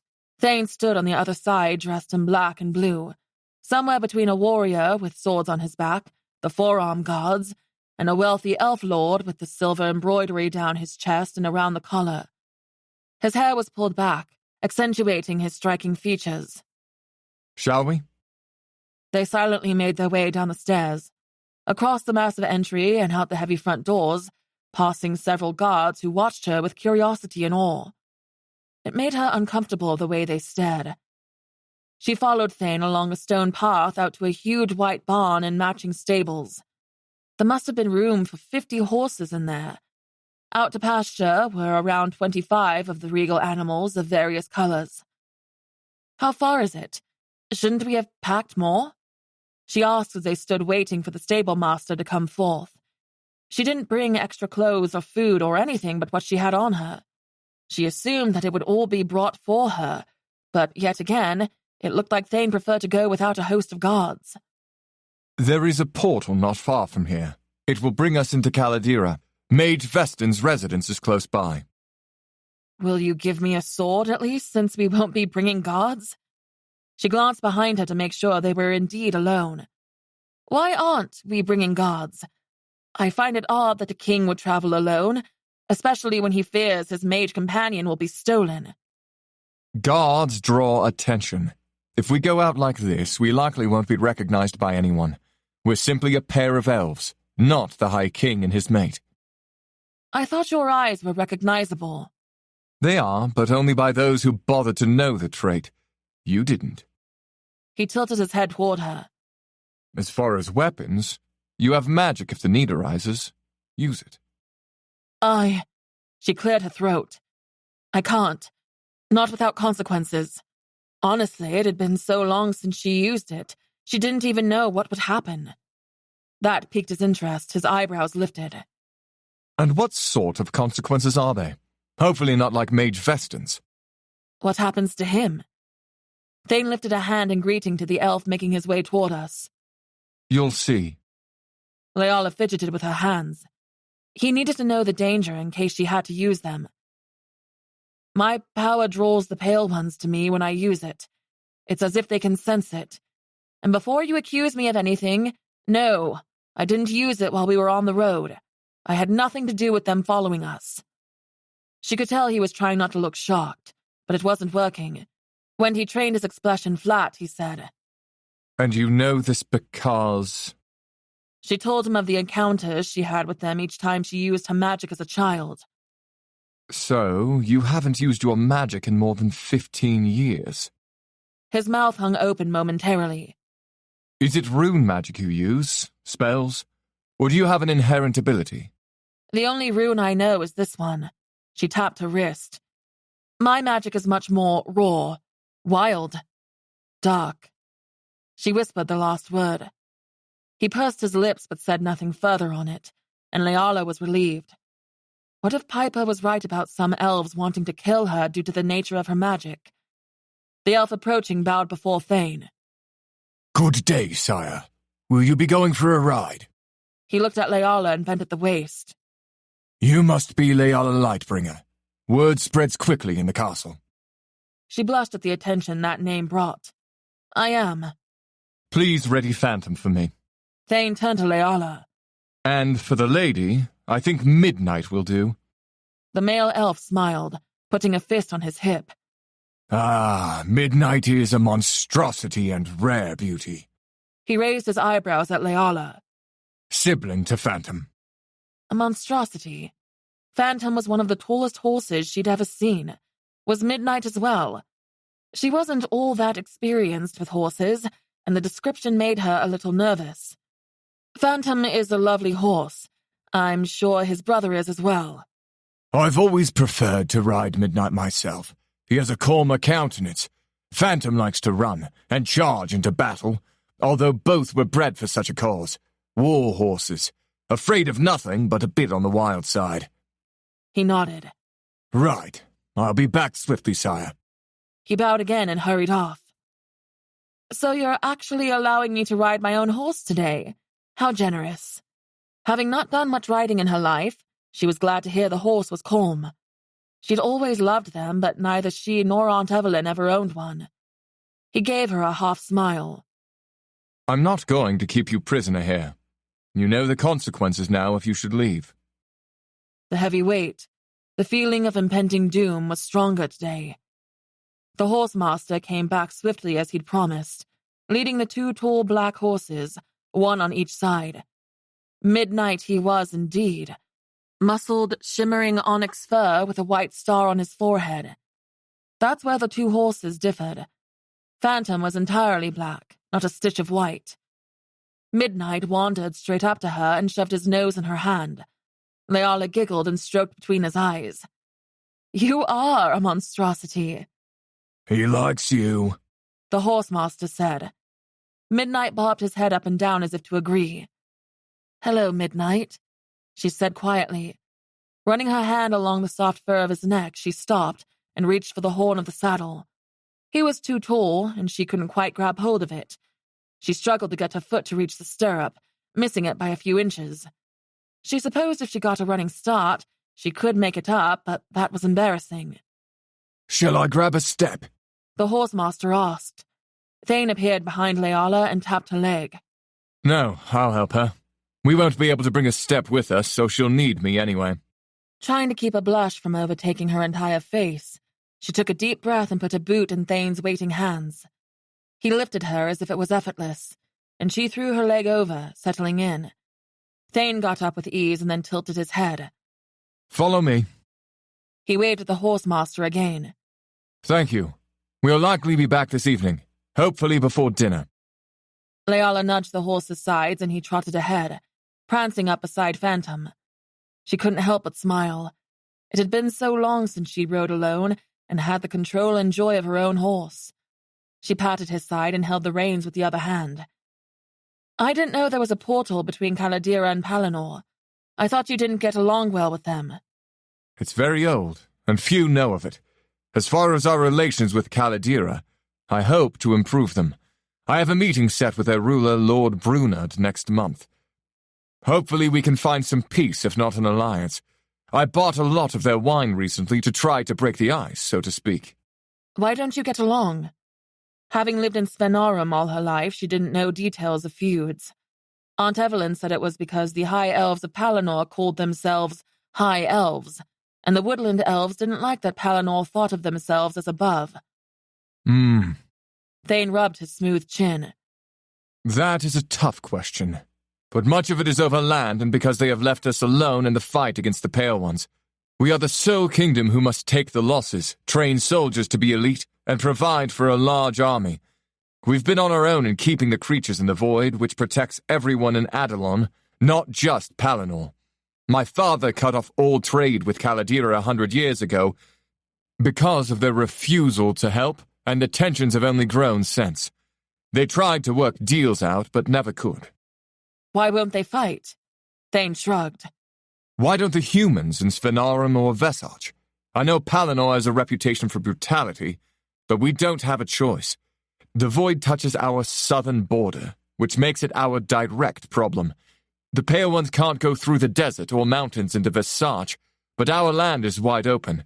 We've been forced to become a brutal warrior kingdom.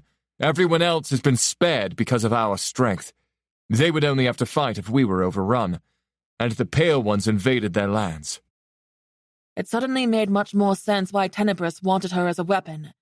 The elves of Palinor died every day to defend this land. They entered the bridge over the river. It had been cleared of the elves who gathered there the previous day. Leala risked a glance down. The height and distance to the water below made her eyes hurt.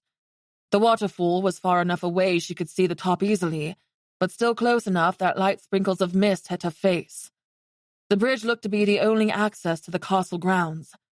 The rock face the castle was built into appeared impossible to scale down, with the sheer smoothness hundreds of feet high. Once they crossed the river, Thane turned right away from the city. Does Caladira know we are coming? Leala asked. It's too short of notice to arrange it. My meeting next month was the soonest they'd allow me, and I've been king for several weeks now. But don't we need permission to enter their territory? I thought they kept their borders as tight as you do. Thane lifted a shoulder. Only if they know we're there. And they won't? As I said, the portal is concealed. It won't be guarded. We should be able to slip into Caladira easily. Midnight was content to follow behind his twin as they rode on a narrow dirt path. Trees and boulders littered on both sides of the trail, many with rune engravings carved in the bark and stone. One moss-covered rock the size of a molehill was painted purple and had a yellow flower growing on the top. At its base was a tunnel. A pixie fluttered out from underneath with an arm full of mini rolls. The pink glitter trailing behind her brought a smile to Leala's lips. Pixies didn't reside in Svenarum, although she saw a handful in her life. The only reason she included them on a list of banned races at the Smoky Dragon was because if a pixie came, they were always with an elf companion. The pixie whizzed by, mumbling about being late. The many weeping willows swayed in the breeze, interspersed with great towering trees with white trunks and small green leaves. As if curious, squirrels and other small furry critters seemed to be following them, leaping from tree to tree. Up the hill of the valley they rode, and down the other side until the city below disappeared, neither of them speaking. Leala didn't know what to say, and it seemed Thane was content. He peeked over his shoulder occasionally. Part of her wished he would say something, though she didn't know what. After so long, the silence between them felt strained, as if either spoke it would be some sort of win for the other, as if staying quiet was the game. At first it was easy to watch the surroundings and listen to the nature around her, but after he tried so hard to get her to talk to him last night, disappointment crept in. She hated herself for it. Why should she want to talk to him? Why should she care? She hardened her jaw and looked everywhere but at the elf in front of her. Then Midnight nipped at Thane's horse as if he were bored too. Phantom turned his head with teeth bared. Midnight bit again, and in return, his brother kicked. Nothing too violent, but a warning. "Whoa! No biting!" Leala said as Midnight danced backward, then, without provocation, he trotted up beside the other two, despite Leala tugging back on the reins. "Is this normal behavior?" Thane smiled and shrugged. A little healthy competition never hurt. A few more steps and the black horse's trot turned into a canter, and he took off, apparently wanting to lead. "I thought the horsemaster said you were the calmer of the two," she moaned as they tore down the somewhat uneven path. Her hair fell loose from the bun Raina and Pearl had done, and it whipped wildly. She looked back, and Thane was racing up behind her, grinning. "So, it's a race you want."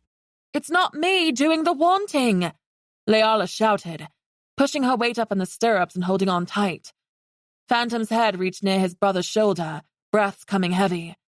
Thankfully, the path widened to allow for both of them side by side. She felt like she was flying, and a laugh escaped her. This time they weren't running for their lives. It was exhilarating. The beating of the hooves like drums, the whirl of the wind an instrument of its own. The trees became a green blur as horse and rider tore across the land.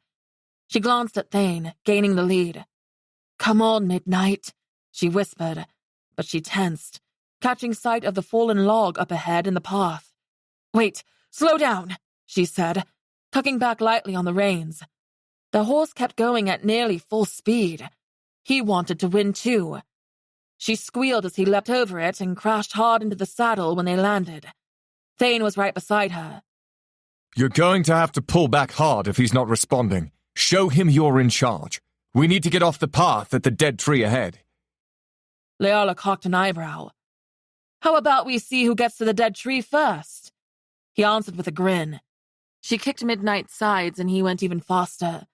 The loneliness she felt the night before faded, filled by the rush of the wild speed, the thrill of competition. It looked like she was ahead by a nose when they ripped by the whitewashed rotting tree. Leala tugged back, leaning into it, and Midnight slowed to a walk, then a stop. His heaving breaths moved beneath her. After a moment, he dropped his head to nibble on some grass.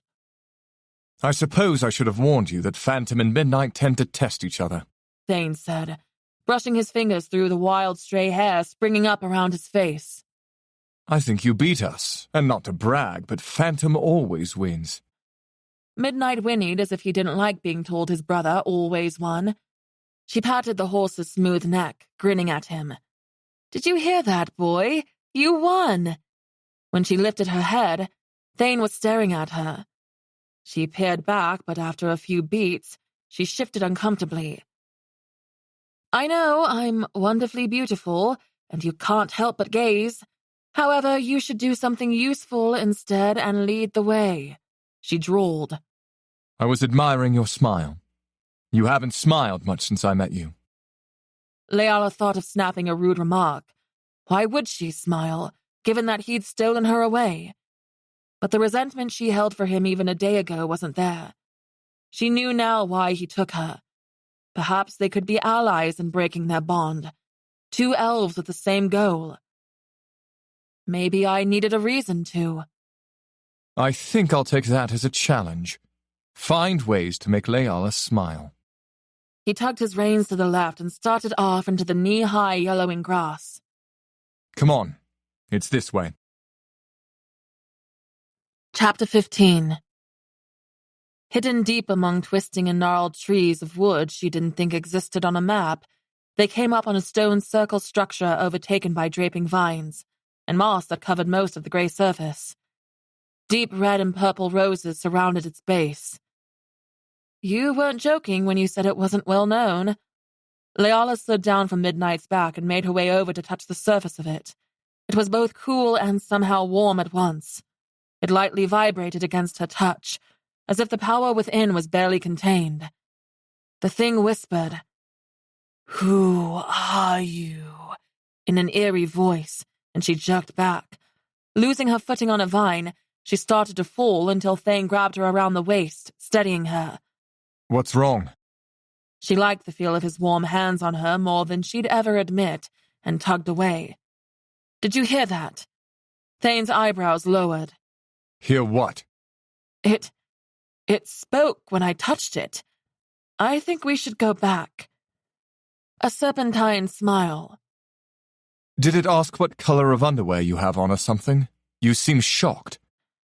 Her skin prickled at the thought of that voice. Or was it his question? This isn't a joke. How can a stone circle speak? He lifted his shoulder and tugged Phantom by the reins toward it. Your guess is as good as mine. It was created by our mage ancestors, and, as I'm sure you're aware, we don't know how they did these things. The Black Mage was the only one of his kind to create rune spells. Mage Vestin knows how to perform them, but doesn't have the ability to create. Thane touched the circle, and the runes at the top began to glow with a bluish light. He whispered something Leala couldn't hear, and then the middle shimmered to life, swirling what lay on the other side into a blur. "Thane Athael," a voice whispered, tasting the name like a lover who had long awaited him. "Who is your companion?" The voice projected all around them, not coming from a single source. His green eyes flicked to hers. A friend. "Touch the stone," the voice cooed. It didn't sound male or female, and it was both deep and light, with almost a hissing element to it. It must grant you permission. Thane clarified. "Is it a test?" She took an involuntary step back toward Midnight. She placed her hands against his shoulder for comfort. "What if I don't pass?" Thane didn't look worried when he said, I don't know. I didn't fail. She glared. Worst case scenario is it won't allow you to pass through, and we'll have to take the long way, which is 3 days' ride, and that would present us with the task of sneaking past their border guard. "That's the worst case scenario." She nibbled on her bottom lip.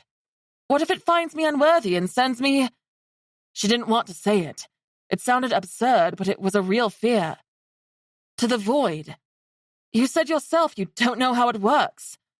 With her dark magic, she didn't trust an ancient relic to judge her. Thane gave her a placating look.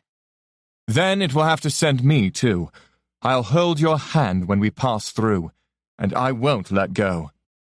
She swallowed hard, trying to fight the ever-growing nervousness. "You would do that. But if you went to the void—" I'd likely die, or turn into a pale one, I know.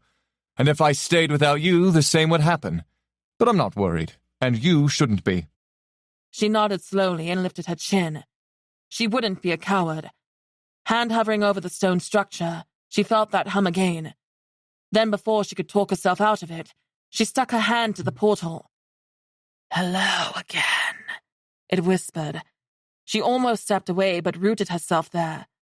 After a moment, an inner pull seemed to tug through her hand as if the portal was taking something from her. "Magic," the voice purred. "Beautiful, twisted, wild." Can we pass? Thane urged. "Yes," it said. "But you know what I require." Take it from me, not her. "I've already had yours." Leala looked back, still holding steady. I think it's taking magic." Thane rushed forward and jerked her away from the portal, arms wrapped around her middle and swung her behind him. The voice let out a hissing laugh and said, "You may proceed." He swore and released her. Come on, quickly before it closes. They both took hold of their horses, and Thane held out his hand, palm up. Leala looked at it briefly and convinced herself that her racing heart was only for fear of stepping into a portal. She set her hand in his, and his fingers closed around hers. With her pulse drowning out the noise of the forest, they stepped through. When they came out on the other side, they were in another wood, but much different than the one they left. It even smelled distinct, wetter, as if it had rained recently, and hints of pine. The warm-toned tree trunks were massive, wide enough to fit 3 elves across with arms spread wide. The leaves were varying shades of reds and yellows and greens all mixed together as if the season changed, but she suspected that they stayed colorful permanently. Some pine trees were mixed in with their sharp evergreen needles. The portal closed behind them, leaving the stone circle appearing as lost and ancient as it did on the other side. The difference was this one didn't have roses at its base, but a rainbow of wildflowers. See, we're not in the void. Thane said, dropping her hand. But we are in a different land, so keep your guard up. Midnight dug at the ground and then took a mouthful of flowers. Leala tugged him forward, away from the portal and that creepy voice. What did it take from her to cross? It said it required something. If it had stolen some of her magic. Thane held out a dagger, a 12-inch blade if she had to guess, the handle black onyx crisscrossed with jade stone. Take it. He pushed it closer. She desired to snatch it up like a hungry beggar would bread, but composed, she reached out and grabbed hold. Thank you. She slid it into her belt, and a wave of comfort cascaded over her. Weapons were her safeguard, her shield against danger. We'll walk beside the horses until we reach a clearing. Thane motioned for her to follow. Tree roots jutted up all around, rocks and uneven ground with no path in sight, easy to trip or lose footing. Leala nodded and pulled Midnight. It wasn't long before they came upon a path winding through the thick woods. Thane helped her to mount Midnight, and then they set off, riding side by side. Do the elves here truly live in the trees? She imagined with the large circumference of the tree trunks one could live inside. They carve out the center, cut windows, use the leftover wood for stairs, doors, furniture, the like. The trees continue to live, too. They enjoy providing shelter for the elves. I would love to see it. She heard stories of the tree houses and always thought it would be interesting to visit. A child's dream. We won't be going anywhere near the city, and Mage Veston lives in a regular cottage. He looked her over. Another time, perhaps. Hearing the mage's name made her wonder why Thane was helping her. Maybe he already knew the mage wouldn't tell her how. Had he commanded him long before now not to? Why did he come to Caladira? I thought he was a high elf. He is. Thane's mouth twisted. You'll have to ask him why, but I suspect it's because it's so peaceful here. Something I wish for Palinor. But the Valley of the Sun is peaceful, isn't it? It was enchanting, at least. In some ways, but mothers know at some point their sons will have to go off to war. They train from a young age to fight Pale Ones. That's not peace. They reached a clearing in the woods, and at the center was a small thatched-roof cottage. It was painted yellow, with white shutters and a rich brown front door. Potted lily flowers sat on either side of the entrance. Shrubs lined the well-manicured front path. A male dressed in a light green robe held a silver watering can in one hand, and with the other, he shielded the sun from his eyes. Thane waved at him, and he returned the gesture. A wooden post hitch waited at the start of the path. Thane slid down and tied Phantom to it. Leala quickly followed and hurried to catch up to his side. She knew instantly what the consequence was Thane talked about. Mage Veston's knobby crooked hand barely gripped the pail. His skin wrinkled and spotted, as if his hundreds of years showed as it would in a human. Silver hair and thick white eyebrows matching his beard. The use of magic aged him. It must be it. Elves could live thousands of years and not show the penalty of time. Mage Veston dipped his head as they approached. My. I wondered when I'd see you again after... He trailed off, and Leala didn't know if he forgot what he meant to say or if he didn't want to finish. You've grown much. He turned to Thane. Young prince, it is good to see you. I am High King now. He didn't say it in a bragging manner, simply stating a fact. But with that statement came implications. The mage worked for Tenebris for many years. A white eyebrow ticked up. Word doesn't travel fast out here, I'm afraid. Come inside. It seems we have much to discuss. Painstakingly slow, he hobbled his way toward the front door. Leala wanted to take his arm and help him, but she didn't know if he'd find it offensive. After all, he lived out here alone. But Thane didn't have the same hesitation. He slipped his arm through Vestin's and helped him up the step and over the small hump to get inside. Thank you, sire. The first thing Leala noticed about the small cottage was the smell of mint leaves and lavender. She gently closed the door behind her, while Thane guided Vestin to a padded rocking chair. The inside was simple. A small kitchen with 2 cabinets, a sink, a black stove, and an island. A living room with a wooden table and a set of chairs with it. A slender but full bookshelf, and the single rocking chair he sat in with a tiny table with several books stacked beside him. She suspected a closed door to the right led to a bedroom. Letting out a sigh, he said, I should make some tea. Allow me to do it. Thane went into the kitchen. He opened a cupboard, pulled out a teapot, then walked outside. Leala hovered near the door, unsure if she should sit or wait to be invited to sit. Now, Leala Lightbringer, Mage Vestin said, shifting to look at her. I suspect you have questions for me. She stepped forward, her light feet creaking on the floorboards. I have one, mainly. His knobby hands lightly bounced against the armrests. Just one? She decided to grab the dining table chair and set it in front of the mage and sat down to face him. Yes. I need to know how to break the mate spell between Thane and me. His bushy eyebrows shot up, wrinkling his forehead further. Oh, dear. He stared at her for a moment. I'm afraid you can't, although I don't know why you'd want to. Thane has. The door squealed open and Thane stepped back inside. The well water is as delicious as I remember. Oh, yes. Vestin nodded. Quite refreshing. It's what keeps me alive. She prepared for him not to give an answer so easily. Rune spells can be undone, can't they? That brought his attention back to her. He closed his eyes, and for a moment she thought he fell asleep, until he took a deep breath and his eyelids fluttered open. No spells created by the Black Mage have ever been undone, unless he was the one to undo it. He was clever in that. It's how he was able to create so many pale ones, you see. If his spells weren't fulfilled or the price not paid, they'd turn. He was meticulous in making certain that there was no way out of it once done. Her stomach dropped.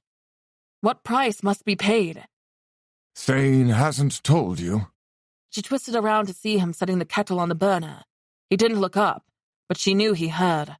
What else did he keep from her? You must finish the spell and be wed. He told me that. Is that all? She prodded. His rich brown eyes searched hers. His weathered face took on an air of distress. My dear, that's the part that worries me. He swallowed and started rocking slowly. It's not a price per se, more of a stipulation, but you must. The hot water hissed and squealed. Leala jumped a little. How did it come to a boil so quickly? Tea is ready. Thane poured 3 small white teacups full. Steam rose up from each, bringing with it the smell of lemon citrus. What Vestin was about to say is we must be wed under a full moon, which is a little less than 8 weeks away. It happens to coincide with our deadline. Well, a day earlier. Vestin's gaze held Thane's for a moment. Leala found something odd about the exchange, but then he nodded in agreement. Yes, that's what worries me. Waiting until the day before you turn into a pale one is frightening. If something should go wrong. He gave Thane a stern look. He waited too long to find you. A full moon rose the previous night, which meant they missed that opportunity. Isn't there anything else we can do? A counterspell or an object or something? Thane handed him a cup of the steaming liquid, and the mage shook his head. Not to my knowledge. Leala accepted hers, but didn't drink just yet. He took a sip of tea. Very good, sire. Thank you. He stared off for a moment. Although there may be something. Leala's heart thudded loudly. I knew it, she thought. Thane swore as his teacup and plate clanked as he nearly dropped them. Are you all right? Veston asked. I'm fine. He shook his hand. Leala suspected it spilled over and burned his fingers. It's just... He paused with a sharp look at Veston. When I asked you some years ago, you said there was absolutely no way out of it. And when I asked you 6 months ago, you said the same thing. Well... He took another sip, likely buying some time. I don't know of a way. What I'm thinking is probably not worth looking into. But there is a Draconan sorceress who worked with the Black Mage. It's rumored she is still alive, living in the Sadarak Mountains. If anyone knows, it's her. I fear we are in desperate times now. She wasn't sure what he meant by desperate times. Did he want them apart? A dragon shifter sorceress? Leala asked. Thane stiffened. We don't go into dragon territory. And if this shifter worked with the Black Mage, she'd try to kill us before she would help us. Knowing Thane was correct, Leala inhaled the sweet scent of citrus, hoping it would uplift her mood. I want to go. Both Thane and Veston stared at her. You'd rather die than marry Thane? Veston asked. Because that is the risk you're taking, and there is no guarantee she would have an answer, or would be willing to give one if she did. Of course she wouldn't rather die, but she could get answers. A part of her training was inflicting pain to get people to talk. Leala set the cup on the plate in her hand. It's worth risking at the very least. I need to know. I want to go home. If she didn't at least try, she'd be angry with herself forever. She couldn't be tied to this king without exhausting every option. She couldn't be connected to the family that murdered her parents and killed in her name. She heard the stories from drifters who came into Briar Hollow, telling how entire towns were burned, children ripped from their mothers' arms to be thrown into a prison cart while their parents were cut down. And everyone knew Thane was one of the king's best warriors. It didn't matter how cordial he was now. Anyone could pretend to be a certain way for a short period of time. This is worse than I thought, Veston mumbled. He sat up a little straighter and smiled at Leala. Will you go out to the well and get an old man some cool water, please? Of course. She stood and set her cup on the kitchen island. Even if he just wanted to get rid of her so he could speak to Thane alone, he had that right. Is there a particular glass? In the cupboard. Any will do. She grabbed the first one she saw, a simple jar with a handle, and headed for the door. It's just around the back of the house, he said with a wave of his hand. She stepped out into the temperate air, the sun warming the skin of her face. For a moment she closed her eyes and basked in its glory. If she was to go to the Sadarak Mountains, she'd be exposed to frigid temperatures and would miss this warmth that filled her with an energy only the sun could. After walking around the cottage, she spotted the well and followed the stone path to it. Lowering the bucket, it dipped into the water, and she tugged the rope hand over hand, pulling it up until it reached the top. She took the bucket in her hands and a drink from it. The water tasted almost sweet, and more refreshing than any she'd ever had before. In moments, she felt lighter, happier. With another gulp, she smiled, and a tingle went through her body. She felt like she could run for days and not tire. No wonder the stuff kept the old elf alive.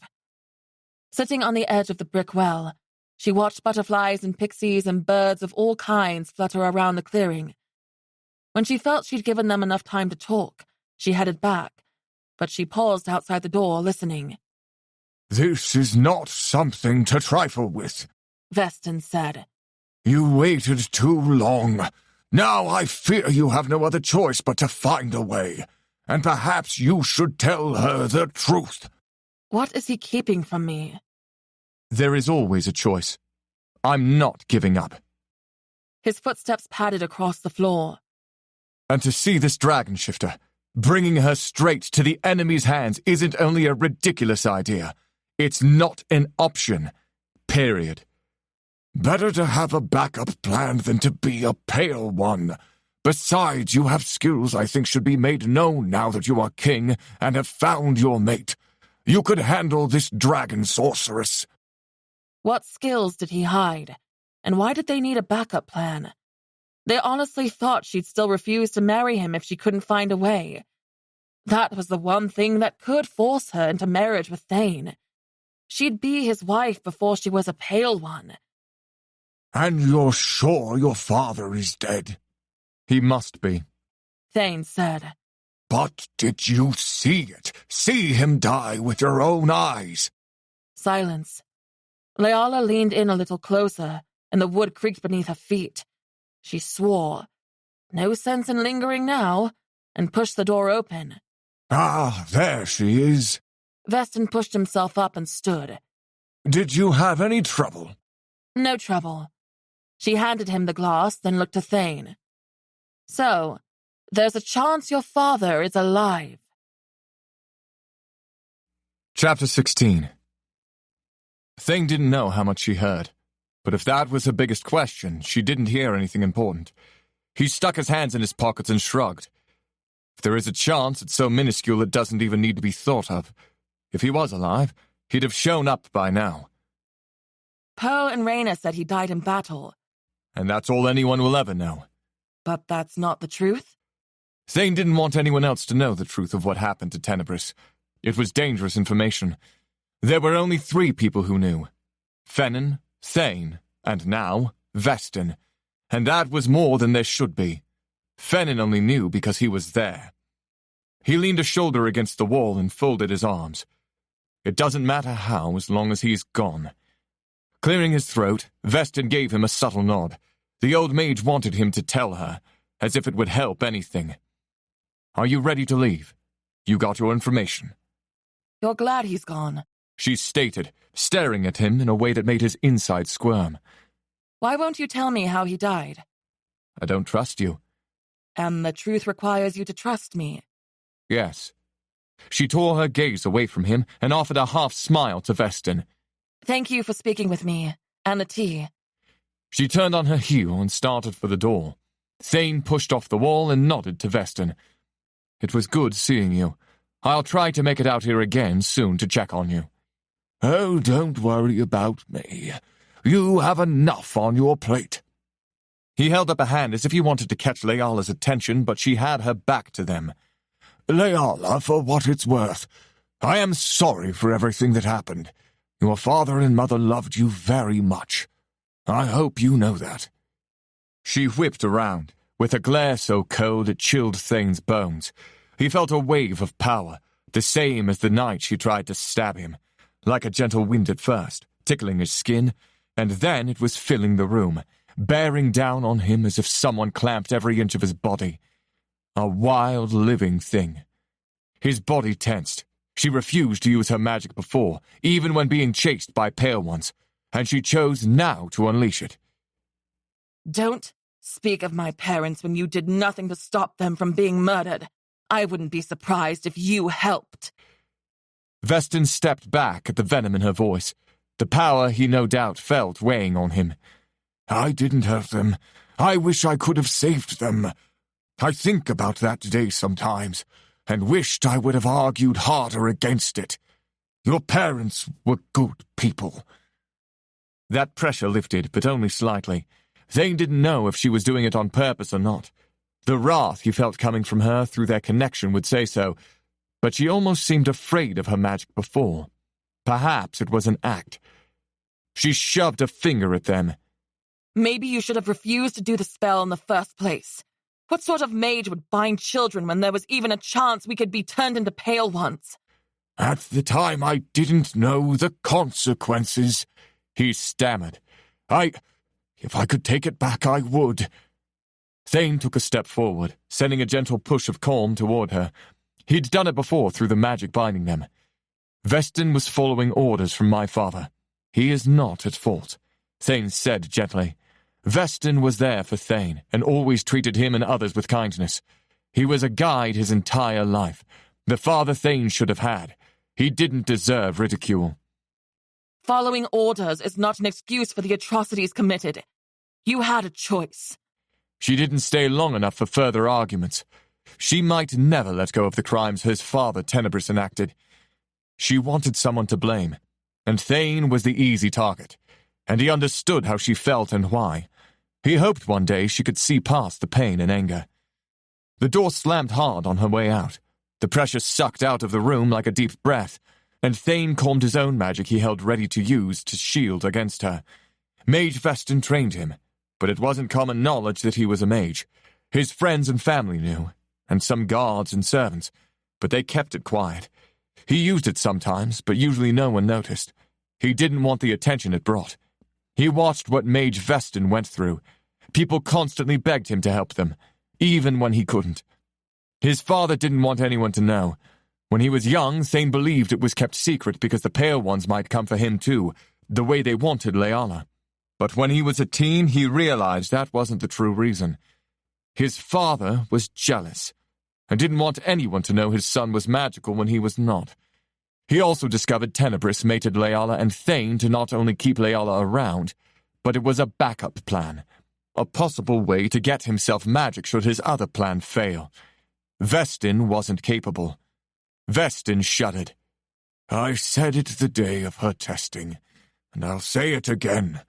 I've never felt power like that. There is something dark about it, something unruly. Yours is certainly comparable in strength, but the sign on her day was concerning. Do you think they're right? Thane's throat was dry, his voice coming out strained. Mathicus and the Pale Ones? Vestin slowly shook his head. If they can use her to bring back the Black Mage, he must have left some sort of safeguard, a way to return.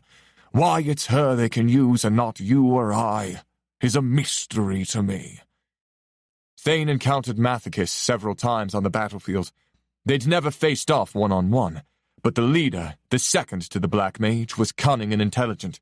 Unlike many of the others, who seemed like mindless beasts only searching to hunt and kill, Mathicus was strategic. He gave orders like a general and was obeyed as such, and even after hundreds of years he held on to a fraction of his magical power.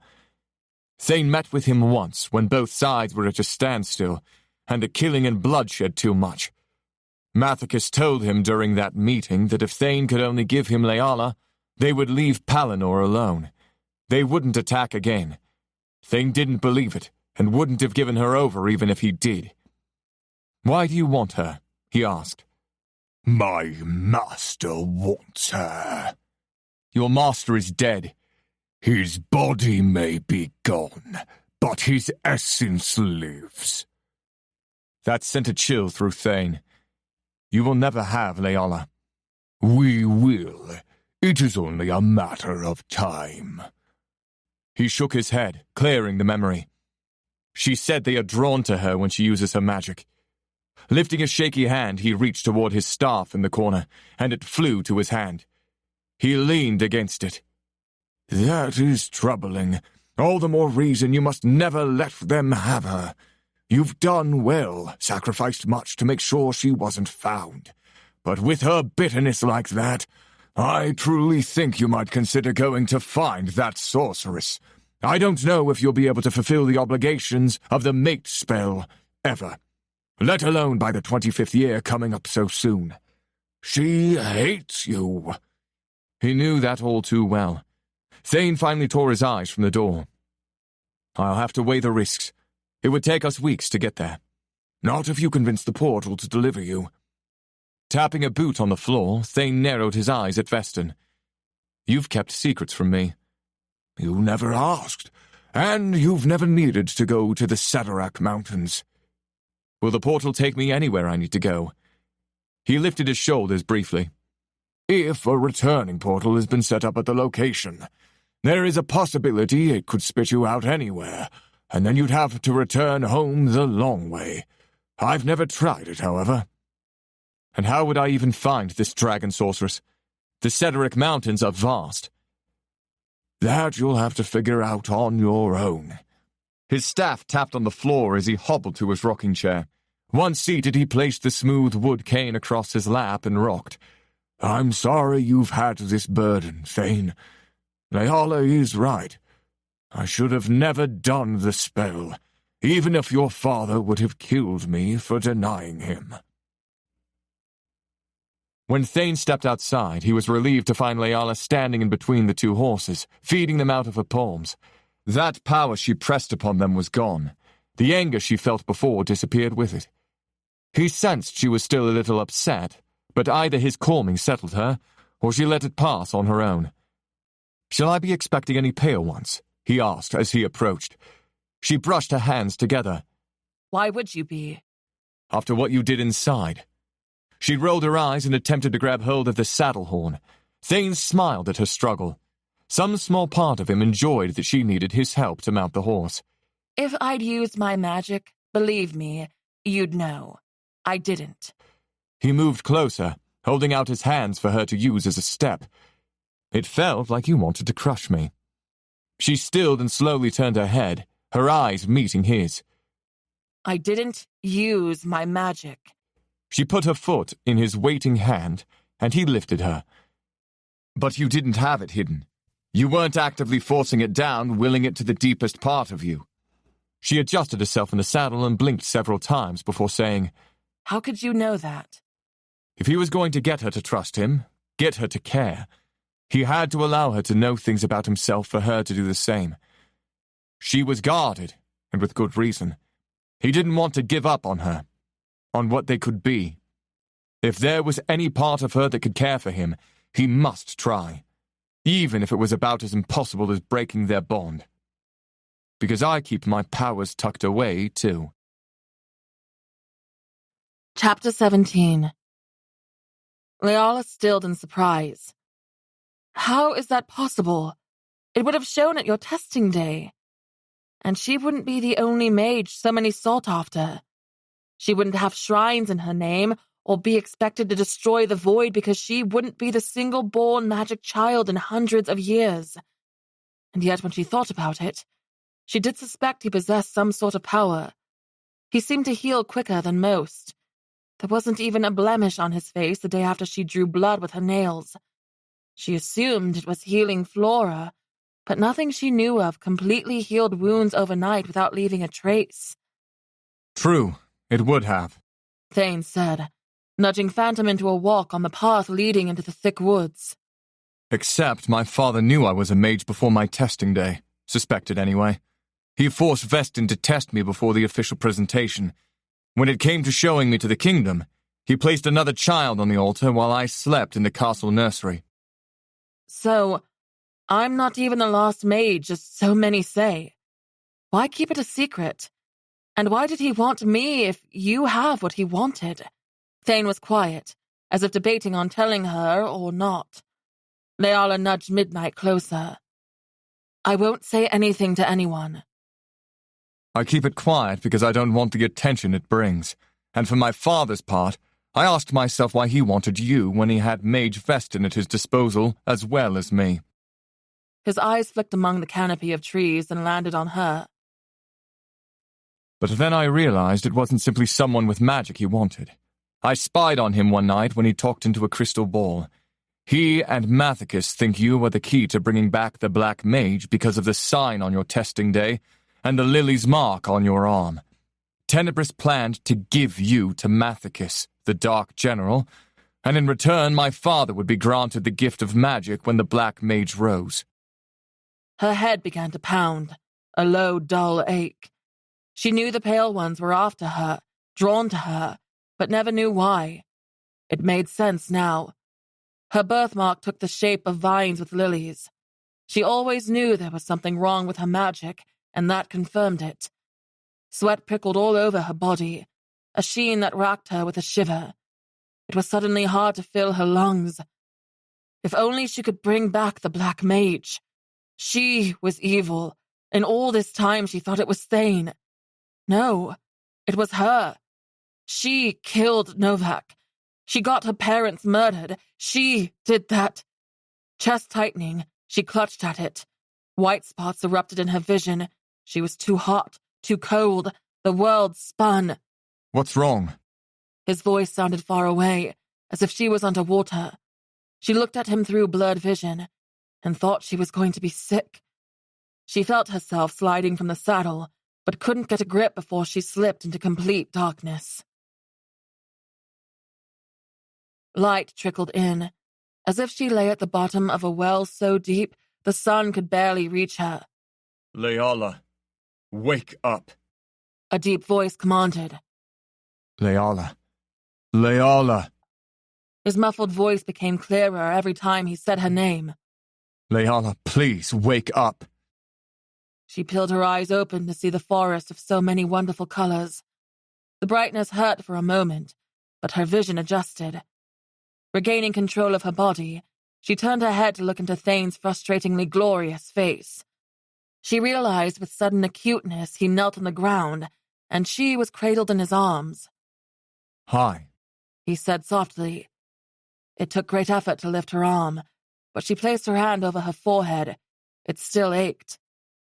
Hi, she said back. What happened? I don't know. I guess I fainted. Have you ever done that before? He still held her like she was something precious and rare. No. She struggled to sit up until Thane pushed her. I don't know what came over me. A lie. She knew exactly what. Panic. Sheer panic. Anguish. And the truth. Are you sure? I thought I felt you panicking. He took her by the hand and guided her to her feet. Felt me panic. She said each word slowly.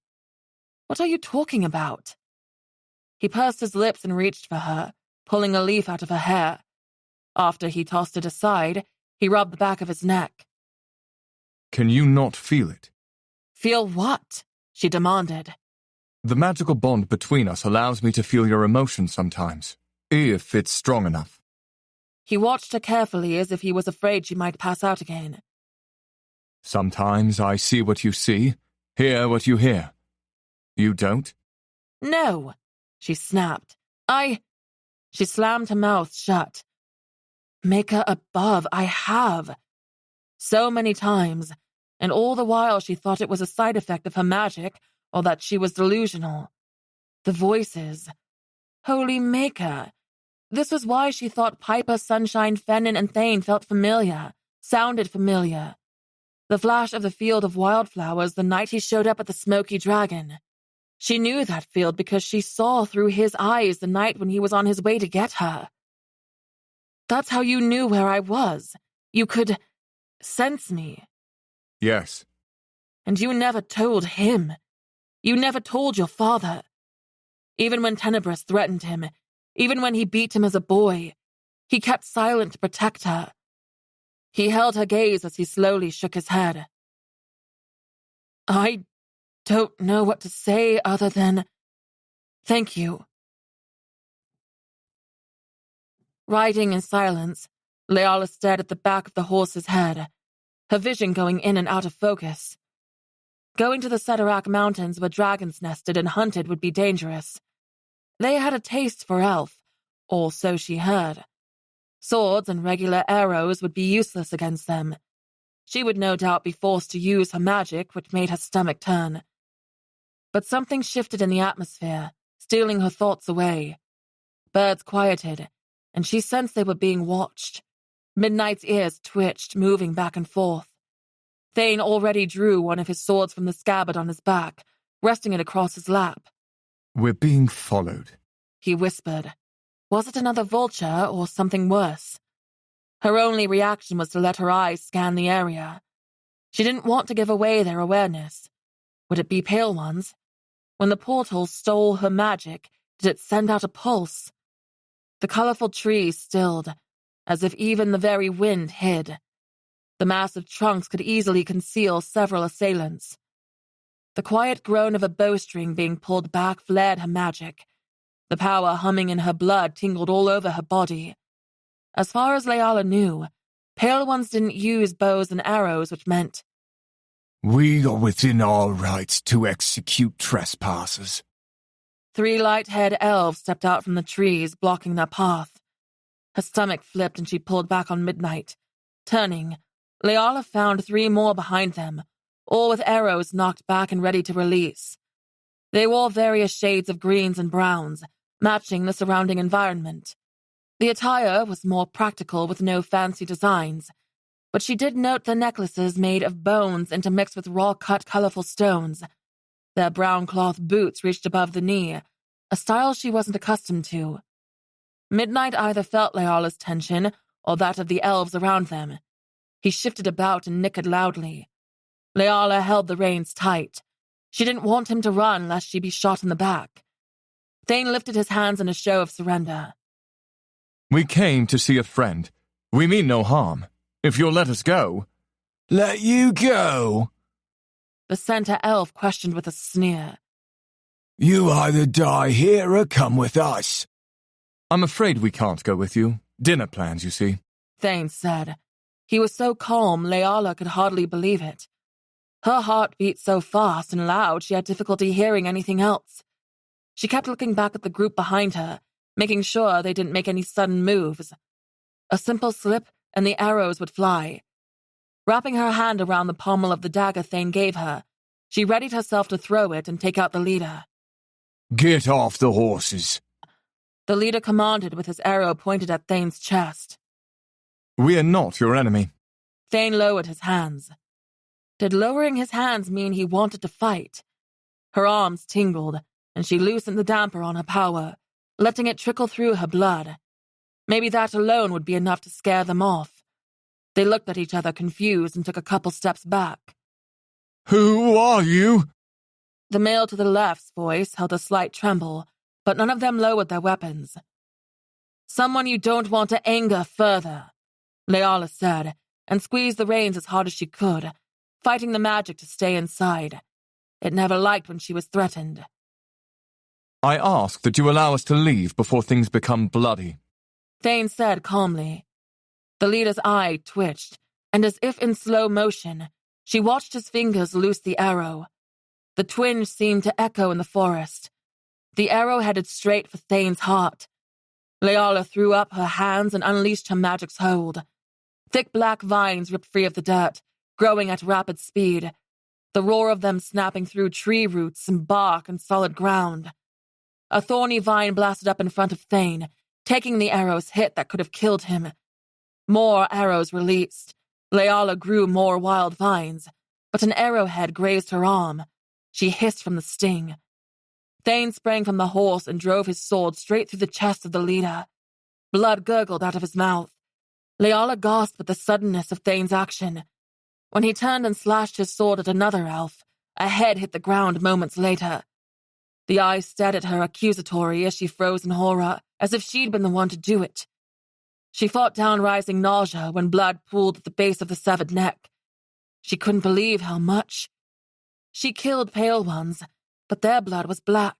The crimson staining the forest floor now was like her own. She jerked around to the sound of the elves behind them reloading their weapons. One raised his arrow and met her gaze. The arrow flew straight for her chest. It dissolved into dust inches before it struck her. The debris carried away in the wind. Leala blinked several times, and the elf who shot at her looked just as confused as her. That was your last mistake, Thane said, and marched toward the elf with an unnerving calmness.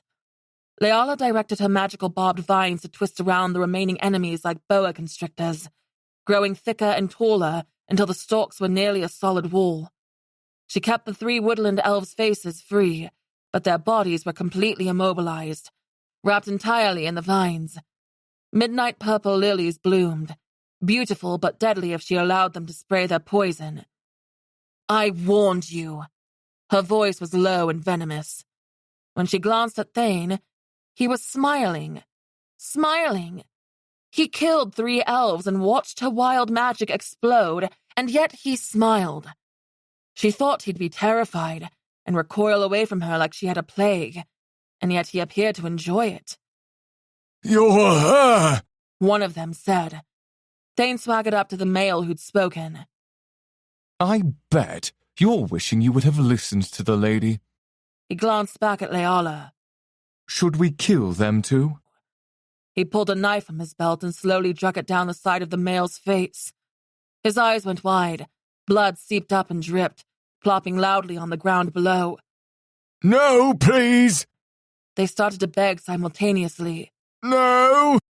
They were trapped and defenseless now, but they tried to kill her and the High King of Palinor. Could they honestly let them go? Please, Your Highness, let us live! He said in a shaky voice. Ah, so you did recognize me, yet you still tried to kill me. And that means you must know who she is. Thane rested the blade against the elf's cheek. The pressure caused a light indentation in his skin. Blood poured even faster.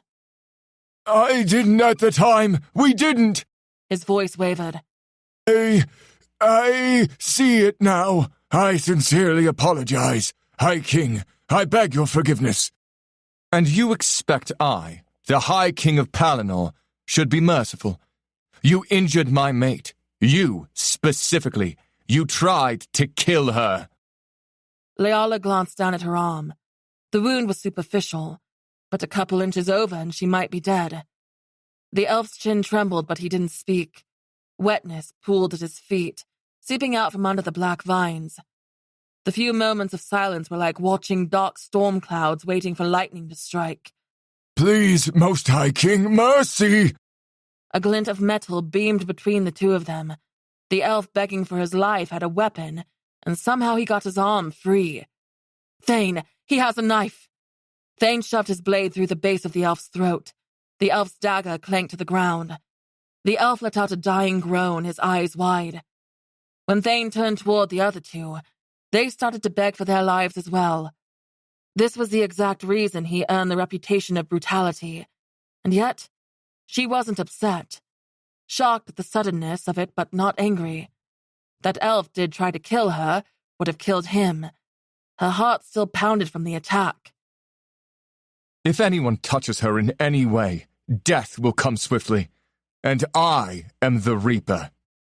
Thane wiped blood on the collar of one woodland elf and tucked the knife in his belt. He took a step back, looking at the piss collecting near his boots, then climbed up onto Phantom. If you get out of your trap, take the message back to your Lord Brunard. After his gaze fell to her injury, he said, Let's go. Then nudged his horse into a trot. Leala looked at each of the living elves before she followed. If they had luck, the Pale Ones wouldn't come and finish them off before they could escape. Chapter 18. They rode hard until they reached the portal. Thane hopped down, placing his hand against the stone circle. It didn't ask her to touch it this time or demand her magic. When it activated and swirled, he held out his hand to her. She took hold and they hurried through the portal and came out in Palinor. Leala felt a wave of relief to be back in High Elf territory. Thane turned to Leala, grinning like a schoolboy. That's what you've kept hidden. It's absolutely marvelous. I understand your fascination with plants now. The vines are spectacular. The way they wrapped around those elves and tore out of the ground. Incredible. You saved my life. Trying to understand his reaction, Leala fidgeted with the reins. He was so used to killing that he could be excited in this moment. Her magic came in handy, but she still wished she didn't have it. And you saved mine. That arrow dissolving. That was you.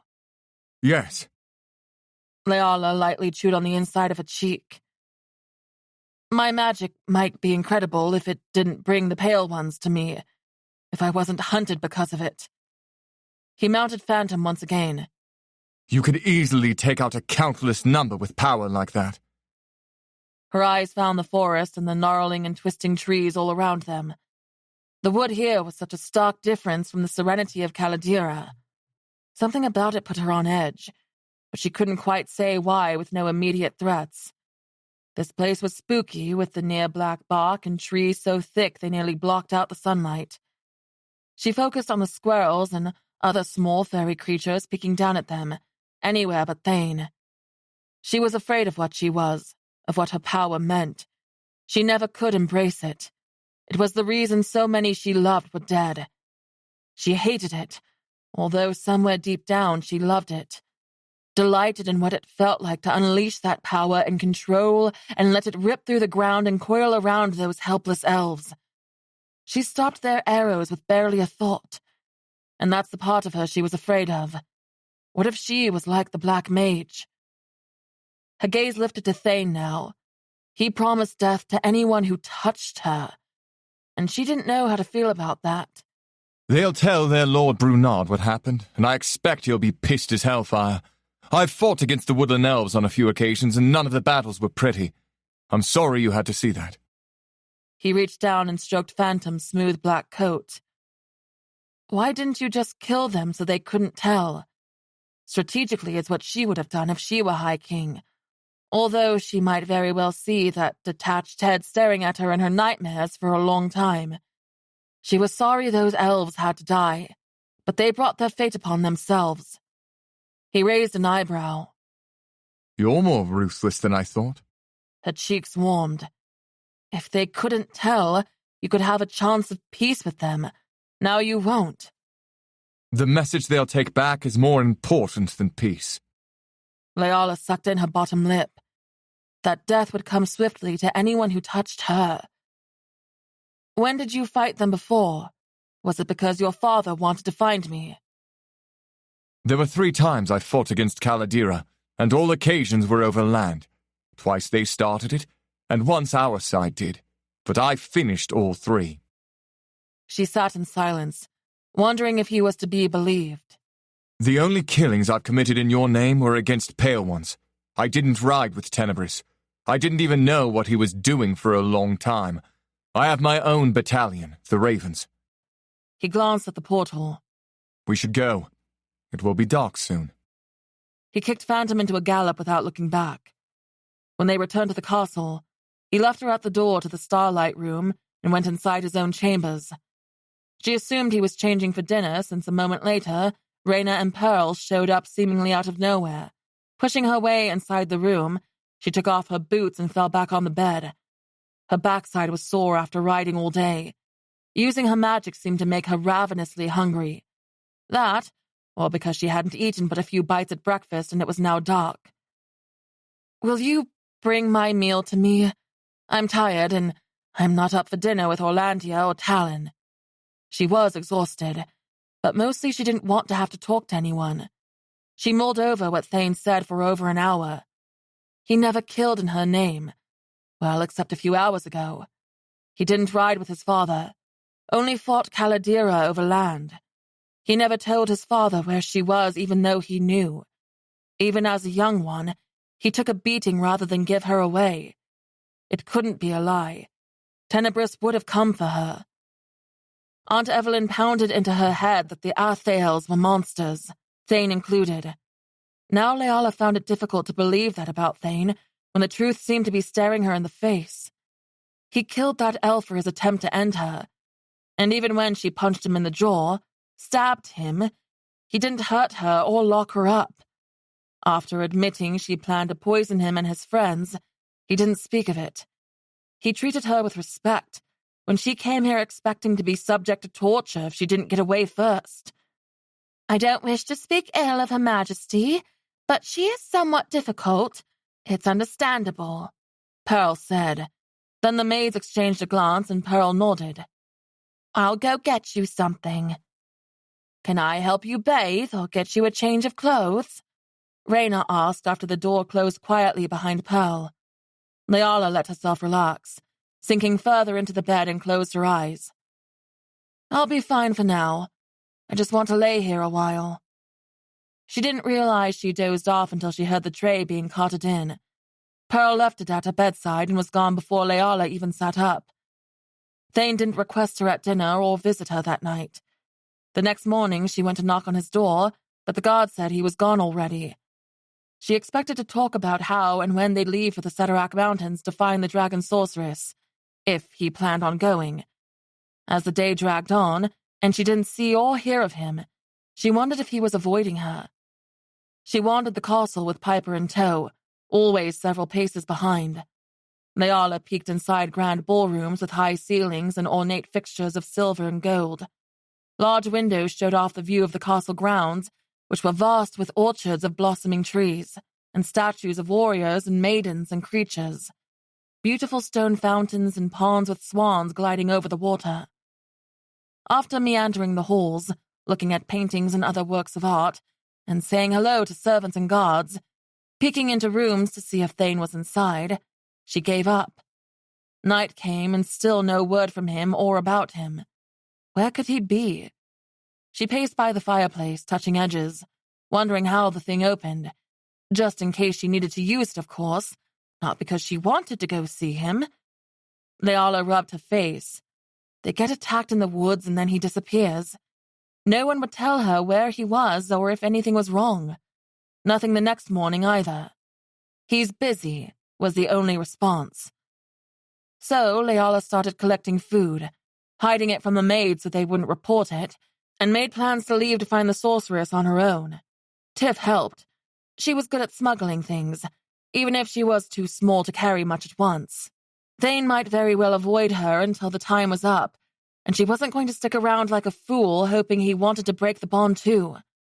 Over a few days, she stole a map from the library when Piper's back was turned, found a leather bag in her closet, and filled it with a set of warm clothes, gloves, an extra pair of boots, and a coat Tiff dragged in for the cold in the mountains. Tiff also brought packets of tea for energy and warmth, but she needed at least another couple of days to collect more food without drawing suspicion. Thane said she wasn't a prisoner, but she wasn't allowed anywhere alone. For the safety of others more than her own, she suspected. He didn't trust her not to hurt anyone. That evening, there were more servants than usual in the castle. Several of them hurried about moving furniture, changing decor, and more food whisked around on trays than ever before, as if they readied for an event of some kind. If that mad queen was prepping for the wedding, Leala would put a stop to it. What's going on? Leala turned around and asked Piper. Their relationship didn't change over the past few days.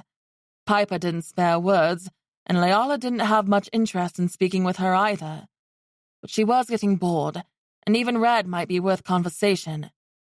It's the summer solstice celebration tomorrow.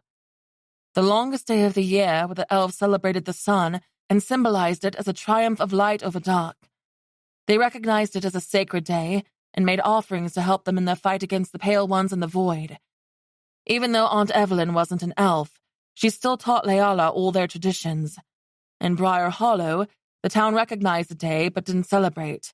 It was only seen as a day they could work longer or stay out to have fun later before dark. Will there be a party? She asked. We call it a festival, but yes. Leala found a window that overlooked the back grounds.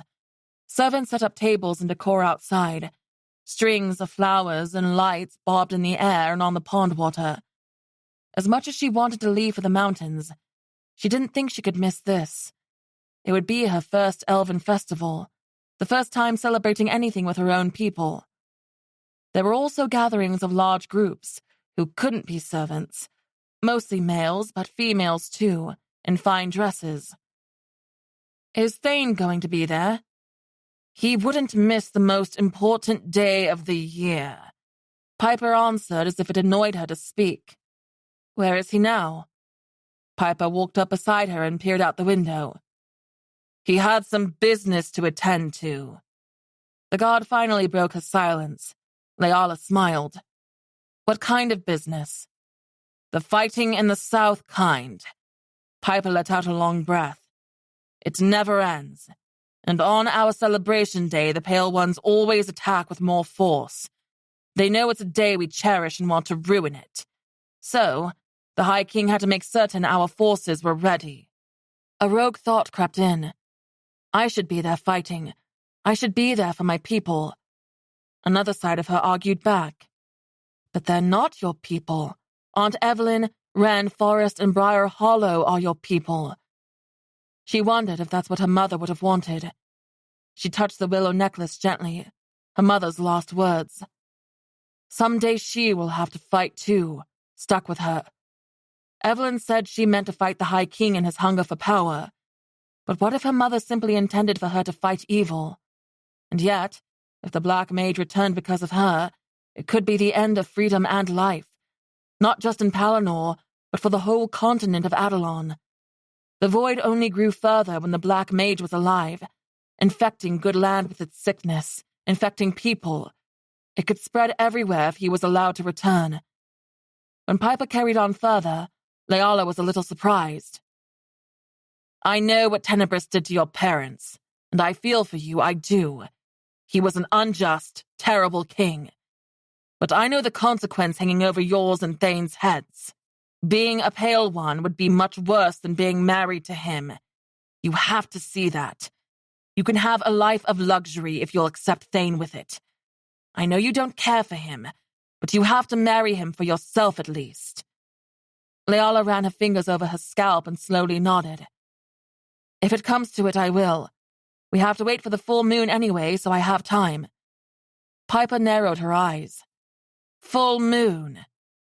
Thane said part of the stipulation of the mate bond spell was that we had to be wed under a full moon. She shrugged. Perhaps the magic requires the strength of it. I don't know rune magic. It crossed her mind to tell her about the dragon sorceress in the mountain, but she thought better of it. The less anyone knew, the better. She was going to have to slip Piper's watchful eye, too, if she couldn't convince Thane to go. At the end of the festival, when everyone was distracted, would be a good time. Rubbing her arm absently, Piper shifted, staring at the ground momentarily as if lost in thought. We should get you back to your room so you can be ready for dinner. And if Thane allows it, the games tonight. Games? Leala wondered about Piper's sudden change in demeanor, but followed her without asking. Yes. The night before the summer solstice, we have challenges and games with elves from all over Palinor. That sounds fun. After bathing, Pearl combed through Leala's long hair, while Raina rifled through the closet. Tiff still wasn't brave enough to come out in the open with the other jumbos around, even though Leala said she'd protect her. She built a little nook among the vines above the bed that she hid in when they came. We need to find you the perfect gown for the summer festival tomorrow. I'm thinking something burnt orange in color, thin straps, flowy. The queen and princess usually wear yellow, and we want you to stand apart from them. Yes, we do, Leala thought. Will they be at dinner this evening? I believe so, Pearl answered. And the princess wanted to meet with you. She wants to get to know you a little better. Joy, she mumbled. Princess Talon is nice once you get to know her, Raina yelled from the closet. Continuing with her hair, Pearl rubbed in some lavender-scented oils to the ends and tied her hair high on her head into a loose bun. She added dusty rose-colored lip balm to Leala's lips, but otherwise left her natural. Raina helped her into a rich purple, floor-length dress for the games tonight, with a jeweled waist belt. You're stunning, Raina said, holding a hand to her chest. Leala smiled genuinely. Thank you, Raina. Pearl gathered a handful of dirty sheets. We'll leave you be. I'm sure someone will be up in an hour to fetch you. An hour? She was growing bored of sitting in her room waiting for others. The two maids left. Leala sat on the bed for a moment, then glanced at the servants' passage entrance. It wouldn't hurt to go exploring by herself. There were still many places she hadn't seen. But the dominant part of her wanted to find Thane. Pulling open the shelf against the wall, it easily moved, and she slipped inside. A cold breeze swept through from a crack somewhere in the walls. She quietly walked past entrances to rooms, hoping she wouldn't run into any servants. Most rooms were silent and seemingly unoccupied. She paused at one when she picked up on deep voices, but she didn't recognize them, and they weren't saying anything interesting. When she went down a set of stairs onto the main floor, she stopped at a notable door with gold-painted trim. Curious as to where it would lead, she slowly pushed the sliding door aside and peeked her head out. Blue tapestries hung directly ahead, blocking the view of the room. It isn't wise to come into my kingdom, in my castle, and accuse me of anything. That was Thane's voice, deep, resonant, and commanding. He somehow sounded bored and yet at the same time like he might order the execution of whoever he spoke to. Interest piqued. She slipped out of the passage, and taking in slow, deep breaths, She grabbed the edge of the velvet tapestry and risked a glance. The hall was absolutely massive. Up above, white stone archways loomed. Sunlight cascaded in from the colossal windows on either side of the red carpet running down the center. 2 wide doors with hand-carved designs in the mahogany were shut. A stone altar was placed before the long steps up to the throne, where children must be tested for magic, where she was once tested. Her eyes searched the steps for stains of blood on the light gray stone. Her parents' lives were cut short in this very room. Dejection welled up in her, imagining their lost moments, and how scared they must have been. Finally, her gaze landed on Thane. Sitting on the very throne his father ordered her parents executed. Or was it? It wasn't white like the paintings depicted. It was solid, shiny black stone, large enough to seat 2 people, but he somehow dominated it, casually sitting with his legs spread, leaning on his elbow on the armrest. Arrogant swine, she thought, and smiled reluctantly. He stared down at 3 elves dressed in the same style they wore in Caladira, the green and brown garb, the knee-high cloth boots. She shifted nervously. No one stood guard in this room. Thane, the High King, was alone with 3 potential enemies. Witnesses put you and your betrothed in Caladira, where you murdered 4 of ours. She used magic on our patrol, seriously injuring one of them that survived. The center elf said. It isn't an accusation. It's a warning to stay out of our land. The Athayels are not welcome there, and our lord no longer wishes to meet with you. Leala tensed at the woodland elf's tone with Thane, a harsh one that wouldn't be taken well. What would he do now? Is that all? Another smile tugged at her lips. This completely unfazed him, as if he'd expected it, although she couldn't help but feel this rift was partially her fault. The 3 woodland elves glanced between one another. The middle elf again cleared his throat, but stammered now. If you or your betrothed... If we what? He sat a little taller and curled the fingers on his right hand. The elf clutched at his throat, suddenly gasping. His mouth hung open and his skin grew redder with each passing second. Was Thane choking him somehow? Your Highness, please. The elf on the right begged. You're killing him. If we what? He asked again. I couldn't quite hear you. The elf choked and wheezed, trying to pull in a breath. It was disturbing on so many levels, but mostly because nothing touched him to cut off his airways. It wasn't as if Thane clamped a physical hand around his throat. He was several yards away. Your Highness, I beg you to show restraint, the other elf said gently. With a quick wave of Thane's hand, the choking elf sucked in a deep breath and dropped to his hands and knees. Before any of you makes threats you can't take back. He shoved to his feet, and the air seemed to draw out of the room, replaced with the heaviness that weighed down the atmosphere. You better remember who you're talking to. I will go wherever I please with whomever I please, and there is nothing any of you can do to stop me. I guess my message wasn't clear enough before. Do tell your lord if he wishes to threaten my mate in any way, he will find me as a shadow at the foot of his bed. It will be the last thing he ever sees. The 3 elves stood there, seemingly stunned. Now, do you have anything else to say? His fierceness and protection of her made Leala's heart beat faster. Before, it may have scared her. Now, wrath looked good on him. All 3 stood silent. I didn't think so. Get out. Without hesitation, the 3 turned, and although they walked, they may as well have run. The heavy mahogany doors flew open, then slowly closed in their wake. Thane's attention flicked to where Leala stood, and she ducked behind the tapestry.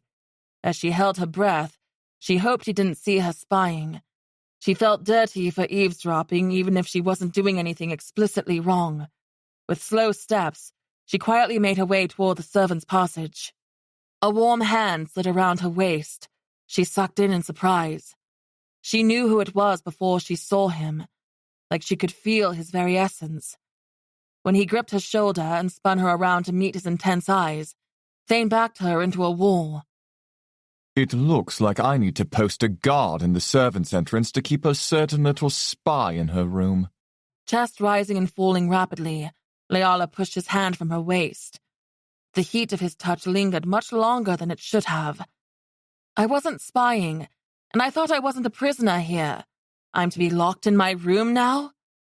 I said you could go wherever you'd like with an escort. I won't hurt anyone, I promise. Ignoring her comment, he said, If you weren't spying, then why are you skulking in the shadows? I wasn't skulking. You make it sound like I'm some creature from the swamp. He laughed and she went on. I was looking for you. Where have you been? It's been 4 days and I haven't seen or heard from you. His eyes flared for a moment. I didn't think you'd miss me. I didn't. Sure you didn't. I felt your longing to be with me, especially at night. She blushed. You're getting your feelings confused with mine. And you killed those elves, then just vanished on me, leaving me wondering what the hell was going on. She risked revealing her magic to him and used it for the first time in years to defend him. He'd killed, potentially starting a skirmish with the woodland elves to protect her. In a way, they bonded in that moment. Their lives were literally tied in the others, and that thought made it impossible for her to not think of him and his safety. Things felt a little different now, less rigid, at least for her part, although she didn't trust him fully. If he was avoiding her, it was because he didn't want to break this bond. He smirked and inched back, gesturing to the great hall behind him. And because of those dead elves, I've been busy. There's always some threat I must defend Palinor against. I thought you'd be glad I wasn't around to annoy you. She pursed her lips. Will they make a move against you? He lifted a shoulder. I doubt it, although they may, to test me as I am the new young High King. But those emissaries were obviously scared of you. Their lord is also young. A rival of mine, you could say. I killed his father in battle 2 years ago. He's been itching to get back at me. Yes, I heard. That you killed him anyway. I also heard you killed his 2 daughters. They narrowed his eyes. I never touched his daughters. I don't kill females. And as far as I know, they're both alive and well. There are many rumors about me, as you well know. Most are hardly true. I'd hoped you'd have seen that by now. Or do you still believe I mark my flesh with my kills and sacrifice young maidens for Maker only knows why? How did he... I never told you about that. I have excellent hearing, my dearest. Her cheeks flared with heat. She saw him shirtless on more than one occasion and knew for a fact his skin was flawless, not a single scar. No, I don't believe those things. She quietly cleared her throat, lifting her chin. What will this Lord Brunard do? Is he scared of you?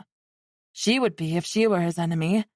Her eyes flicked up to the top of his head. It was driving her crazy that his crown was slightly crooked on his dark locks.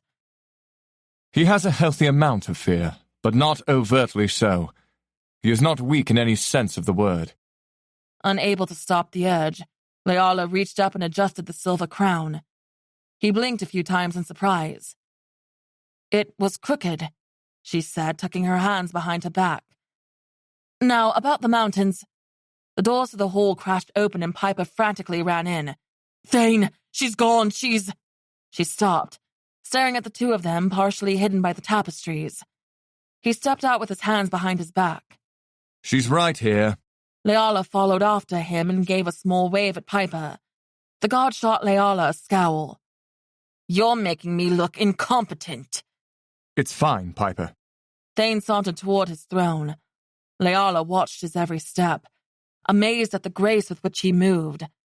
She was around humans for so long she didn't realize the difference in a simple gait. When he sat, he tapped his foot slow and methodically. I'll be up for dinner soon. We can talk about whatever it is you came searching for then. Now seems like a good time. You're here, I'm here. Leala waited long enough already to find out if he would help her go north so she could go home. or if she'd have to escape and do this on her own. No matter what he said, she knew he wouldn't allow her to leave alone. With a playful twist of his mouth, he sat a little taller. I have another meeting. I put off most of them to retrieve you. She worked hard not to roll her eyes. Retrieve me? He made it sound like she'd willingly and happily joined him. About dinner? I would like to go outside instead. I've been locked in this castle for days, and I heard there are games tonight before the summer solstice. You wish to see the games? I do. It was better than dinner with his family or wandering around with a grumpy piper. All right, we'll go to the games. I'll come to get you when I can. The double doors opened by a pair of guards, and in walked 5 very human-looking men. Piper tilted her head toward the exit. Come on. After watching the men in light armor with the sigil of Svenarum on their chests, she followed Piper out. What are they here for? She held pride and allegiance to Svenarum, given that was where she lived her entire life, although she never met the king or any of the royals. Each ruler in Adelon will send diplomats to meet with Thane, since he is the new High King, both as respect and to see if he will differ from Tenebris. Thane hopes to repair the damage his father did with the other races. Leala glanced back one last time. Thane stood with a big smile on his face and descended the stairs like he was meeting with old friends. The difference between how he was with the elves of Caladira and the humans was interesting. When the guards closed the doors, Leala turned to Piper. Must we wait for Thane to go to the games? I'm bored. That is what he said, Piper answered. And you always do what you're told? Piper shot a sidelong look. When my king is doing the telling, yes. Chapter 19. When they rounded a corner on their way out of the Hall of Kings, Sunshine leaned against the wall as if he'd waited for them, and since his leg bore the full brunt of his weight, it must have healed. He smiled as big and bright as the day she gave him the nickname. Good evening, ladies. You clean up well, Leala. Thank you. Glad to see your leg is better, Leala said. Sunshine pushed off the doorframe. As much as I'd hate to interrupt your stroll, Princess Talon wishes to meet with you in one of the sitting rooms. She groaned internally. I guess I have nothing better to do. She hesitated a moment, then followed Sunshine down the corridor. Their conversation along the way consisted of the upcoming festival, and to her surprise, he didn't say one word about Thane or try to convince her to marry him. It was refreshing to talk about normal things, like desserts they hoped to eat, or songs they wanted to hear performed. She didn't know many elvish songs, but she couldn't wait to watch the elves at the solstice dance during sunset. She wished she knew it so she could join in. When Sunshine opened the door to the sitting room, he bowed and left with Piper at his side. Leala walked in to find Talon sitting with her legs crossed and holding red liquid in her high-stemmed glass. She stood and smiled. Oh, dear soon-to-be sister, I wanted to apologize for the way my mother and I treated you at dinner the other night. We haven't seen you since, and I realize the error of my ways. There was something off-putting and disingenuous about her apology that got under Leala's skin, and she was calling her sister. Well, thank you.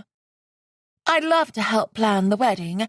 Mother wants to do it all, of course, but I said we must include you. She swelled the contents of her glass, then took a sip. Lifting an eyebrow, Leala deadpanned. How thoughtful of you. We can discuss that later. I want to get to know you. Lady talk. She brushed her dark curls over her shoulder. Like, have you ever kissed anyone? Do you play any instruments? That type of thing. Her green eyes almost sparkled when she said, Has my brother tried to make a move on you yet? You know, romantically? Technically, she made a move on him when she planted a kiss on his full lips before she tried to stab him. But that was neither here nor there now. I can hit a target with an arrow from 100 yards away. I like to throw knives, fight, and drink ale. How's that for lady talk? Talon spat a mouthful of wine back into her glass and reached on a nearby table for a napkin. After dabbing her mouth, she said, You fight for fun? I thought only males did that type of thing. Leala almost laughed, but kept her composure. On occasion, although it's not really for fun, training is to keep up my skills and endurance. Something she needed to do soon. Her last sparring session was over 2 weeks ago, unless tumbling with Thane in an attempt to kill him counted. Don't tell Mother any of that. She already thinks you're barbaric and in need of ladies' lessons. But my father, he would like you. If only he were here. She gestured toward a table with a wine bottle and a glass. Care for a drink? Bristling at the mention of Tenebris, Leala picked up the glass and poured herself red wine. She wanted to tell Talon that Tenebris wouldn't have liked her when she drove a blade through his heart, but she sipped her wine instead. It was lightly sweet, velvety smooth, and fruity. What about you? She smiled as if she'd been waiting for Leala to ask. I love to play the flute. My friends are great company. You'll meet them soon. We walk through the gardens and pick our favorite flowers and talk about boys. I love chocolate. She licked her lips.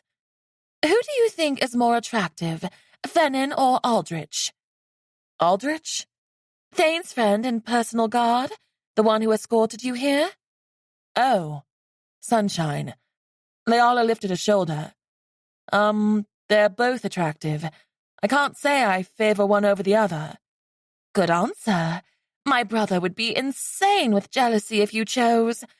Are you a virgin? Was this conversation a test? Is that why Talon truly wanted to meet with her? I don't think that's any of your business. So you're not? Leala arched an eyebrow. Are you? Of course I am. I'm a high lady. She smirked. Waiting for my husband, whoever he may be, is an absolute joy. You're being facetious. As far as anyone around here knows, I'm as innocent as a wee lamb. This princess must be far from innocent, whether or not she was a virgin. Don't you find it frustrating that males can do whatever they want without repercussions, but a female's virginity or lack thereof can be used to destroy her? Talon sipped her wine. I like you, but not all males do whatever they want. Some wait for their fair maidens, whom they love and will marry, or so I hear. Perhaps, but a rare male indeed. They were both quiet for a moment. Talon stared at Leala's birthmark on her shoulder. You know my father believed you would save us. I believe you can too. And how might I go about that? Leala drawled. Your father must have had some idea if he took the measures he did to find me. More than an inkling, surely. She believed Thane when he said Tenebris planned to give her over to the Pale Ones, but she wanted to feel out Talon's intentions, see whose side she was on. It was for the good of us all. She licked her lips, briefly looking out the window. I find it uncoincidental that Thane found you only weeks after our father died, almost as if he knew all along. Almost as if... Her eyes were fixed on the window's ledge like it suddenly became interesting. As if what? Eyebrows drawing close, she said. Was he in contact with you previously? Leala's face scrunched at the idea. Certainly not, and I doubt he knew my location before he stole me from my home. She kept at ease so as not to give away the truth. If she said too much, it would sound like she was covering for him. Talon half smiled as if the idea was entertaining. Stole you? Yes. They forced me into a carriage and dragged me here, Leala said. She set the glass of wine down on the window's ledge and challenged Talon with a look to say otherwise. And I'm now trapped here because of your father forcing a mate bond on us. I'm impressed. Dragging a beautiful elf maiden from her home, especially his mate, seems out of character for Thane. My brother can be a brute if put into the right situation, don't get me wrong. Everyone knows how good he is at killing. But I thought he was a softy at his core when it came to females. She paused. Guess I was wrong. Leala took a long swallow of wine after that. She's impressed by that. Speaking of your brother, he doesn't seem to know or won't tell me how your father thought my power might save us. Frankly, I don't know rune magic and have no idea how to destroy the void. Tapping her finger against her glass, Talon smirked. Oh, my father didn't know the way for certain. He simply had faith. I have a feeling you'll find out soon enough. The folk of Palinor have been praying for you to come forth, praying for our magic to be restored. She almost snorted at that. You act like I'm some sort of goddess. Leala shifted on her feet uncomfortably. Using words such as faith and prayer in regards to me, I fear you're putting me on much too high of a pedestal. It's not you we pray to, but you're the answer. You're the tool. Leala didn't like being referred to as a tool and didn't want to take it as nefarious. But this was the daughter of the king who murdered her parents after all. And if Leala had to guess, she was on her father's side. What does that mean? She giggled. Perhaps she drank too much wine. I just think that you'll find a way, that's all. She practically skipped toward the door. Let's go to the games. Maybe I'll find a husband of my own. She turned back to wink. Thane was right. Leala watched the elven princess prance from the room. Talon couldn't be trusted. Chapter 20. No one waited outside the doors for Leala, not Piper or Sunshine or Fennin. Leala found it odd, but fell into step beside Talon. She paused only a moment. Thane told her not to go outside, but what harm could there be? There was a guard around every corner, it seemed. Talon chatted on and on about how fun the games were in previous years, and how many foreign nobles always came. Talon couldn't wait to find a certain male she stole a kiss from the last gathering, but didn't know the name of. They stepped outside onto a dais with several waiting guards. The guards dipped into shallow bows as they passed. A long stone staircase lined with an intricately designed railing led to the waiting crowds and bustle of the games below. Everything was so green, from the grass to the trees to the hillside in the distance. It was beautiful. The regal swans, both white and black, slipping over the nearby pond, added to the enchantment. They started down the stairs when a smooth voice cut in. I thought I asked you to wait for me.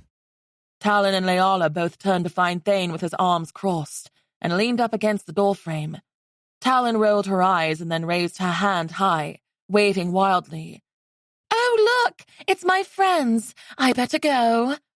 Leala sighed and shifted toward Thane. You did ask. I simply didn't listen.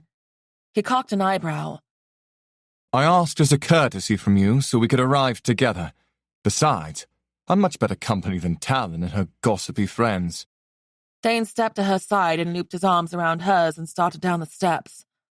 Leala weakly tried to tug away from him, but the guards stared at them, and she stopped struggling. What in Maker's name are you doing? Taking the arm of my betrothed. I should think it was quite obvious. I know what you're doing. Why are you doing it? We're not actually betrothed. Oh, but we are, whether you like it or not. Or are you angry I haven't gotten down on one knee? Would you? Get on your knees for me? She drawled, holding back an eye roll. For you? Oh, absolutely. He purred. She glared up at him. When are we leaving for the mountains? He cleared his throat. I thought you wanted to see the games. There is a tug-of-war match over there. Thane pointed to the left. A group of maybe 100 elves gathered with much shouting and grunting rippling from the area. Through the throng of people, she spotted thick twisting rope being fought over a pit of mud. But there are also archery tournaments, sword matches, horse races, and the team sport of Van Dastu. I think there might be a drinking contest as well.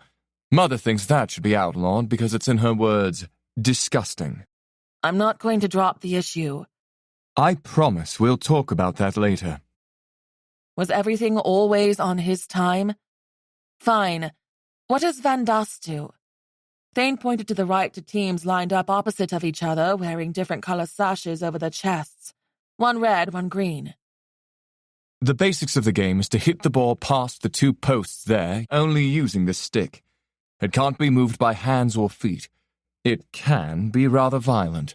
They're not allowed to outright punch each other, but many elbows are used, and lots of hip-checking. Do females participate in any of these? After looking around, she couldn't find a single girl doing anything other than peacocking in their gowns and spectating. Occasionally 1 or 2 will compete in archery, but it's not common. And do you compete in anything, High King? Her tone dripped with sarcasm. She doubted he'd lower himself to mingle with the common folk or risk getting his boots dirty. Or is there a cushy chair somewhere reserved for you? I sense some challenge there. He grew a slow smile, tucking dark hair behind his ear. He wasn't wearing his crown anymore, and his hair was half pulled back again. What would my lovely betrothed wish me to participate in so I can win her fair heart? It would take much more than a game to win my heart. But Leala lifted her hand toward tug-of-war. What she would give to see him face down in the mud, but she knew he wouldn't participate. But if you wanted to make me laugh, tug-of-war would be entertaining enough. I don't think I've heard your laugh, so I guess I can't pass up on the opportunity, can I? He steered her toward the tug-of-war match. Her eyebrow raised in surprise. You're actually going to do it? You'll find backing down from a challenge isn't in me. Actually, challenges give me life. That's why I enjoy your company so much. I never know what you're going to say or do. You might stab me or kiss me. He turned to her with a wicked smirk. She narrowed her eyes. Bastard, she murmured. There was no need to remind her that she'd kissed him and stabbed him. He chuckled in that way that made her spine tingle. They passed groups of gathered ladies in their extravagant gowns and hairstyles. She noted that each of them either held a blind disdain for her, or they'd all eaten something sour. The looks of jealousy, shock, and frustration clear on their faces. Many whispered behind their hands to one another, but they weren't quiet enough. Who is that with the High King? One girl's chocolate-brown hair contrasted with her porcelain skin in a bright yellow dress. I don't know, but it looks as though you have some competition, Vyra. The other replied. Another said, The king never openly courts anyone. Who could she be? I thought he'd pick someone prettier. One girl sneered. And thinner. You can tell she likes sweets. Maybe he likes her big breasts. Leala glanced down at herself. She never considered herself big-breasted or overweight, but she wasn't as thin as many of the she-elves she now saw. She had hips and soft curves to her frame. Her arms and shoulders showed light muscle definition from training.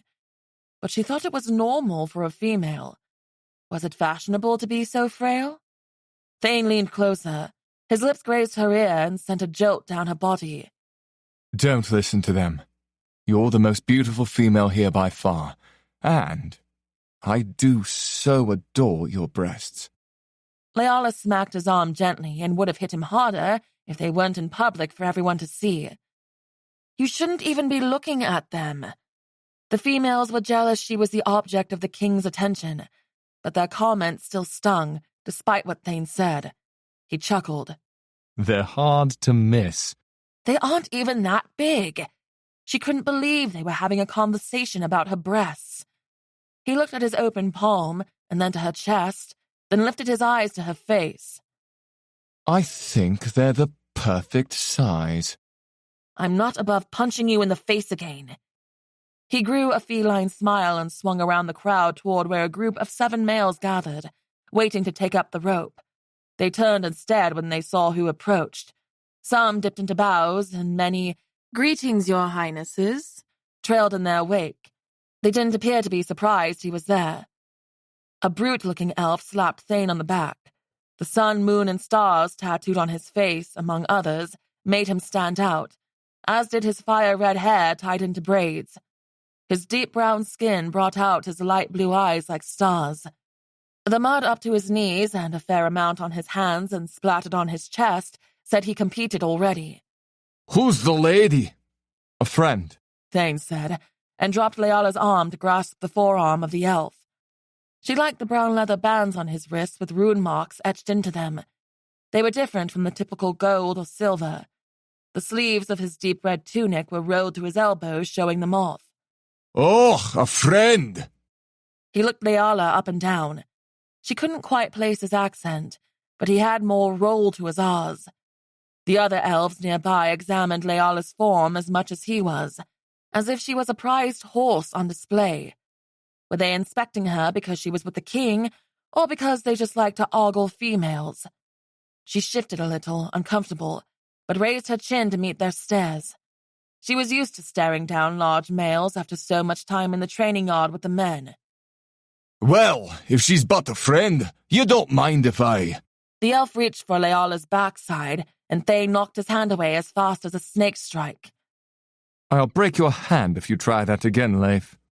Thane was firm but not overly aggressive. Were they friends? The burly elf burst into laughter and grabbed Thane's shoulder. She's a lovely one, I'll give you that. Looks rightly proper for a high king. Childbearing hips, too. Leala rolled her eyes and looked them up and down as he had her, so he would know what it was like to be inspected. She frowned a little. You're lucky it was your king that stopped you from grabbing my ass, or you'd have a broken nose as well as a broken hand. Thane glanced down at Leala with a smirk. Leif and the other males, also with brown skin and tattoos on their faces, looked amongst each other, and then they all laughed. I don't think I've ever heard a lady use the word ass before, at least not outside brothels, Leif said. A place I'm sure you frequent, since you'd only be able to get a lady to touch you if you paid for her, no doubt. Leif furrowed his brow at her, and he let out another bellow. She even makes jokes. You better wipe her immediately, King Thane, or I might. I'd leave her be, or you really might end up with a broken nose. Unpredictable, that one, Thane said, rolling up the long sleeves on his black top. He pushed through the group to take hold of the rope at the very front. Let's get on with the match. You rabble from the west are lucky I'm here, or you'd surely lose against Dynadar. We've won 3 matches in a row. Leif boasted and picked up the rope behind Thane. The Dynadar team smiled as if the king joining the other side only encouraged them further. Thane's team appeared confident until an ogre, at least 8 feet tall with a pot belly, wearing only brown loincloth and vest, came from behind a tent. He grinned, baring his huge crooked yellow teeth, and grabbed the end of the rope. Many in the crowd gasped and murmured, pointing at the huge creature. Leala saw an ogre once while out traipsing around the Redcrest Woods behind her home when she was 13. It was terrifying then, and even now she wanted to reach for a weapon, the dagger she had strapped to her thigh. Since when did high elves commune with lesser creatures like this? Was he allowed to compete in this game? Thane and the males from the west with tattooed faces all laughed. You must have an ogre on your side to win, Leif mocked. You're afraid of a little dirt on those pristine uniforms. Another on Thane's side shouted, and the crowd laughed. The other team did have clean matching uniforms of white and navy blue, more white than blue. They must be confident. Thane looked over the massive ogre. Last I checked, it was against the rules to have any race besides elves compete, but I'll allow it. He looked along the crowd. Makes it more interesting, doesn't it? Many shouts of yes and more laughter ensued. Leala stepped back in the front row with the other spectators. You must want to get dragged into the mud. She was surprised that Thane picked the front, given that he'd be the first in the mud pit. You underestimate my team and me, sweetheart. Mostly me. Leala folded her arms, wishing she hadn't spoken. Now everyone looked at her again. And although he said sweetheart in a long drawl, the term of endearment wasn't lost on anyone in the crowd. Leif shoved Thane lightly in the back. His Highness is a beast trapped in a tiny elven body. The elf beside Leala cackled. They really put on a show at these events, Leala thought. Tiny? Thane shot a glare behind him. Is that what you call 6'4" and 230 pounds of pure muscle? Leif looked to Leala as if she was the only spectator. He likes to boast, too. As well he should! Someone from the crowd shouted. He is our warrior king! A massive burst of cheers and whistles rose up from the spectators. She didn't know why, but she was surprised at how well-liked Thane was. They appeared to adore him, and if he was such a terrible elf, they wouldn't. If he only ruled by fear like his father before him, he wouldn't receive such high praise. Thane only offered his devastatingly handsome smile this time. Both teams took a firm grip on the rope. The ogre in the back raised one massive fist in the air and let out a booming roar that sent a smelly gust of wind rushing past Leala, despite being several yards away from him. Disgusting. An elf off to the side let out a whistle. The jerking and tugging started, both sides grunting with their efforts. Leala expected one big wrench from the ogre would send Thane and his team soaring into the mud, but it didn't happen. Neither of them gave an inch as they pulled, faces scrunched with effort. Pull harder! Leif hollered. The team was clearly pulling hard. Now it seemed it would be who tired first. The ogre bellowed. Thane's forearms bulged with veins and taut muscles. He also mouthed a steady stream of curses which brought a smile to her lips. As much as she wanted to see Thane flat in the mud, she couldn't help but silently root for him and his team. Come on, Thane, pull! The crowd around her shouted and cheered on their side. Getting caught up in the enthusiasm, Leala stuck her fingers in her mouth and let out a shrill whistle. Come on, Thane! I thought you were a beast! She shouted, and then slammed her mouth shut, astonished she actually said that out loud. She laughed at herself. After she despised him for so long, now she encouraged the elf king, rooted for him even. Then suddenly the momentum shifted, as if Thane's team caught a second win. He took a step back, and then another, and his team followed. The ogre's side was wide-eyed in surprise. The crowd grew wilder. They were actually going to pull this off. She knew Thane was strong from how easily he picked her up, and how he handled her the night she attacked him. But could he be the factor to win against an 8-foot-tall ogre? The creature must weigh 400 pounds, and add 7 other elves to that. It should be impossible for Thane and his side to win. The first elf in the white uniform slid into the mud, shin deep, then the next. When the ogre let go of the rope, the whole team toppled to the pit on top of each other, and Thane's team fell backward in victory. Leala laughed and clapped along with everyone else. Thane rolled onto his side and found her in the crowd. A laugh, as promised. She read his lips more than heard with the cheering so loud. She ran a hand through her hair. He did get her to laugh. Slowly shaking her head, she started for him. A flash of yellow passed by her. Something snagged around her ankle, and Leala tipped forward, heading straight for the mud pit. She almost caught herself, but then she was pushed on her back and fell hands and knees into sticky, thick mud. The whispers and gasps from the crowd around her made her face burn with embarrassment. If she was home in Briar Hollow, she might laugh and start a mud fight, but here that wouldn't be acceptable. The silence of the crowd said enough. A few giggles and snickers followed as she struggled to get up in her fancy purple dress. When she got the courage to lift her head, one of the girls she saw earlier stood with her arms crossed, wearing a smug smile. The one in the yellow dress called Vyra. A black boot sunk into the mud beside her, and a big warm hand wrapped around Leala's arm. She looked up to see Thane above her. The mud squished loudly when he tugged her up. I didn't see what happened. Are you all right? He didn't laugh like some in the crowd. He looked embarrassed for her, angry even. Someone pushed me. Her fiery gaze shot toward the yellow bundle of joy. Who? I didn't see. It wasn't an outright lie. She truly hadn't seen, but she knew who did it, and it was something she could deal with later on her own. I'm sorry. That shouldn't have happened. With everyone staring after them, whispering, Thane led her to where the team was gathered around a trough. She dipped her arms into the water, scrubbing off the mud. Leif handed Leala a towel. Sorry your pretty dress got ruined.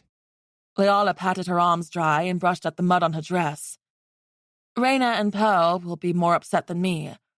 Leif and the others looked confused. My maids. Thane scanned the crowd around them. Did the girl in the yellow dress push you? How did he know that? Leala patted herself with a towel. Why do you think that? Call it a hunch. And if she did? Then she'll be dealt with. You are the future queen of Palinor. No one touches you. Ever. Leif's eyebrows raised. The other males on the team stared at Leala like she was some rare jewel. So, she is more than a friend, Leif said. And would your name be Leala Lightbringer? Leala fidgeted with the towel in her hands. There was a connotation with that name, and the way he said it. Lifting her head, Leala met Leif's stare. It is.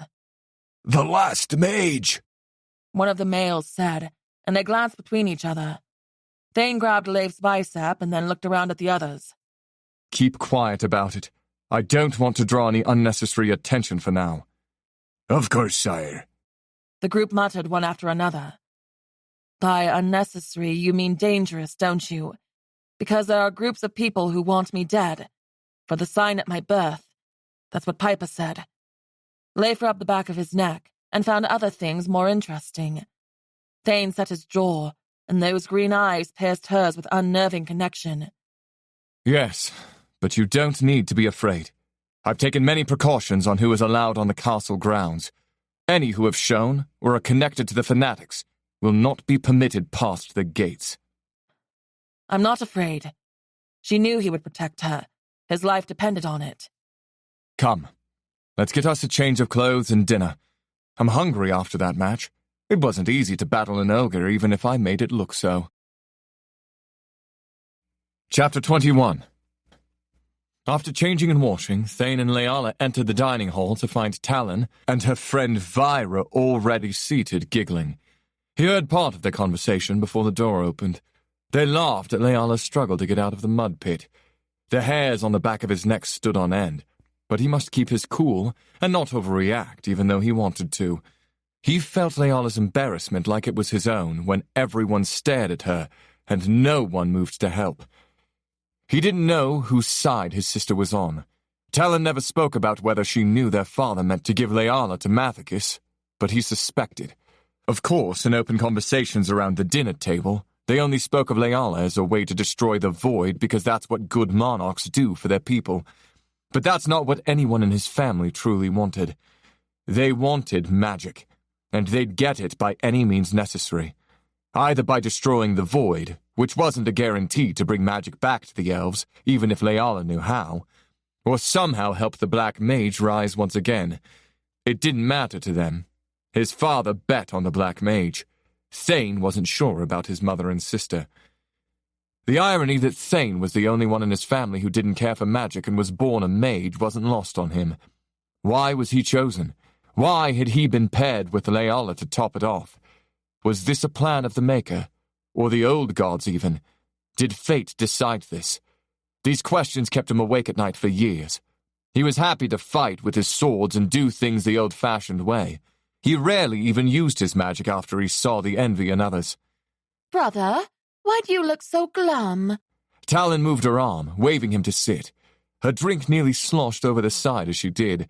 She always had a taste for spirits, but she was particularly fond of Caladira's wine. Never mind, don't answer that. You're always glum. Vyra giggled, and that met Thane's eyes. The girl had pursued him since she was 15 years old, and now, at 19, she only tried harder. He made the mistake of kissing her one night after too much wine, and it gave her hope when there was none. Enough to push Leala into the mud, he suspected. But since Leala wouldn't say and he didn't see, he wouldn't punish her for it. Thane stood a little straighter, and his mouth twitched in irritation. My sister is so endearing, isn't she? Breaking into a knowing smile, Leala sat and scooted a chair in. She opened her mouth to speak when Talon cut in. Oh, your mate and I had a rather nice conversation, actually. Maker above, how unromantic of you to force her into your carriage and drag her here. You could have started by asking. Father would be disappointed. Yes, sire, you've always been more of the grand gesture type, at least with me. Vira batted her eyelashes with a coy smile. Grand gesture type. When had he ever done anything to try to impress Vira? He was simply kind to her, and she took it the wrong way, apparently. Thane leaned back into his chair casually, trying to feign like his sister and Vira didn't annoy him. Of all people, Talon thought her father would be disappointed in his actions. Tenebris would have burned Briar Hollow to the ground and bound Leala's hands and feet so she couldn't run. And once they arrived, he'd have locked her in that room until he was sure she wouldn't leave. What can I say? I was eager to get her here. We also had a group of pale ones on our tail. Talon swirled her wine and giggled. Ooh, pale ones. I'm shaking. Vira snickered and took a sip of her wine. Leala sneered at both of them, annoyed as he was. He was surprised she kept quiet thus far.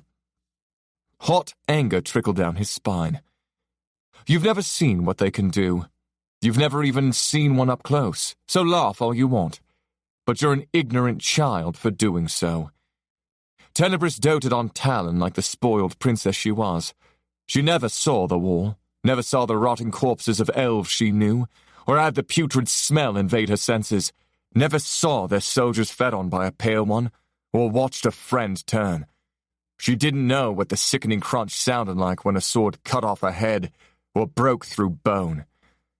She painted portraits of wildflowers and gossiped with her equally childish friends, and pined after males she had no business entertaining. She tried to lure Fennin into a bed recently. Thankfully, he had seen sense enough to turn her down. Drinking excessive amounts of wine was typical, and she snuck off castle grounds to party with commoners often. Their mother didn't know much of what Talon did. She was too busy gossiping and drinking wine herself. Mother enjoyed making plans to ruin elven lives, especially among her own circle. Spies employed by her found dirty secrets about her friends or their husbands and exploited them. Thane didn't have the luxury of being so free as his sister. Sure, he drank until he couldn't stand a time or two, but he had too much responsibility to be so careless, and the idea of making other people miserable for his own entertainment repulsed him. Not that he had time to consider such nonsense anyway. He was training for war, in a battle, or making sure his people had necessities and were safe. Pale ones are certainly nothing to laugh at, Leala said.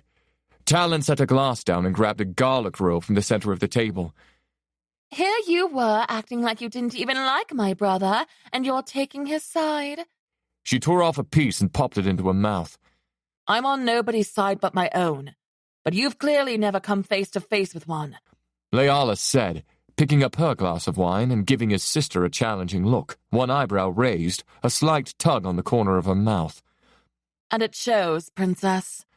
Thane wanted to grab her face and kiss her for not backing down to his sister like so many females did.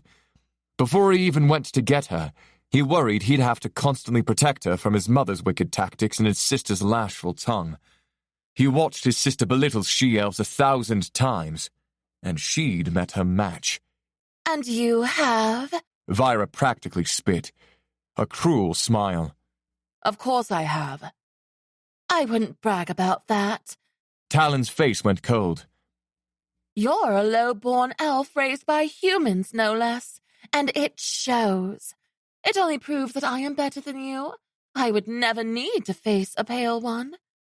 Her expression softened and turned into an almost feline smile. See?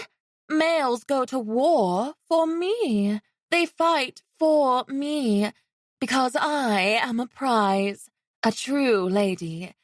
You may have magic, but that's all they want you for. You're filthy and tainted. You will never have the qualities a male truly desires, least of all our High King. Vira should be at my brother's side, not you. Talon, Thane snapped. Apologize, and then leave. Leala held up a hand, seemingly not affected at all. No need. But the difference between you and me, Talon, is I can protect myself. I can fight for myself. And I don't need nor want a male to save or desire me. And that's how I like it. That blow hit Thane like a punch to the gut.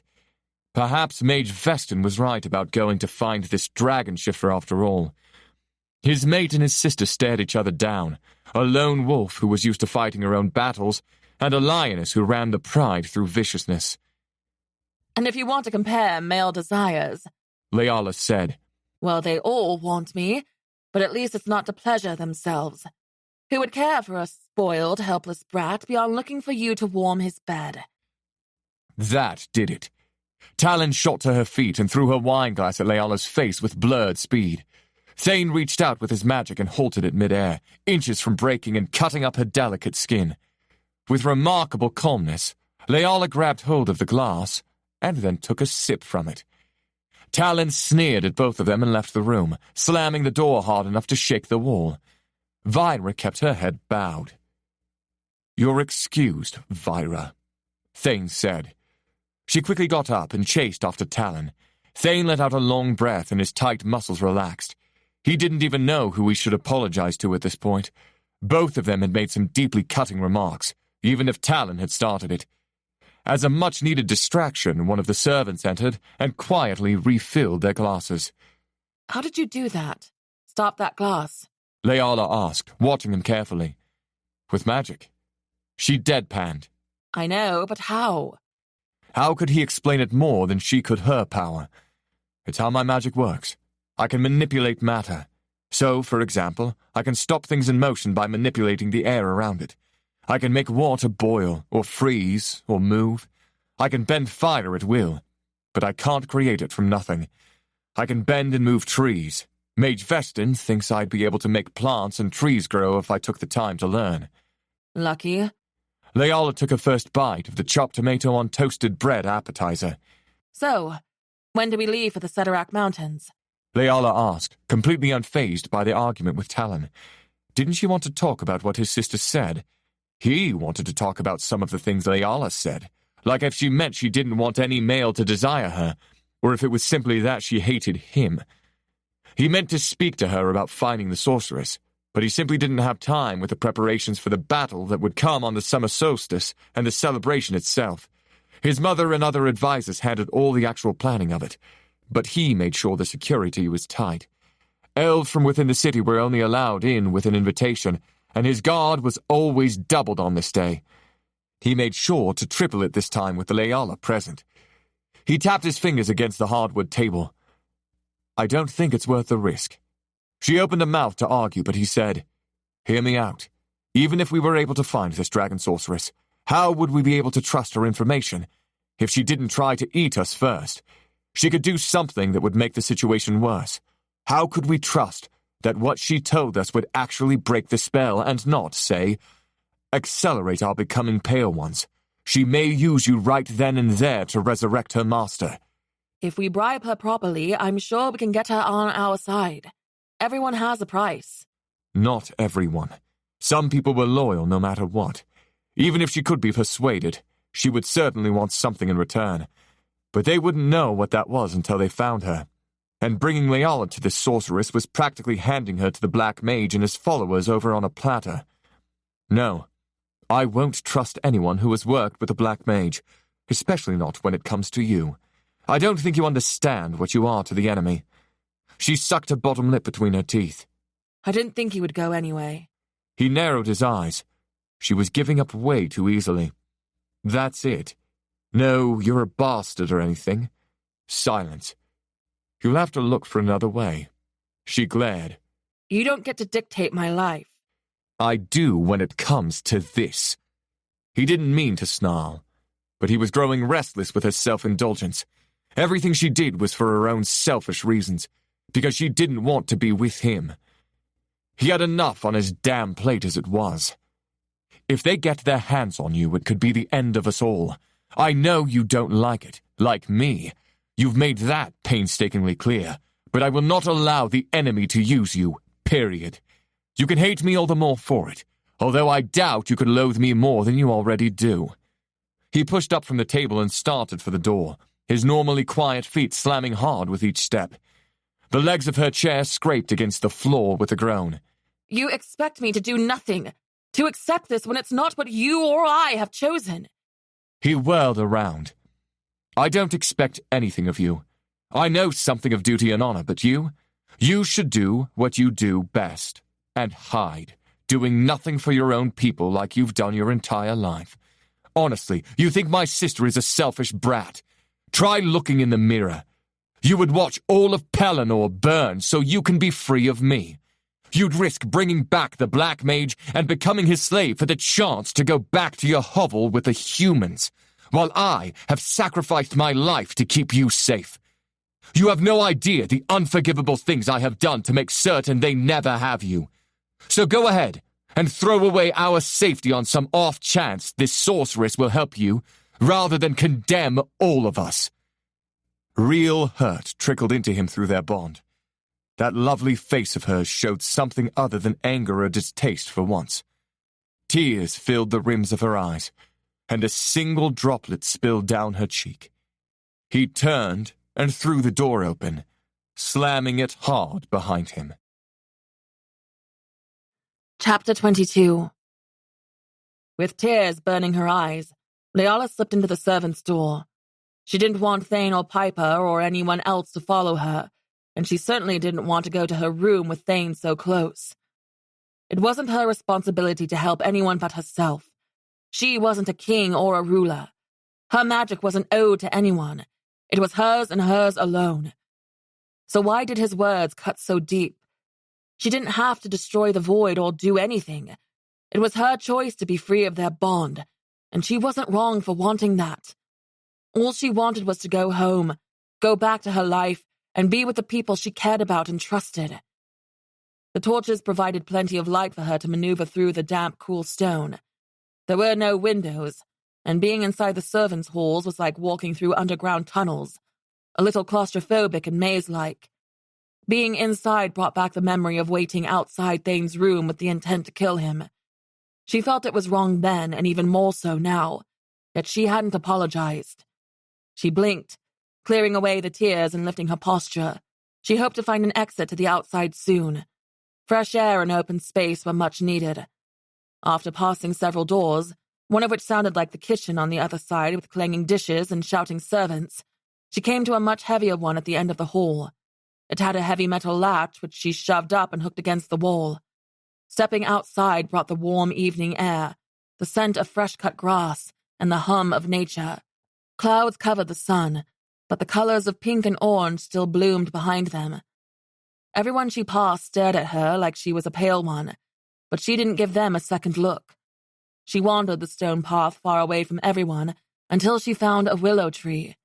It was a symbol of safety, the ghost of her mother's arms that had been stolen away. Leaning her back against the trunk, she sank to the ground and grabbed her mother's golden willow necklace. She brought it to her lips and gently kissed it. "Mother, please help me. Help me know what to do. Give me an answer." Everything was still, quiet. More tears poured down her face. "I'm begging you. If you can hear me, I need help. I need you." A breeze picked up, and long stringy branches swayed until a few lightly wrapped around her shoulders as if to comfort. She sat in silence, and the sun peeked out from the clouds. Its warm light kissed her face. She closed her eyes, rubbing her temples. She was so sure about everything until she came here. So sure she knew who the enemy was, but Maker above, she was wrong. She knew nothing before she arrived. She didn't even know Tenebris and Mathicus wanted to use her to bring back the Black Mage. She didn't know Thane had been protecting her all her life, rather than searching to find her and use her. He wasn't a monster at all. An arrogant prick at times, but not what she once believed. She sat there until the sun dipped below the mountain in the distance and night fell. Thane was right. She was being selfish. Her mother said she'd have to fight, and maybe it was time. She wiped her tears and pushed to her feet. She must speak with Thane. When the morning came, Leala stood at her windows, watching elves pour in through the castle gates. Many lined up on the bridge and waited alongside the river that protected the grounds. The females wore gowns in shades of yellow, orange, and red, colors that represented the sun. The males dressed in white and light blue, representing the daytime sky. Their gathered movement in the brilliant colors was as if watching a school of tropical fish, shifting and dancing in unison. Raina and Pearl had already been in to dress her. The two-piece burnt orange gown wasn't as extravagant as she expected it would be, given what they forced on her for dinner. The top was covered in lace and hung off her shoulders. It left a 2-inch gap at the bottom, revealing a little skin. The skirt dragged on the floor, hugged around her navel, and was made of fine silk. It was good for twirling. As soon as her maids left, she spun around, watching the fabric flow around her like the wide-open petals of a flower. She left her hair free to tumble down her back despite their protests. Raina said this would be an all-day event. The elves set up stations for different interests such as music and arts or animals and magical flora. Tables and booths of food lined both sides of a cobblestone path and went deep into the castle grounds. The aroma of sweets, hearty meats, and baked goods drifted to her already. The bag she'd packed for her journey to the mountains sat on the bed mocking her. Should she stay and marry Thane so she could help her people, so she could fight? She wouldn't have to be with him the way a wife usually did. She couldn't. They could simply be partners in their plight against the Pale Ones. There was still her fear of the Pale Ones capturing her, but she didn't want to live the rest of her life afraid of being taken. She didn't want to hide anymore. "It sure does smell good," Tiff said, staring longingly outside. Her tiny arms hugged the vine she leaned against. "You should go down there, taste some of that delicious-smelling food." "Oh, I would sooner stick my hand in boiling water. The Jumbos would chase me away with a broom and I'd surely die of shame." Leala patted Tiff's head gently. "I would never allow that. You are my lady's maid now. You're important." Her little heart-shaped face lit up. "I got the job?" "I prefer you over Raina and Pearl, honestly. They're so pushy. Nice, but pushy." "I am honored, lady, and I do like your hair down like that," Tiff added. "Even if they don't. You're most beautiful, like a flower." "Thank you." "But I still can't go." Her shoulders sagged as she leaned against the glass. "I'll sneak some food from the kitchen." "One day you will be brave enough to show yourself. Brave enough to be free." "I hope so." She was quiet for a moment. "You'll take me with you, won't you, if you go to the mountains? Although I think you should stay." Nibbling on her bottom lip, Leala wanted to say no. "I don't know what I'm going to do, and it would be very dangerous." "I don't care. I would brave the mountains with you. You are my friend." "But not a few Jumbos?" Leala gestured toward the outside festival. "That is different. Plus, there are thousands, not a few down there." A knock startled her. She quickly shoved the bag under the bed. Tiff climbed out of sight, and Leala met Sunshine and Fennon at her door. She hoped it would be Thane. There were things she needed to say, starting with an apology. "If you want to see the festivities, Thane asked that we take you," Fennon said with an overly dramatic bow. Leala snickered at his gesture, but couldn't help a disappointment. "Oh, where is he? And where is Piper? She's usually out here." Sunshine folded his arms and leaned against the doorframe. "She is with Thane. He had meetings and correspondence all morning." A small part of her was bothered that they were together, but she shoved that away. He was only her mate through a spell. "Have there been attacks?" Thane's crushing words the night before still hurt. She knew that with power like hers, she could save so many elven lives. She might turn the war in their favor if she fought. But all her life she hid, and she still had no desire to fight Pale Ones in a war. She killed them when they came for her or to Briar Hollow, but she didn't want to seek out the confrontation, the risk. It terrified her to think of being surrounded by them, especially when they might not just kill her. They wanted to capture her and use her for their dark purposes. "There are attacks regularly in the south," Fennon said. "but today has been bad, yes. Although nothing we can't handle, don't worry." She nodded slowly, a pit growing in her gut. She needed to choose her focus. Would she head to the mountains or stay? "I would enjoy going to the festival, thank you." She stepped into the hallway and started for the stairs. The males walked on either side of her. "Do you like sweets?" Fennon asked. He wore a light blue tunic with beige pants. He put effort into his appearance for the festival. when usually he looked like he'd come off a week on the road. His black hair was cut shorter, and he didn't have a speck of dirt on his hands or face. Leala smiled. Doesn't everyone? You must try the brambleberry cream pie. It's the best thing you'll ever eat. He bragged and licked his lips. It's sweet, and the purple berries are plump. Oh, and the creaminess. Not to mention the energy kick that comes with the berries as a bonus. I wait all year for it. It's rather good. Sunshine agreed. But I prefer the chocolate-dipped pastries. You'll have to try both and tell us which you like best. Fennin did a better job at selling the pie, but I'd be more than happy to try both and give you my thoughts. She imagined for a moment that Wren and Forrest were beside her instead. They'd love a big festival like this. They'd drink and feast and dance with as many pretty maidens as they could find. She missed them. When they stepped outside into the sunlight, light music drifted on the air, drums and wind instruments. It was somehow wild with the thrumming beats, yet calming. Tents of many colors were erected nearby. Strings of tiny fairy lights hovered above, stretching from flowering trees and the tops of booths, and would look marvelous at night. The aroma of sweet and savory food lingered heavier in the air now that she was closer. Most of the elves they passed were locked in conversation with one another, too busy to notice her between her tall guards. But soon eyes began to drift. They watched her as if they could sense she was different from them. She checked to make sure her birthmark was covered with a sleeve, and it was. She spotted Leif and his gang of tattooed friends. They waved and carried on. Fennin and Sunshine laughed at a male who fell into a barrel of wine and then hit the ground. The drink soaked his face before he rolled over and burped. Is he drunk? Leala asked. She'd seen many drunkards, but it was early in the day, and for some reason, she expected more from the elves, especially from a race who called themselves High. For certain, Sunshine said, then went over and dragged the elf to his feet.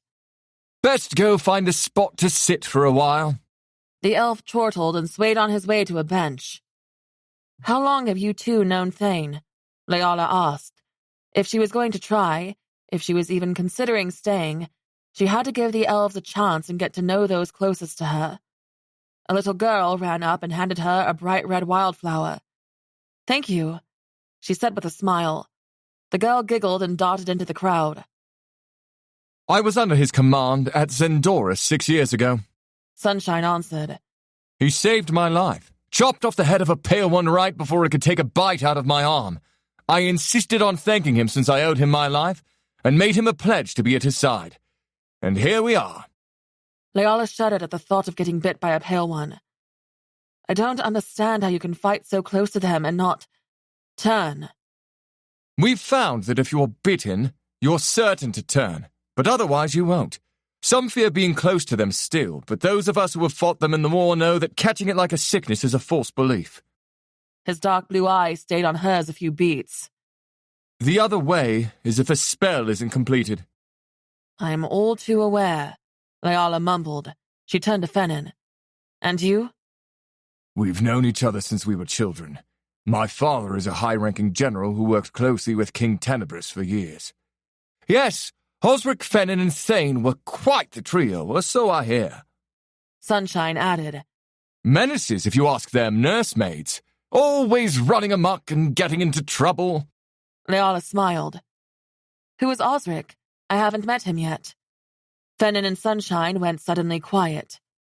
What's the matter? He's dead. Fennin cleared his throat. He turned after a battle, and well, that was not long ago. Oh. She couldn't fathom watching a friend turn. She wondered if Talon knew and still mocked her brother. Even Leala wouldn't do that to him. I can't imagine how that must hurt you all. I'm sorry. Neither of them responded. She didn't blame them for not wanting to talk about it. She didn't want to talk about the loss of Novak even still, and he died 2 years ago. Osric's death was fresh, a wound that would send shocking tendrils of pain if prodded. Will you two dance at sunset? We must! Sunshine said as if the question shocked him. The blessings from the Maker help us through the year. Didn't you celebrate in Sphenorum? Not like this. Leala twirled the flower's stem between her fingers. Goodness radiated from the flora. She wasn't sure what it was or what mystical properties it possessed, but that little girl meant to give her a favor of some kind. I'm afraid I don't know how to dance the Kanatara. We must teach you then, Sunshine said with a huge grin. After she tries some of the food. I can't teach when hungry. Fennin hooked his arm around hers and dragged her presumably toward the brambleberry cream pie booth. For the next hour, they tried food from every vendor.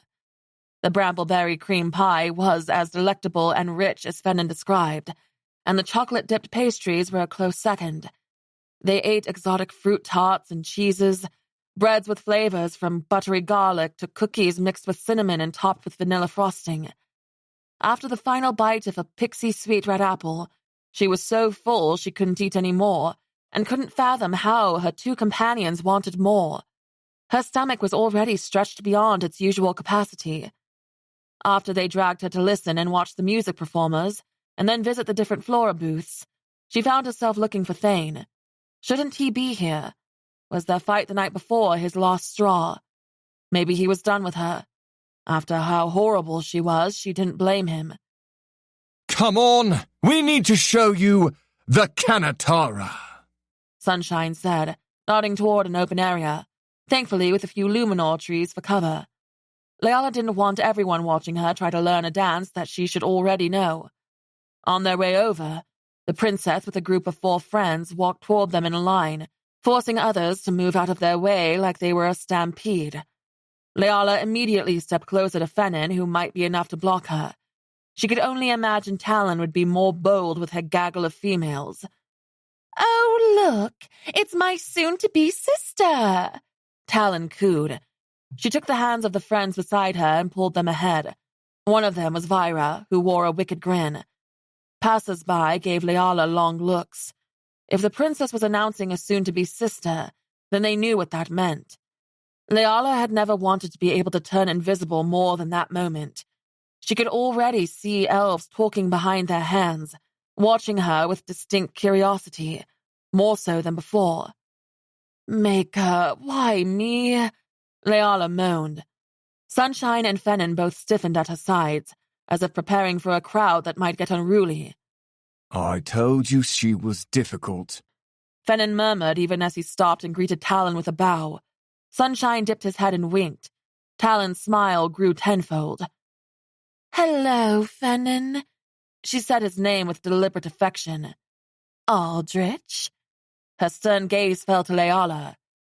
"And my dear, sweet sister. Can I call you that?" "I'd prefer Leala."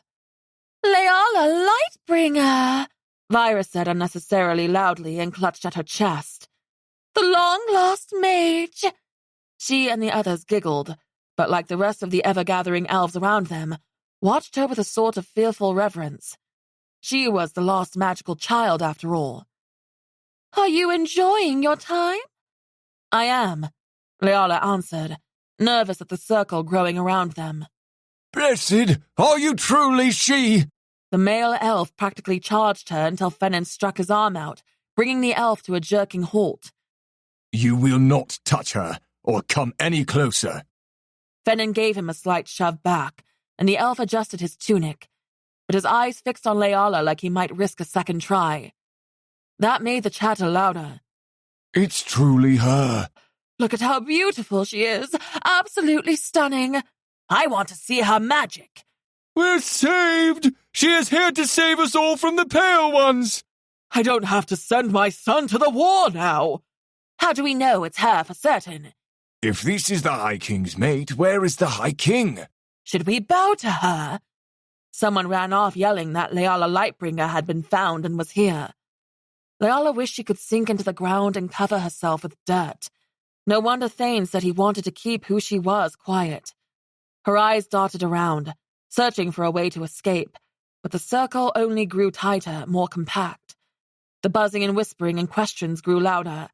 The bright sun even seemed to get hotter, burning her skin. Talon smirked as if this was her plan all along. I hope you have a wonderful evening, but I must be off with my friends. Talon strode straight at the crowd, which parted for her without hesitation. Leala noticed the queen nearby, surrounded by a group of ladies. with a terrible grin. She lifted her glass at Leala, then turned away. Did she send Talon over to do this? Sunshine and Fennon's shoulders pressed against hers. We need to get you inside. Sunshine took hold of her arm and waved his other hand. Make way! But we want to hear from her. Is she going to save us? A female yelled. Yes! We've waited almost 25 years! Let her speak! Leala's heart slammed into her chest. This wasn't a situation she could fight her way out of. She couldn't hurt them for only wanting to see her, but she had to get away, had to break through into the open. She needed to run, but that would scare them, and would they chase her? She'd never seen this many gathered in one place, let alone surrounding her. More questions were hurled at her. The bright orange and yellow gowns began to hurt her eyes as they melded together. The drumming music and the loud chatter, the distant laughter of children rang in her ears, threatening to overwhelm. Her throat seized up. She made speeches in Briar Hollow at town meetings when she prepared for them, but none when they expected her to be a savior. She stared up at Fennon, silently pleading with him to get her out of there. He gave a curt nod.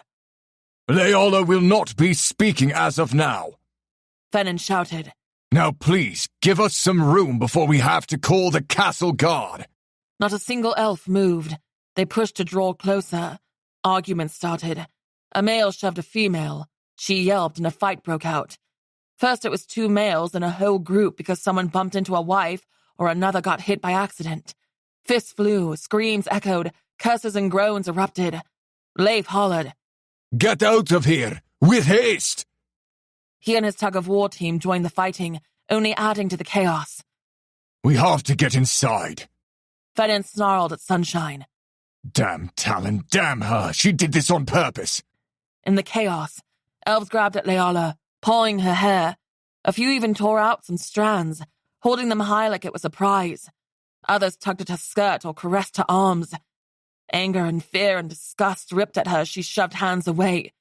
Don't touch me! She shouted with venom. She wanted to scream to scare them like Tiff had her birds. A male grabbed her hand and yanked her closer, dragging his tongue across her wrist. Tears of rage and revulsion burned her eyes. She wrenched herself free and punched him hard in the nose. How dare you! Fennon shoved the assailant back until he tumbled into the crowd. But they kept coming, kept pawing her and begging. Blessed, please help us! A female in yellow said, wrapping her hand around Leala's other wrist. In reaction, Leala jerked away and shoved her down. Another tripped over the lady and she cried out in pain. Where is the guard? This is out of control! Fennon shouted. He and Sunshine tried to form a barrier around her, but many reached around them as if touching Leala would make them blessed. The fighting group fell into them. Sunshine caught an elbow to the jaw, and he growled, shoving his foot into the back of an elf. Leala's magic began to trickle through her veins, warm and cool at once. Let me out, it seemed to say. I will free you from this. No, no, no, no! She shoved it down, down until it was in the depths of some deep darkness, locking it in a cage. If it exploded here, they'd demand her death surely. Stop! A deep voice boomed, laced with power, the kind only the High Elf King possessed. Chapter 23. Guards shoved their way through the crowd until a tunnel opened up to Thane at the other end. His silver crown sparkled in the sun, his large stature a beacon of power. He wore no weapons, but he didn't need them to be feared. You will not touch my mate! He roared, and it was enough to cause every one of the elves to step back several feet without the pressure of the guards. The panic welled up in Leala turned into relief. Lifting her skirt, she moved toward him, walking at first, and then her pace quickened. She could still feel where the hands of strangers groped her and pulled her hair. She felt dirty, and was upset she was helpless to stop them. She burst into a run, scared they were right behind her, reaching for her until she slammed into him. She wrapped her arms around his body, breathing hard as she pressed her forehead to his chest. Holding on to him was the only thing keeping her knees from buckling. He placed a firm hand on her back. Today is our most sacred day. We are here to celebrate the summer solstice, and ask the Maker to bless us. I hope this abhorrent behavior hasn't cursed us in our plight against the Pale Ones. You must all do your duty and dance the Kenatara well tonight. Now go. Have fun. But do not make the mistake of coming near Leala again. I will not tolerate it a second time. Leala peeked out to watch the crowd disperse. Once they were far enough away, it struck her that she was still holding him, and she didn't know if it was because his wonderful scent drew her in, or if it was the comfort of a strong male she didn't want to admit she missed. She hadn't held a male like this since Novak. Pulling back abruptly, she ran a hand over her hair and smiled in embarrassment. Thank you for rescuing me. I remembered what you said about the shrines and everything, but I didn't expect that. Are you all right? His gaze traveled down her form, then back up. I apologize I wasn't out here with you sooner. I'm all right, she nodded. You don't need to apologize. You have other things more important to worry about than me. His tense face softened. No, I don't. She held his gaze until Fennin and Sunshine stepped up, drawing Thane's fierce eyes. What happened? His voice was harsh but calm. A king reprimanding his soldiers, not a friend. They both spilled like a couple of ladies' maids. Talon got most of the blame, but they took the brunt of it when he snapped at them for not seeing the signs sooner and removing Leala from the situation. They took the rebuke in silence. With Thane at her side, Leala walked without anyone daring to come near. Several guards trailed them, including Fennin and Sunshine, but it wasn't them that kept the onlookers at bay. They respected Thane. Their wariness of him was as clear as mountain river water. Would you like to go back inside? He asked. No. Leala folded her hands behind her back. I want to enjoy the festival. It was fun until the incident. Fennin and Sunshine, Aldrich, were about to show me how to dance the Kenatara for this evening. He glanced over his shoulder. Were they? Something about his tone said he wasn't pleased. When Leala looked back, the two seemed to shrink a little as if Thane lashed them. Is that a problem? The Kenatara is a divine dance, and shouldn't be taught by those who don't know it well. I've seen the pair of them dance it, and they always miss a few steps, usually several. Practically throw off the entire thing. He smiled despite his words. They didn't take their lessons seriously as children. Maybe I should sit it out. I may offend the Maker. But the dance doesn't require perfection. It's the effort that matters most, or those two wouldn't be allowed. We have time before dusk. I'll show you. He brought her to a stone gazebo where vines grew up the 8 pillars and covered most of the gold-domed ceiling. Tiny white flowers that resembled roses grew all around its base and within the vines. The black marbled stone floor was pristinely clean and shiny. She was amazed that not even a speck of dust seemed to be found. Their feet lightly tapped as they stepped inside.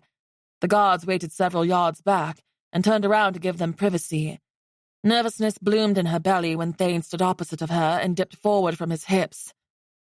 First, we bow. Is this a couple's dance? She breathed, heart beating faster. It's a partner dance where you'll mainly be with a single partner, but switch a few times throughout. He lifted an eyebrow in his right hand. Put your right palm up to mine, but don't touch it yet. They'll hover about an inch apart, and then take 3 steps to the left. She followed. Good. Now we switch hands, and take 3 steps to the right. Leala rotated and counted her steps, then waited. Now for the fun part. They stood face to face, and he held out his hand. She stared at it for a moment. Am I supposed to... Without waiting for her to finish her question, he grabbed her wrist and pulled her close, leaving almost no space between them. That's better. He cooed. Now, it's 4 basic movements. Simple so even children can do it, which goes to show you how much Fennin and Aldrich don't pay attention to the finer things in life. I see. And do you pay attention to the finer things? There was an electricity between them, humming and alive. She swore it. like the charge of thunderclouds before lightning lit up the sky, before thunder cracked. It only grew more intense when his hand glided over her hip and settled on her back. You'll find out here in a moment. A smile twitched at the corners of his mouth. The basic steps are forward, side step, close feet together, back, side, close, repeat, with a few spins here and there. It sounded simple, but she figured it would be more difficult than that. You lead. He stepped and she followed. After stumbling and stomping on his toes a few times, she started to get it. She focused on her feet, watching every step, thinking, forward, side step, feet together, back, until he put a finger under her chin. Up here. Their eyes met, the moves flowing easier when she wasn't staring down. He carried her around the gazebo with ease. Warmness blossomed in her chest and trickled throughout her body the longer she stared into his face, into those unique green eyes. "I'm sorry," she said quietly. His eyebrow ticked up. "I'm sorry I came into your room that night and held a knife to your throat. I'm sorry I tried to kill you." Confessing the last bit was almost like chewing on sand, hard, gritty, and difficult to swallow. "I'm sorry I've been so rude. I misjudged you then." And now? "I'm not sure, but you're not what I once believed," she confessed. "But I think you hide behind a mask of brutality." I don't hide. It's one of the many faces I must wear being High King. I am brutal when I need to be against the Pale Ones, against those who would wish people close to me and my kingdom harm. But it's not all of who I am. He spun her around in a circle and gently tugged her back in. And I appreciate your apology, though I've already forgiven you. He spun her out again and said, This is where you would take the hand of the male to your right, and do a single round of steps, and then he will spin you back to me. She nodded, but didn't care about the dance just then. "I can see that you forgave me, but why? Why do you put up with me when I've been horrible?" She was glad he wasn't who she thought, but with the way she'd treated him, she thought it would have pushed him away. And yet she knew it hadn't. Even as they slowly danced, holding on to each other's bodies, their connection burned, an invisible force willing them together, basking in their closeness. Her mate rune tingled with warmth, as if taking notice of the sensations building between them. Her heart picked up, thudding loudly. Could he hear it? "And don't say it's because I'm your mate." 2 years ago, he started. I felt something break in you. It hurt me like my own wound, nearly dropped me to my knees. Your pain was so sharp and profound, I first thought someone had injured you mortally. It scared me. But I realized it wasn't physical pain. I don't know what happened, and you don't have to tell me. But you were crumbling. Where you were once colorful, you became gray in my mind's eye. I wished I could go to you then, but it wasn't the right time. I swore when I did come for you, I would put back those pieces, no matter how long it took. I would make those once bright colors shine again. The lump in Layala's throat thickened, and her eyes prickled with threatening tears. She stared at the golden whorls on his sky-blue tunic. He wanted to put her back together. He spoke of when Novak died. The agony of Novak's passing broke her. She hadn't even fully smiled in a long time. But that wasn't the reason for her emotion now. She wished she could fall in love. Thane was this charming, beautiful elf king who wanted her, almost needed her. He was someone who could have swept her off her feet if there wasn't the terrible past. But falling in love with Thane was dangerous for him, for them both. "I think I've got the steps now. Thank you." She tugged out of his arms and turned her back, holding her hand to her mouth. Walking to the edge of the gazebo, she put her palms on the stone and stared out at the elves in the distance, flocking from stand to stand. A white butterfly fluttered around her hands a moment, then landed on her wrist. Its small wings slowly opened and closed. That's a Pieris butterfly. Thane leaned against the gazebo beside her. They say if one lands on an elf, she has brought luck for a year. Is that true? Leala asked, eyes fixed on the creature. I've never had one land on me, so I can't say from personal experience. The butterfly lifted into the air and flew toward the sun, now hanging low in the sky. She hoped it was true. Before things grew serious again, Leala blurted out, "Did you know there is a gnome that lives in my room? Her name is Tiffapine. I've taken her on as my lady's maid." Thane smiled. The sight of it made Leala's heart beat faster again. I did. She sings when she thinks no one can hear. You knew and let her stay. I have nothing against gnomes, and she's only one. It's not as if anyone was using the room before you arrived, and when you came, you didn't seem to mind. I like her. She's become a friend. My only friend here, it seems. Your sister is the one who started the spectacle earlier, you know, and her friend. Thane frowned. I'll have a talk with both of them later. What happened earlier was dangerous, not a silly game. I can handle her. Leala started thinking of ways she could retaliate. Nothing too damaging, but she'd get what was coming to her. She wondered if there was anything between Thane and Vyra. Was there a past there? Talon said her friend should be at Thane's side. Chuckling, Thane said, I think Talon should be afraid, but please don't kill her or her friend. Leala